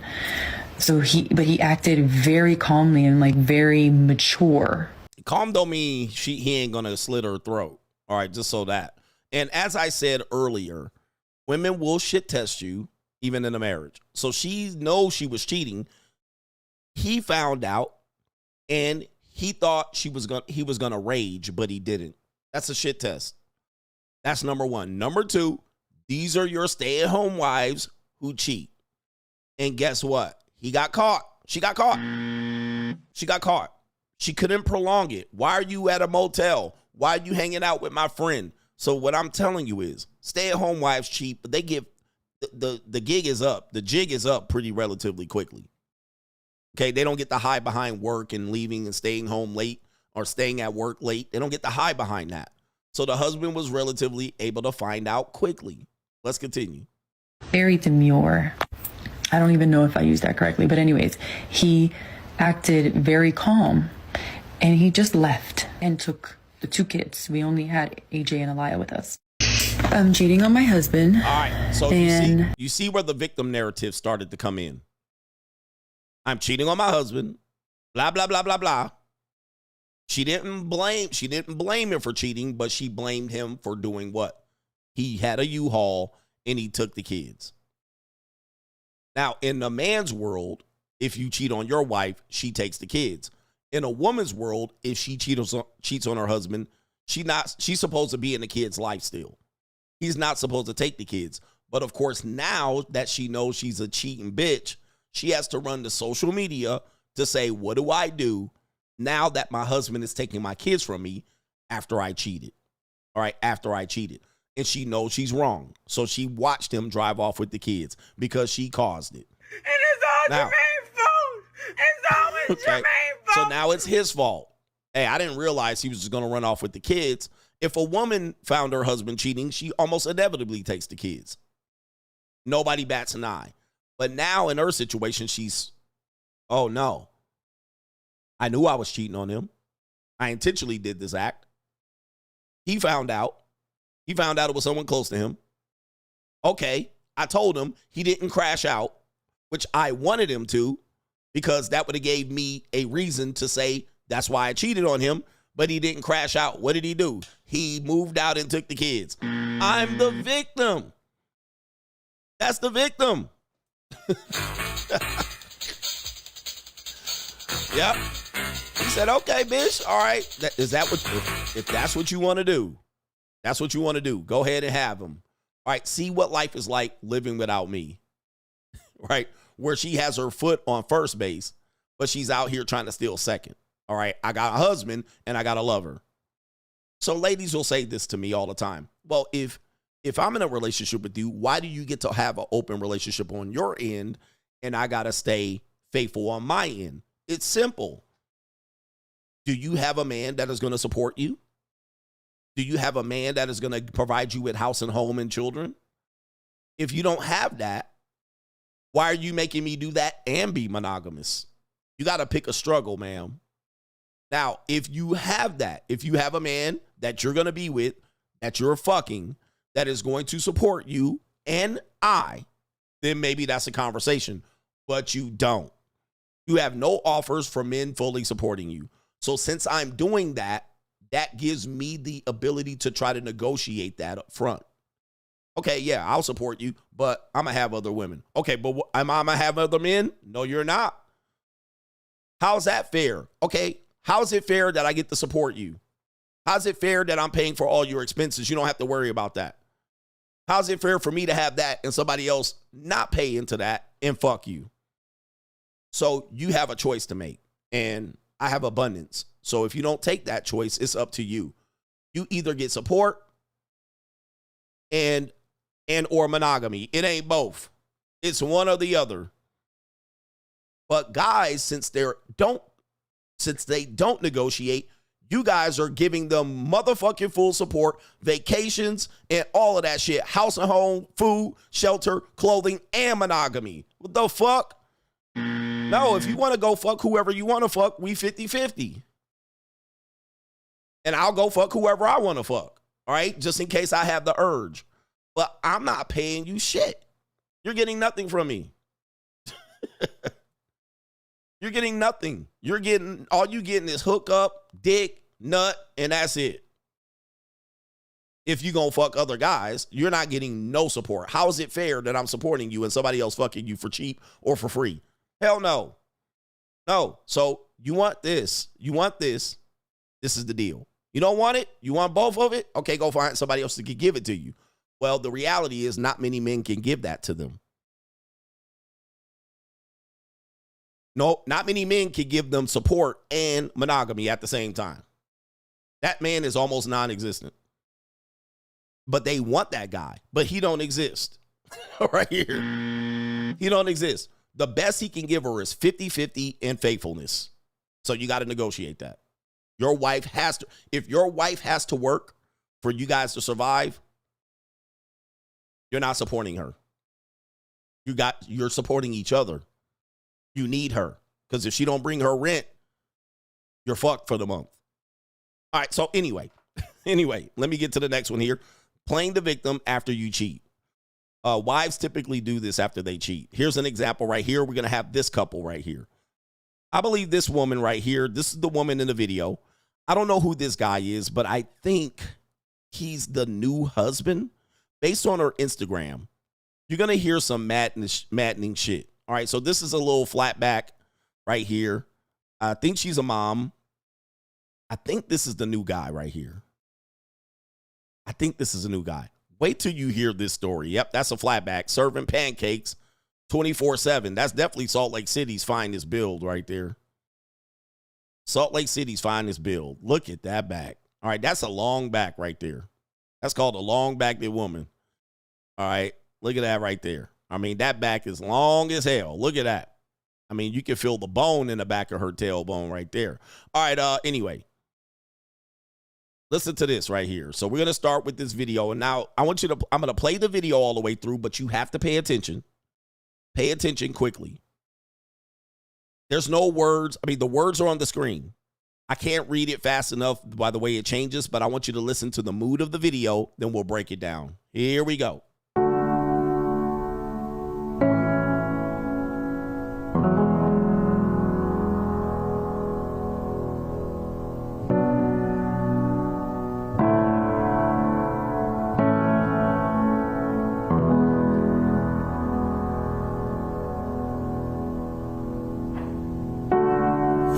A house built out of stone.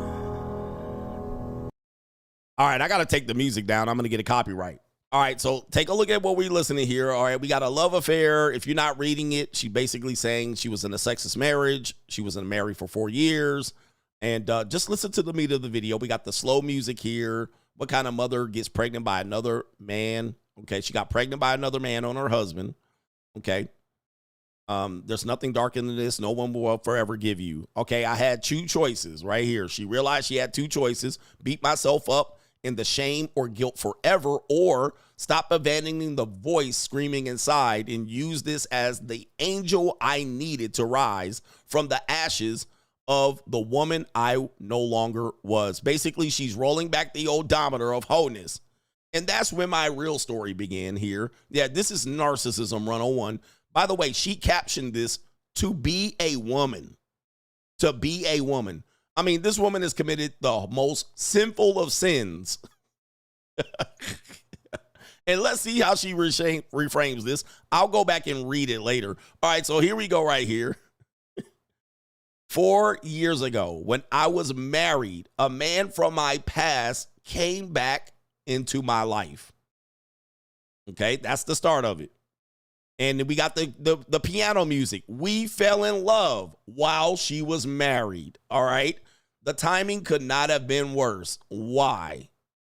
Well, because she says, I was married with a 1-year-old baby. I was married. And she says, we just moved to Hawaii. This is you building right here. We were building our new life as a family. Okay. Okay, with this piano shit in the background right here. Then she says right there, she says, but the truth was, what was the truth? I smiled and pretended through a sexless marriage for a long time. Now, when I tell you guys about sexless marriages, I'm telling you the truth, man. Most of these people ain't fucking. Most married people ain't having sex. And if she is, she's giving you that pity duty sex. Right? She's giving you that pity duty sex. She's giving you that Brad sex. Right there. She's faking and smiling through it. This is definitely white woman 101, but they're not limited to this shit. All right, at all. There's her partying right there. Right there. How silly to think the love I was craving could only be found in a man. Oh boy, this woman is pivoting like crazy, bro. You married an incredible man. He wasn't your forever person, but he's the reason you knew real love is out there and why you'll never settle for anything less. I mean, this is crazy, bruh. And what's up with that shark tooth? I smiled and pretended through a sexless marriage for a long time. She then goes on to say right here, never shared my unhappiness with anyone, not even myself. Okay. I'm not happy. Okay. What else does she have to say here? As the love affair continued. There it is. So it didn't stop. She didn't feel guilt.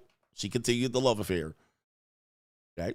What does she say here? This is her standing on the mountain. She says right here, I entered into the loneliest days of my life. Oh.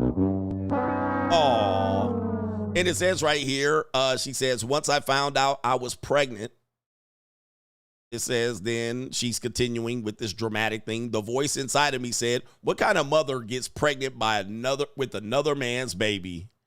All right, another man's baby. There's nothing darker than this. She's feeling guilt. No one will ever forgive me. All right, no one will ever forgive me. But I realized I had two choices. I read this already.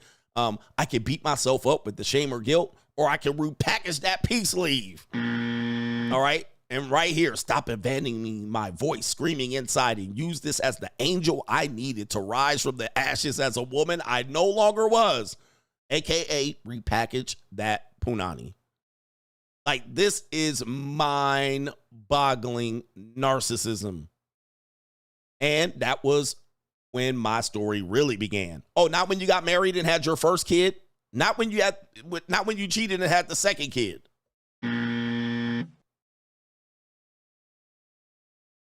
Brothers. Let me get to these super chats because I got to get done here in the next 8 minutes. I don't know if I can get it done, but let me read. And let me refresh the Cash App. And there was not $5,000 in my Cash App. So there goes that. Shout out to I Need Money says, shout out to CGA Jr. and his decision. Sheldon says, all facts. I watched 300K stack, never going back. And he says, Alton Jermaine says, what made you select the 911? It was my dream car. It was on my vision board for about 10 years. Cody says, only content creator willing to share his wins and his losses. These guys on YouTube have you believing that they've been winning since they were I can't pronounce that, but shout out to you, man. And I've been telling you, I've been trying to warn content creators that If you only show, I'm Superman. I've never been defeated. A broad has never got me. If you show that, people won't believe you. They won't believe you. They won't believe you. People will call you fraud. And a lot of guys come on here and jump up here. I never had a bitch get over on me. I've been pimping girls since the 3rd grade. Bitch has been bringing me candies, and I put her on the track. I never had a hoe get over on me. A woman has never got money from me. I've never paid for a woman. Like, guys that say this, nobody believes you. You're going to lose you're going to not be, well, you're going to lose authenticism. I'll make it up. All right, I've already knew about women since they came out the womb. Right? This is all bullshit. This is all bullshit. All right, and people will see you as a fraud. Then they'll start to pick you apart because they know you're lying. Glocktavius, shout out to you. Rick from H-Town says, somebody please tell this moist 50-50 ninja that we don't negotiate with terrorists. 100%. Gary says, Coach, men forgot 2 things come out of women's mouths. Number 1, who you are smashing. And number 2, you cheap. He says, women love saying a man is cheap. So when a man says, let's share regardless how good she is, it tells Mother Nature he's not spending on my wants, much less survival. That's true too. All right, so she's looking at it as, if I need to survive, where are we going to get the money? Authenticity is the word. TB says, Coach, I will say it's a bitter pill to swallow, but ninjas need to realize once they boss up, they're in an entirely different conversation. When I see normie men on Pop the Balloon show auditioning for Strags, I'm thankful for your message. Majority of young men are cooked, and they'll tell me that the Strags they're auditioning for are worth it. Right? Okay. They'll be like, I like these Strags. All right. Shout out to DJ says, great info as usual. Don't forget to tell the po' boys that the best way to guarantee that she will want to have sex is to increase your sexual marketplace value by leveling up your image, money, and physical appearance. All right. I hear dating coaches say no on that all the time. All right. They'll be like, no, that you don't have to do all that. And I'm like, how? Oh, you just need this mouthpiece. All right. I'm like, okay, man, look, it is what it is. We're in a fair exchange. All right. That's what we have to understand. No government name as a Gen Z. When I first heard that, no woman is out of your league. She's just out of your price range, and men are in love, women are in business. In 2018, it changed my whole perspective towards women for the better. Your locals is a cheat code for younger guys. It's worth every penny. Shout out to y'all, man. Shout out to you. And he says, as a Gen Z, I find it funny yet sad seeing older men crash out over paying for women in any way. He says, I'm still rolling over the floor, on the floor from Mitch's crashing out over you mentioning the concept of aftercare for women, treating them like human beings and not like trash. Like, guys have in this space, like, you get off by men crashing out on women. You get off by men debating women and making them look dumb. I have never built my platform on that, although I've had showed women on Straggle and Sniggle Theater looking dumb. But I do show men looking dumb as well. Not as equally, but I do show men. Like, I showed the dude breakdancing and singing in the funeral. So I show people doing stupid things. Now, if you guys think I'm promoting a message where I tell you to treat women like garbage, you're wrong. I've never told you to treat a woman like garbage. I've never said, treat a woman like a cum dumpster. I've never, like, these things are, I won't say never, but they have rarely come out from my philosophy. I've never said pump and dump these hoes or any of that. My whole philosophy is centered around, you need to protect yourself against X, Y, and Z. Okay? I've never had this conversation of you getting off of me just telling women that they're subpar human beings and all of this stuff. Now, I've said things like we're superior, like we're faster, stronger, better, we think long. There's some advantages that men have overwhelmingly over women. But guys just have this bloodlust of, like, completely trashing women and using them as sperm receptacles, right? And thinking that that's the way to go. I don't think so. I haven't said that. Listen, I have a daughter. I've been married before. I have a mother. I have cousins. I would never promote that type of message of me just saying, let's treat women like trash because that's what they deserve. Now, I'll say fuck that bitch for a woman who don't deserve it, right? I'll say that. But I think guys have to get over that initial bloodthirst of, like, they want to see women lose. It can't be the way. And I know my massage therapist is coming through here quickly, so I'm going to get through it. Black Panther says, Coach, congrats to you in Brooklyn on the education selection, sir. We both mixing it just with that curly fro. Did you hear of the Q dogs that killed the young engineer at Southern? I didn't. Would you let Brooklyn cross a D9? Was he interested? Was interested in your thoughts as a father. All right. No. All right. No. All right. I don't think that life is for him. All right. Clip says, how do I get my bitch to let me cheat? Got any game for that? You shouldn't cheat on women. Don't cheat on women. That's my answer. Guys, you shouldn't have to cheat on women.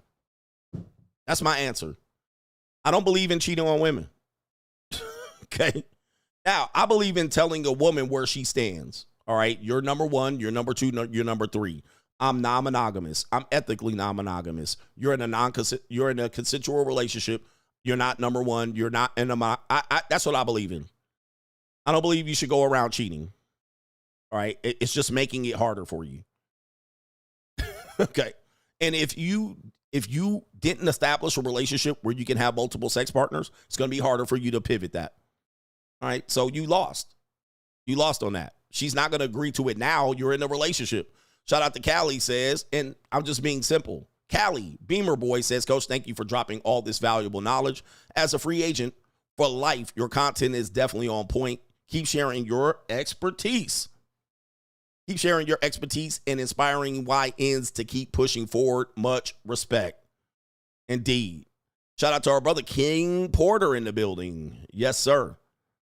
Yes, sir. And we got no government name Mitch's. Say what you want to say. Housewives never cheat, but they got imaginary sky daddy in their marriage.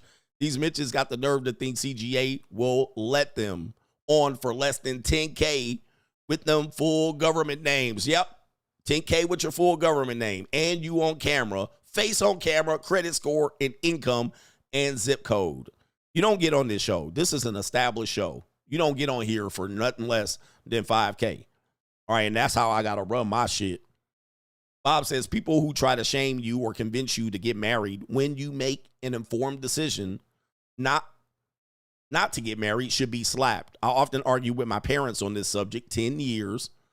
Find out one of my parents was cheating all along. He says now they don't dare bring up the subject. Man, that's crazy.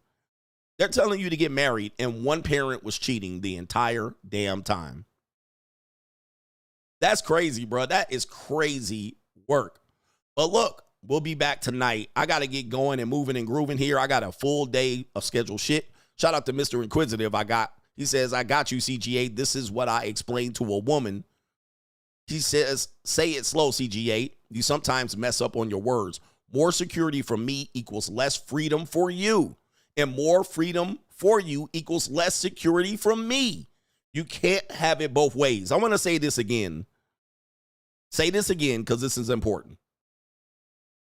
More security from me equals less freedom for you. More freedom for you equals less security from me. That is a dub right there, Mr. Inquisitive. That's absolute facts. And that should be all basis of negotiation from men. If you're negotiating relationships, it's got to start from that point. I often find men are not starting from that point. You're starting from the woman's rules. Okay, they get security, protection, time, money, energy, attention, time, security, protection, monogamy. No fucking way. No way. All right. Now, when you have leverage, you can open up that conversation. I'm going to say it again, and we're going to end the show on that one. We're going to end the show. This is the starting point. More security from me equals less freedom for you. More freedom for you equals less security from me. Can't have it both ways. Shout out to Mr. Inquisitive for the dub on the way out the door. That's an absolute fact. Shout out to the Coach Gang. And we out of here, brothers. Peace.